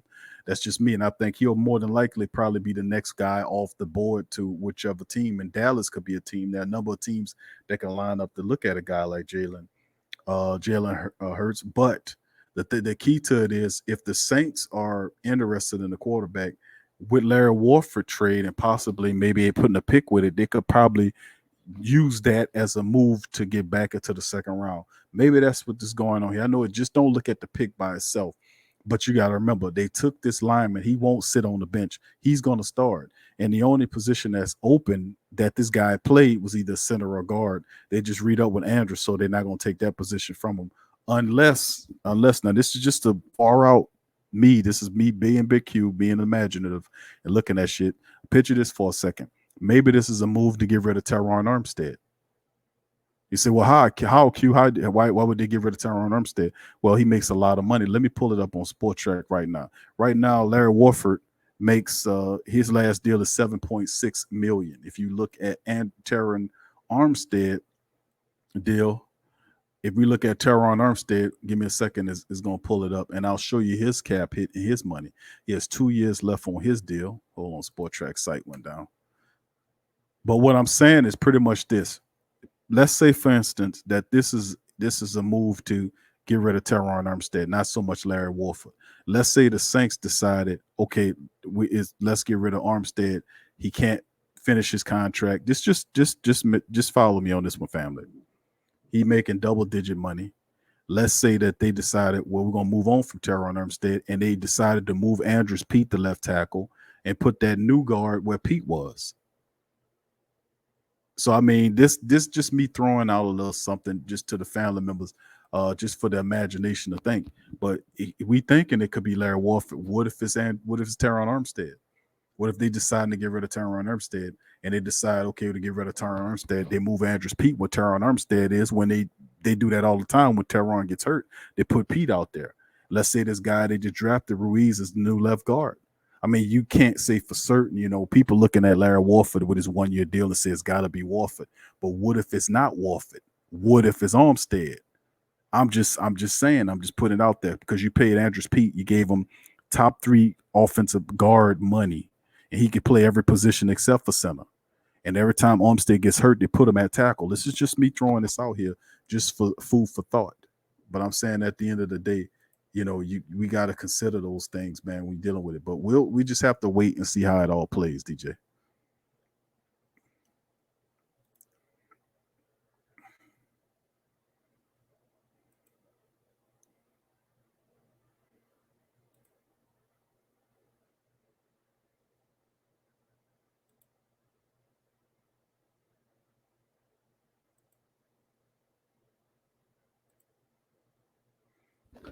Well, I mean, Teron Armstead he hadn't played a full season for the Saints in 5 years. I remember doing the show and I actually went to his statistics. He's been missing a lot of game time and he makes a lot of money. Now I know they reshaped his contract or whatnot, but he still got a lot of money on the books. But if you won't keep the team together, and Teron Armstead is a guy that protects Drew Brees' blind side, and I'm saying it could be a possibility. Likely as Warford because he has a 1 year deal at $7 million.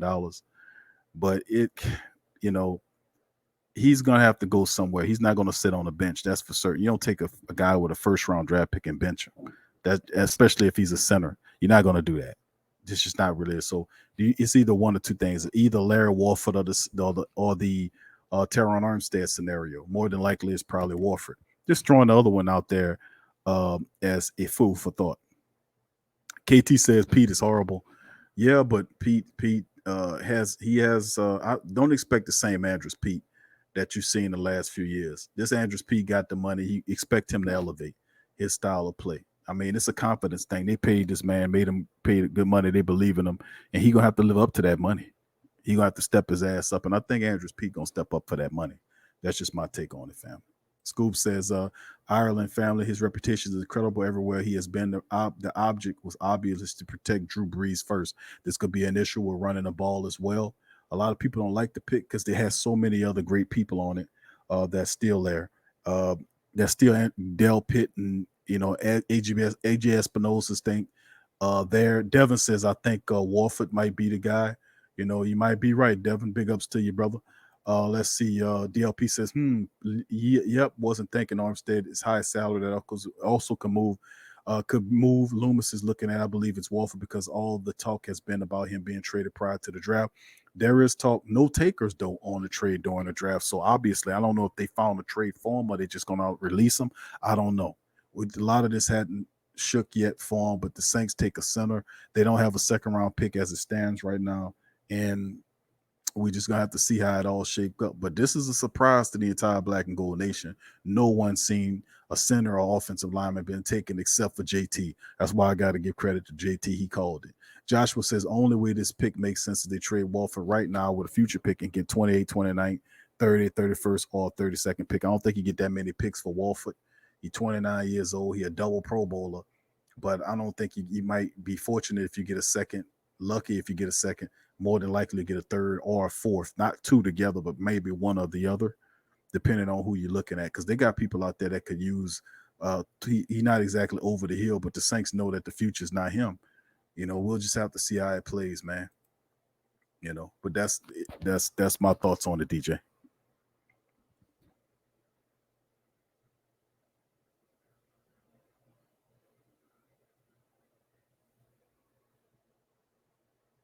Thank you, DJ. Appreciate you, my brother. You be safe out there, cuz, and who that to you. All right, peace. That's DJ, man. Big ups to my boy DJ calling in, showing some love there. A lot of people kind of shook up over this pick. And I see a lot of stuff going on. Yeah, Seattle's takes, Seattle's on the clock now. Jordan Brooks, the linebacker from Texas Tech. I was watching. Somebody told me about this guy. I watched some footage on that guy, man. That guy is something else, man. He just didn't have the big time program. I watched him play. Somebody told me about him. I want to say it was DLP was the one that told me to watch footage on that kid. Who that to your family? Appreciate you calling Sportscom. Who's speaking? One more time, my brother. Trail Hatch. What up, fam? Chilling, bro. You sound a little down, bro. You sound a little down in your voice there, Trail.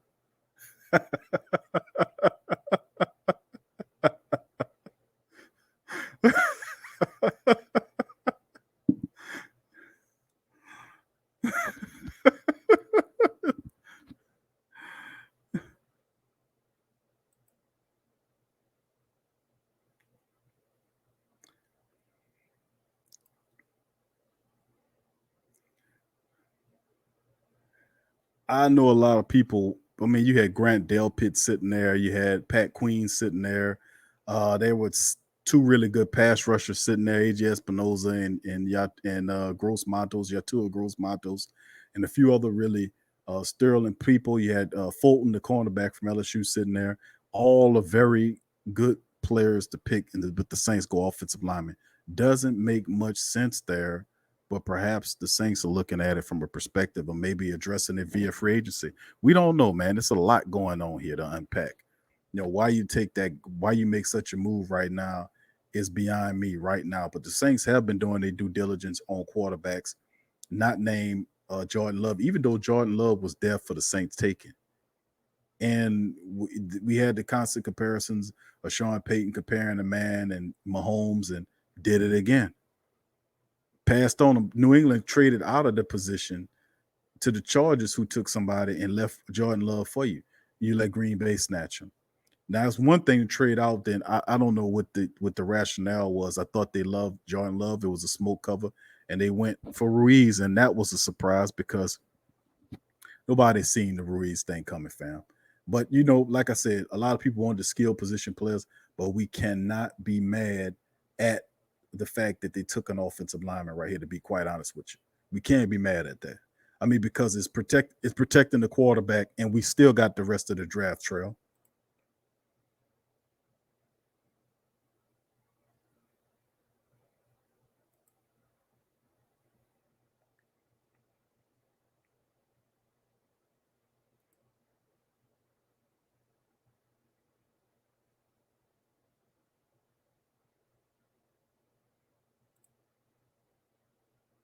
Mm-hmm.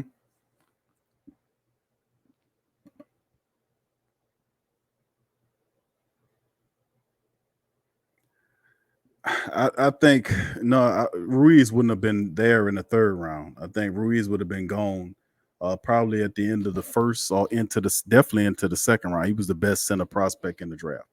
You know, and in the fact that the Saints they love guys that do multiple things. You know, they love guys that have the ability to play different positions.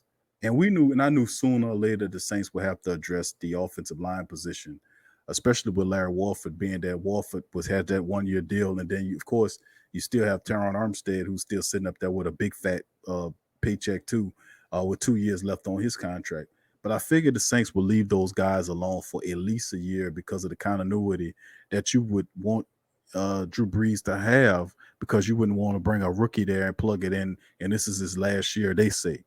You know, so I figured you would address some of the other positions to help the team. But if this is a move, let's say, for instance, and this is pure speculation, but perhaps maybe the Saints seen it as a move to be able to get him off the books so they can then find resources elsewhere to address other needs on the team. You see what I'm saying? We just we don't know how it all plays right now, bro. It's a lot of craziness going on right now, Trail.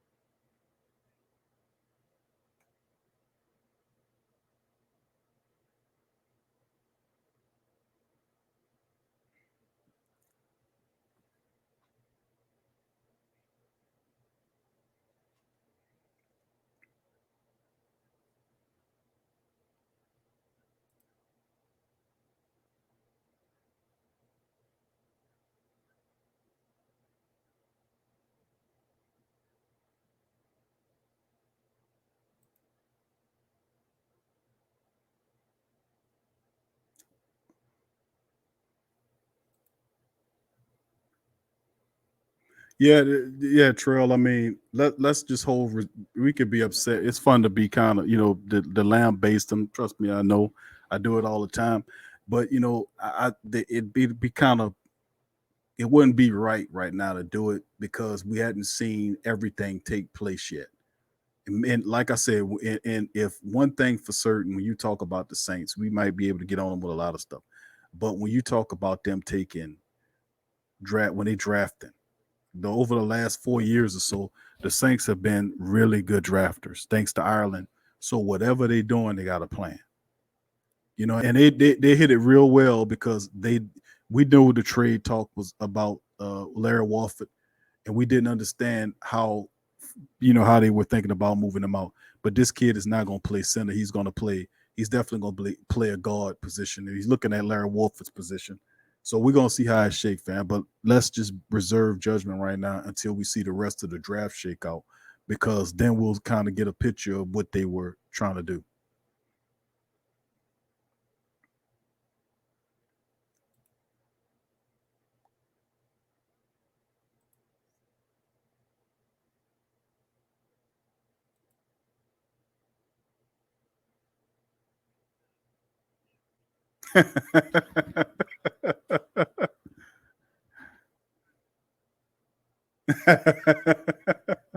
No, don't hit them, Trail. It's all good. Let's just we still got 2 more days, bro. And of course, Sunday when they sign the undrafted guys, and then still it's a tail end of free agency. And there's a lot of veterans out there that can help the team too. So in terms of the linebacker position, in terms of the edge rushing position, even the in positions addressed in, that we would be talking about in the stream.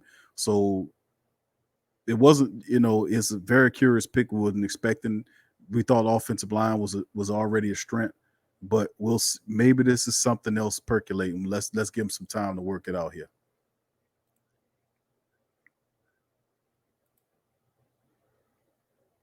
Thank you, Trell. Appreciate you, my brother. Thank you, man, for your support, my family, and who that to you, my bro. Peace out. That's Trail Hatch. Big up to my dog Trail Hatch for showing some love to stream, calling DJ as well. Antonio says if you draft players from your home state, they have a higher chance of failing. Just saying, logically speaking, remember they're still young, and that's a lot of pressure for younger guys. Thank you, Antonio. That's an interesting perspective. Scoop says, "Q, we really can't hear the callers on this feed, bro." Yeah, that's the issue with this one. You would probably have to listen to them on the other feed, but basically we had what he was basically saying was what Trail was saying was he was kind of upset about the draft pick, Ruiz, Caesar. What's the kid name? Let's get it right. Caesar Ruiz, and he was definitely upset about the pick. Didn't like it, and he wanted me to make sense of it to him. What are we doing here? That's I'll have to work that out. Let's see who else here. Timothy Russ. What up, Tim? So there's a source saying they're moving McCoy to guard and let Caesar play center. They're trying to trade Wolford because he's due a lot of money, 7.6 million on this season as well. And we'll see. Sources saying, Tim says, sources saying they're trying to move McCoy to guard. I don't know why they would do that. McCoy is an absolute beast at the center position. And it's hard to believe that Ruiz would be better than what McCoy looked like at center, but we'll see how it shakes. Thank you for that information, Tim. Roscoe says Green Bay just lost Aaron Rodgers. They'll pick will drive Rodgers to the dirt by 221. Reminds me of how they did Favre. I hope it happens, though Rodgers needs a home in New Orleans. There you go. Joshua says BQ, I have no O line.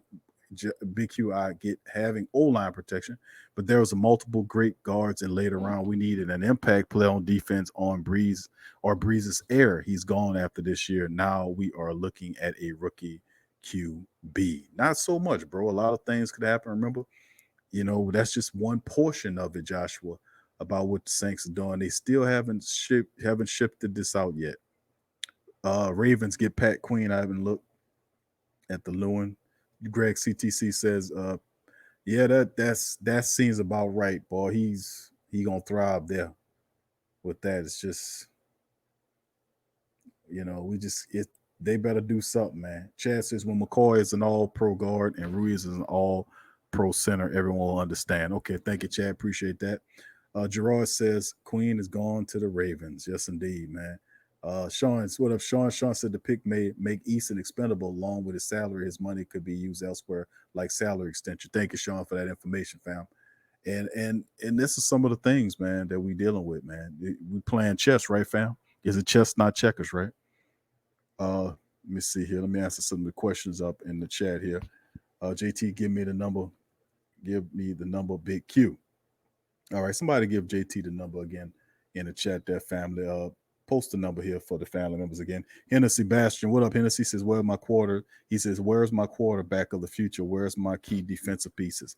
You don't get them this night, family. So we'll see what the Saints are working on. Demi says, "Thanks again. Good night. Good night to you, Demi, as well." Demi, I had enough. She said, "I'm out of here."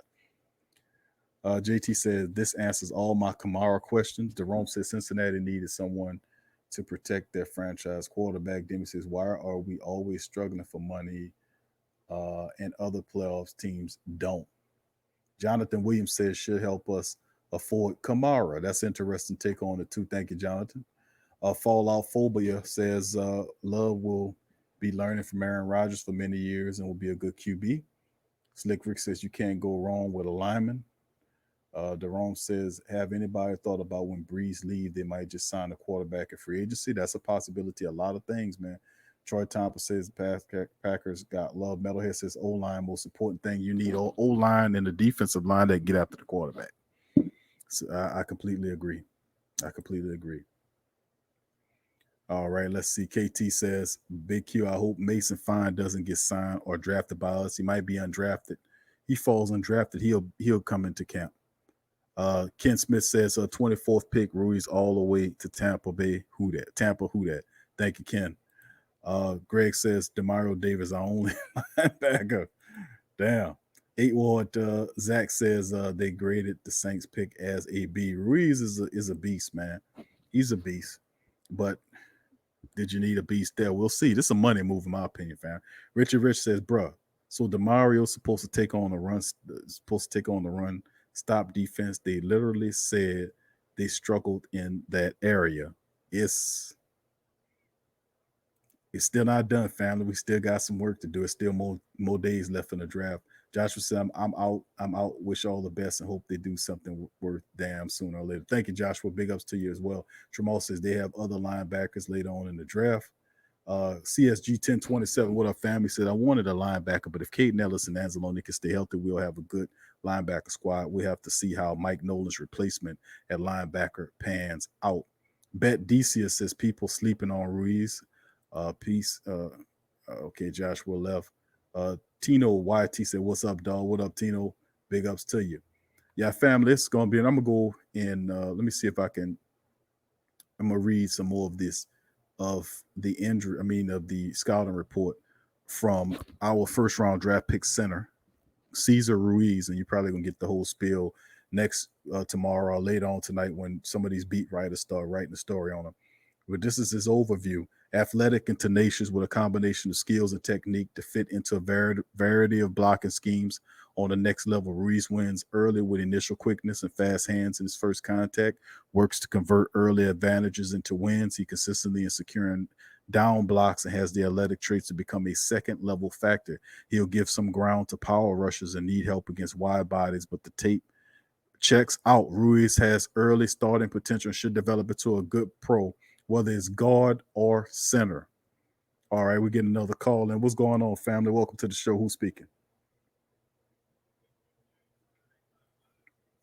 How you doing, 985 Live? What's up with your fam?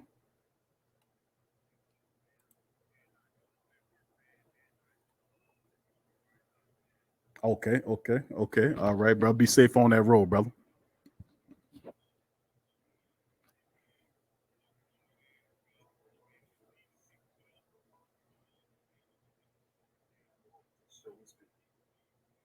What up, Big Q, man? This 985 Live, bro. What's that?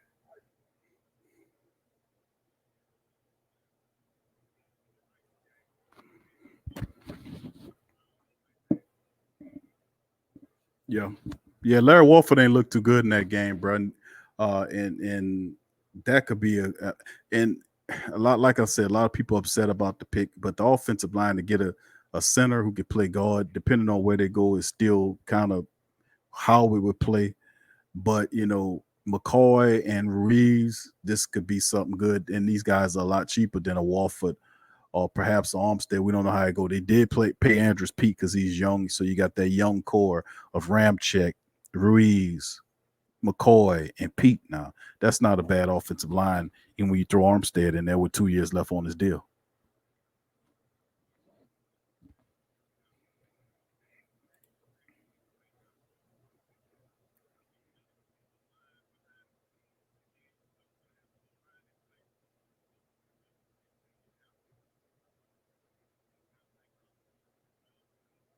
Mm-hmm.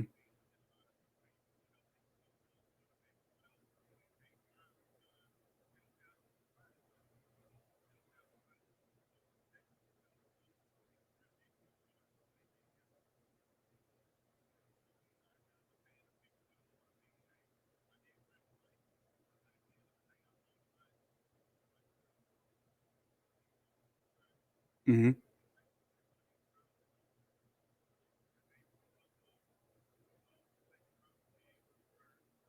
Mm-hmm.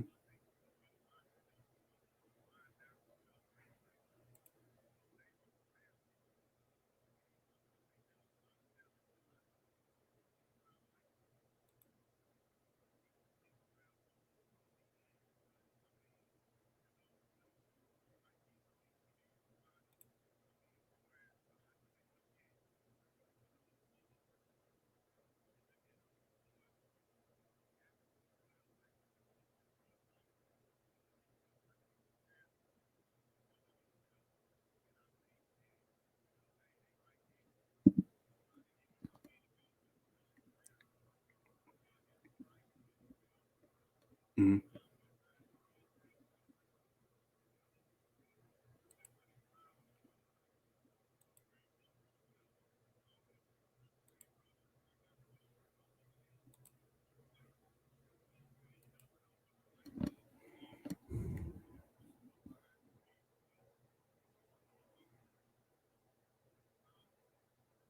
Yeah, well, I'm keep it real with your 985 live. We got 985 on 985 live on the line, family. A lot of some of the family members can't hear you on the stream yard street, but you can hear it on the YouTube page though. So, but I'm just kind of fill the members in on what 985 live was saying. He was basically commenting about pretty much in a nutshell. Being looking at how the Saints are making these moves and moving forward. 985. Let me ask you this, man. You know, like we said, we talked a lot about the potential for what the Saints do it, and I'm pretty sure you can agree with me about the Saints pretty much making this as a money move to free up money so they can probably get picks or just make a move like you just said. Now he was speaking about the free agency and possibly addressing those needs in free agency. And a lot of people should realize too in free agency after the draft you can get a lot of really good talent that's still left in free agency for really cheaper than what they were originally. Because most of the needs are being filled by different teams or whatnot. And now you have a guy like Nigel Bradham that's still sitting out there. You got guys like Logan Ryan that's sitting out there. You got really good players that still, they can still really help a team. Everson Griffin, Marcus Golden, Clay Matthews, so on and so forth. That's out there that the team can get for really cheap prices. So, it could, in your opinion, what do you think? Is that a part of the rationale of the black and gold that's exactly what they're doing? They kind of just moving money aside in a way where they can free up. And like somebody mentioned, paying Kamara, freeing up money for Elvin Kamara and the likes. What do you think about that?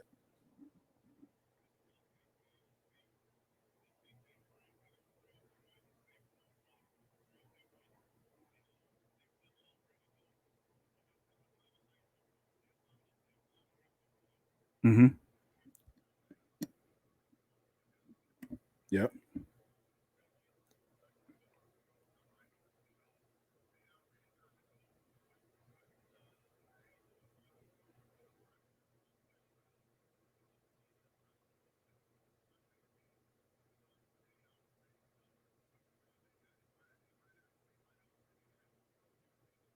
Yeah, they could have somebody in mind.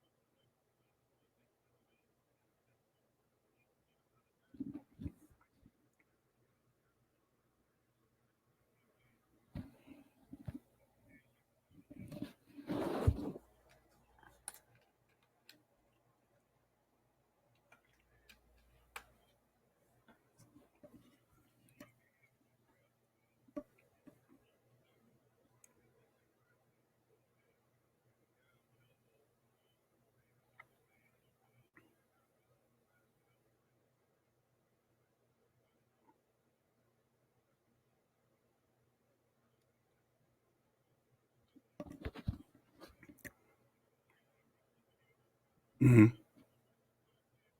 Yep.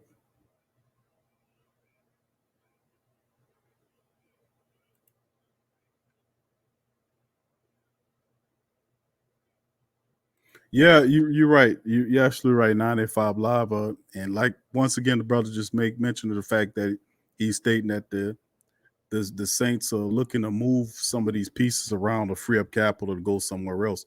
And over $7 million left on a 1 year deal that the team owes Larry Warford. And they made a move to say, well, we can cut 7 million off. We can get a center for the next 3 to 4, 5 years, and have a young offensive line that can really help out the team moving forward and save some money because we wasn't going to sign Larry Warford anyway, and perhaps package him with picks into day 2 and 3, and we'll see how it goes. Or perhaps free up money or release or however they do it. We just have to wait around and see how to shake up, family. So at the end of the day, man, it's just two. It's just the first day of the draft, and the kid, the pick is not a bad player. He's actually a pretty good a player for him and a strength for the team. And the Saints we'll see how the rest of this is going forward. We just have to wait and see how it shapes up. But a lot of people gonna be pissed off at the pick period. Like a few people that called early and made comments. A lot of people's like, "What the you know what?" The pick just took everybody off guard. But if protecting Drew Brees and then shedding money from Larry Warford's deal to go somewhere else is a positive. We just have to see if that's the mission in hand. And being that Jeff Ireland is a dude is operating here with the picks and everything, we gotta be able to rock with him and see what a plan is before we just outright just obliterate them, in the podcast and on the broadcast.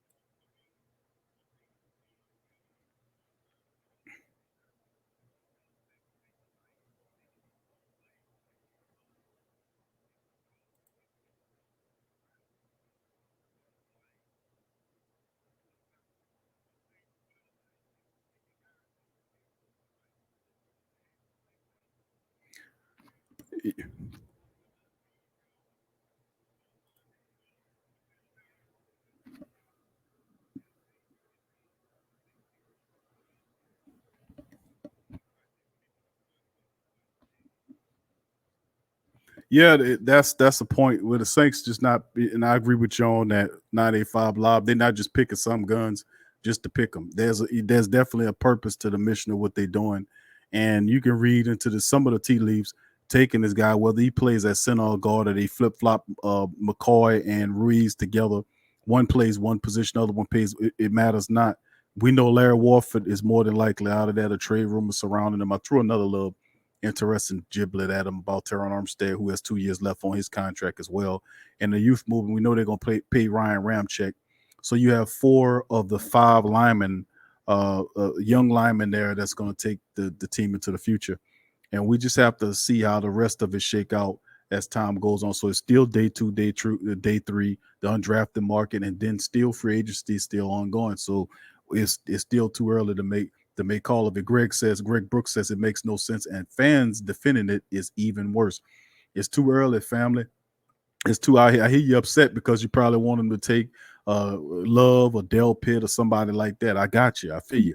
But before we start hammering them, let's find out what's the rest of the move here, because I mean, I can't come out and just start shooting at Sean Payton without knowing what he's doing. Perhaps he's working on a deal where he get a second round draft pick or a third round pick or extra picks in the draft coming around, or he freeing up money to make a plan for agency to add somebody like Everson Griffin or something like that. Who knows? I can't lay him out until I know the plan. You see what I'm saying? Until I can see it materialize. We don't exactly know where these guys are heading into. But I like to thank you, 985 Live, for calling, brother. Thank you for reaching out to us and calling, brother. And I think I'm happy that you're a member of the Great Saints Think Tank family.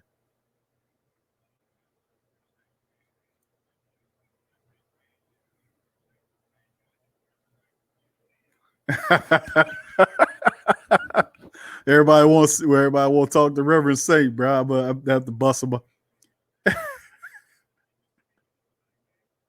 Yeah, baby. Baby, I'm gonna let him talk, baby. He gonna talk, baby. Right before the end of the stream, baby. He gonna talk. I'm gonna let him go, baby.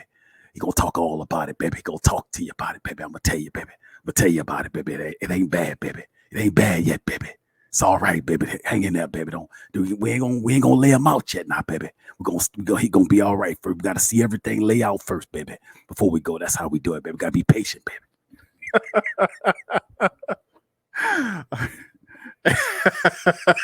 All right, Donna.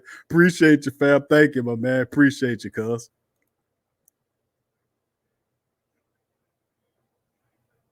Thank you. Same to you, fam. Who that? That's 985 Live calling, brother. Thank you for calling the live stream, family. Who's speaking? What up, JT? How you doing, fam?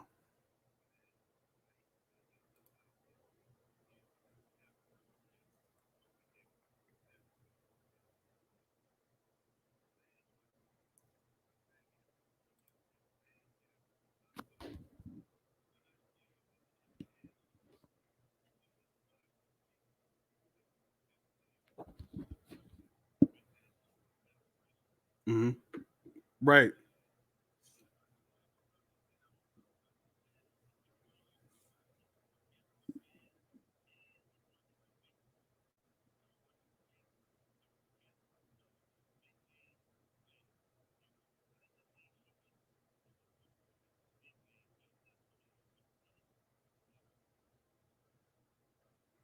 Yeah, you talk about in the Minnesota Vikings game when they I mean that was interesting strategy that Zimmer used though. He inverted his defensive line. He put Everson Griffin and Danielle Hunter on the interior line and blitzed them up the center, and Breeze didn't have anywhere to go, and it worked. And Sean Payton didn't adjust. He didn't adjust to it.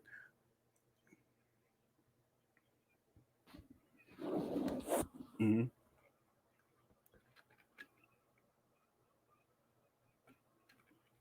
Mm-hmm.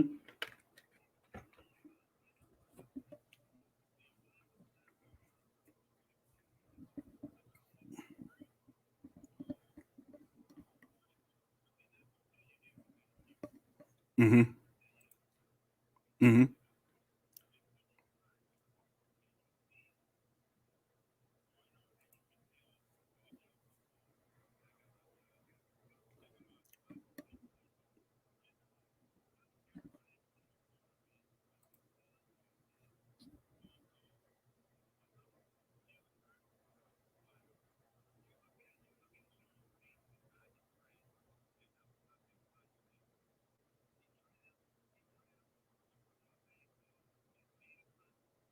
Right.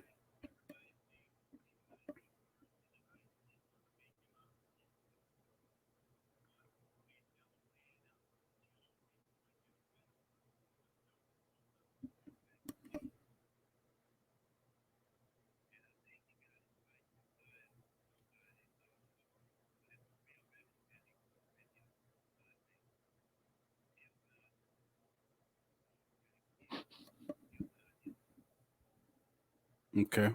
So so pretty much what you think of family is that he most likely is not looking at a draft pick quarterback. He probably looking at a free agent quarterback. Is that accurate to say?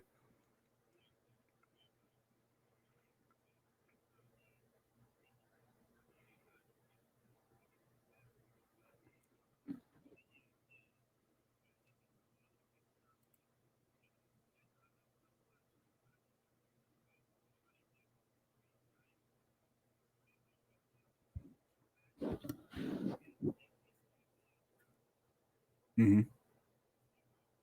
You talking you mean in saying in terms of when he came from when Drew Brees came over from San Diego, he was good, but he wasn't elite yet. That's what you okay.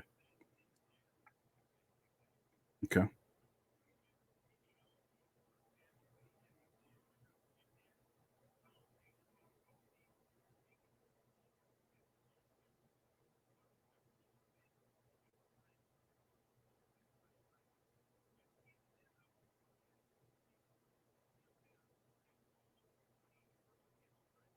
Okay. Hmm.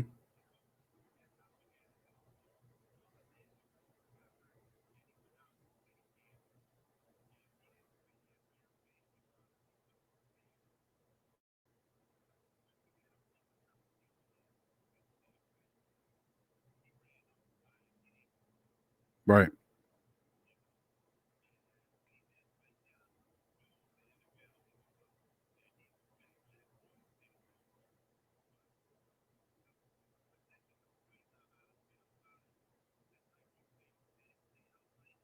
Mhm.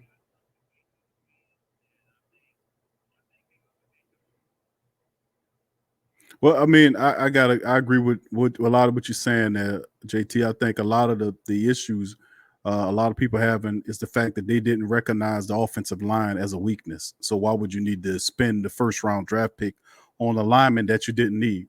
But the Saint, that's true. The line is not a weakness, but you can make it stronger if they feel that they need to move the money some away from somewhere else, and you had a player that's not going to cost you 7 million a season. You can move that money somewhere else, and now you have four of the five offensive linemen on the New Orleans Saints team that are relatively young offensive linemen. Terron Armstead is the last of the dying breed, so to speak. So I agree with what you're saying, TJ. I mean JT. Yeah.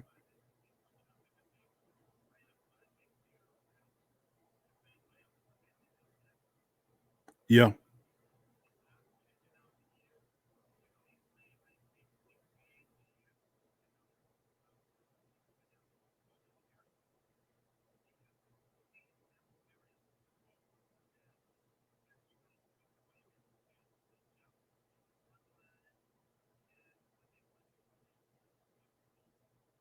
Mhm.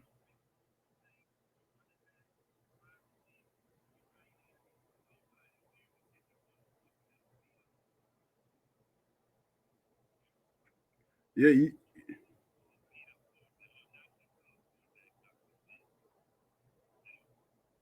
Yeah, I agree with you. I think the offensive line is key here, and you're right. You used the example of the Minnesota tape where they were getting pressure up the face of Drew Brees. That was well said. I mean, you seen that there was a severe weakness, and only thing would have happened was more NFL teams would have then employed that strategy against the Saints, merely inverting their defensive lines to put pressure up the face of Drew Brees, and that was an issue. And perhaps moving forward, can help the running game as well, man. This can help the running game. Interior speaking, we can run and handle business in the interior offensive line. That's JT. That's well said, bro. Mhm.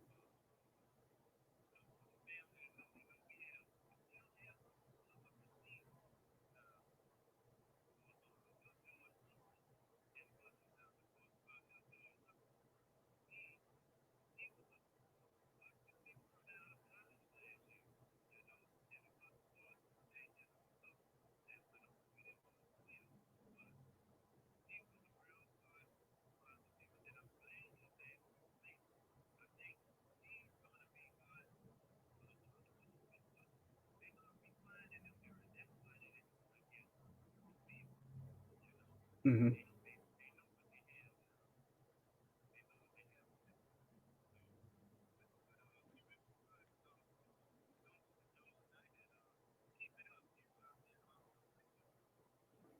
Well, I appreciate you there, JT. Big time, big time. Appreciate the love, my man. And we're gonna talk. We're gonna talk later. We have a live stream tomorrow, my brother. We're gonna cover rounds 2 and 3, so we'll have an opportunity to be able to go over this pick and see what the Saints put together tomorrow, and of course, Saturday show as well. All right, brothers. Peace. Big ups to that. That's JT, man. Good to see the brother. And that's gonna do it for the show. I appreciate the family members for chiming in, man. You know how I feel about y'all, man. Y'all terrific. Y'all awesome. Big ups to the family members. In the live stream that chimed in, we're over 3, almost 4 hours on a Thursday. And I know most people have to go to work, and I'm not gonna keep you. But of course, the draft ran late. And Clyde Edwards-Helaire went in the first round to the Kansas City Chiefs. The rich get richer. Clyde Edwards-Helaire is a Kansas City Chief. He is now a Chief. It's just, man, I tell you, we got to do something, man. We're going to see what the plan is, but Clyde Edwards-Helaire is now a Kansas City Chief. That, to me, is absolutely. So I told people that guy, they kept saying he's a second, third round guy, and the Chiefs picked Edwards-Helaire over. Matter of fact, he was the first running back taken in the draft. Wasn't he the first running back? Clyde Edwards-Helaire was the first running back taken in the first round. He went before Swift. He went before Taylor. He went before everybody. Clyde Edwards-Helaire went before all of the running backs. He was the first running back taken in the NFL draft over Swift, over Taylor, and over J.K. Dobbins. Clyde Edwards-Helaire. And people gonna see sooner or later he in the right system. This dude have Barry Sanders type qualities. I was saying that before. I'm not saying that he is Sanders, but if you watch the tape of him and then watch Barry Sanders, I mean, there's only one Barry Sanders, but he reminds me of a lot of Barry Sanders the way he plays. So he is gone off the board. That's Kansas City. That was a beautiful pick. Kansas City got a special player in Clyde Edwards-Helaire, man. That was somebody I wish we could have, and the Saints definitely need some more picks here. So, I mean, we'll see exactly how it shakes out.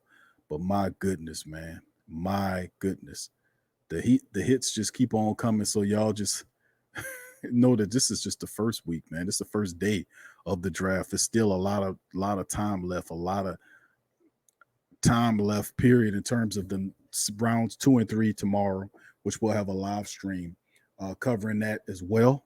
We'll be on. It'll be Friday, so y'all get y'all beer and y'all chips and potato chips and sit here with your boy Big Q for the next 3 days. We're gonna be talking Saints. Rounds 2 and 3 will be Friday night, and of course Saturday we'll be finishing up the draft, the rest of the draft. Sunday they'll have the undrafted period. We'll chime in with a report on that as well. So I'd like to thank all the beautiful Black and Gold family members for chiming in on the live stream tonight on the Sports Call. I appreciate y'all for showing up on the show. Thank y'all. Love y'all. Appreciate y'all. Remember, if you're not a subscriber, please hit the subscribe button now and join the show. I'm sending out an invitation to all the beautiful Black and Gold family members that's on the stream for the first time or the second time that haven't subscribed. Please hit the subscribe button right now and join the Great Saints Think Tank. We're also on Facebook as the Great Saints Think Tank Facebook group. Join the Facebook group so we can always stay in contact with other as far as Facebook is concerned. We post content there as well.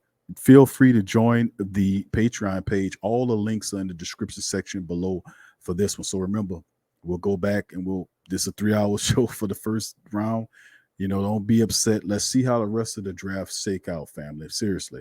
But I'd like to thank all the beautiful Black and Gold family members for chiming in. It's been excellent, man. It's been a 4-hour live stream. We covered pretty much the entire first round. The last pick was Clyde Edwards-Helaire to Kansas City, man. That's the end of the draft for tonight. I was with you the whole time, so I thank y'all. Appreciate y'all. I love y'all. Hit the like button. And remember, subscribe to the Great Saints Think Tank. Hit the subscribe button on YouTube and join the family. So, thank all the beautiful Black and Gold family members for joining me tonight. Thank you. I love y'all. Peace. Be safe. I'm out.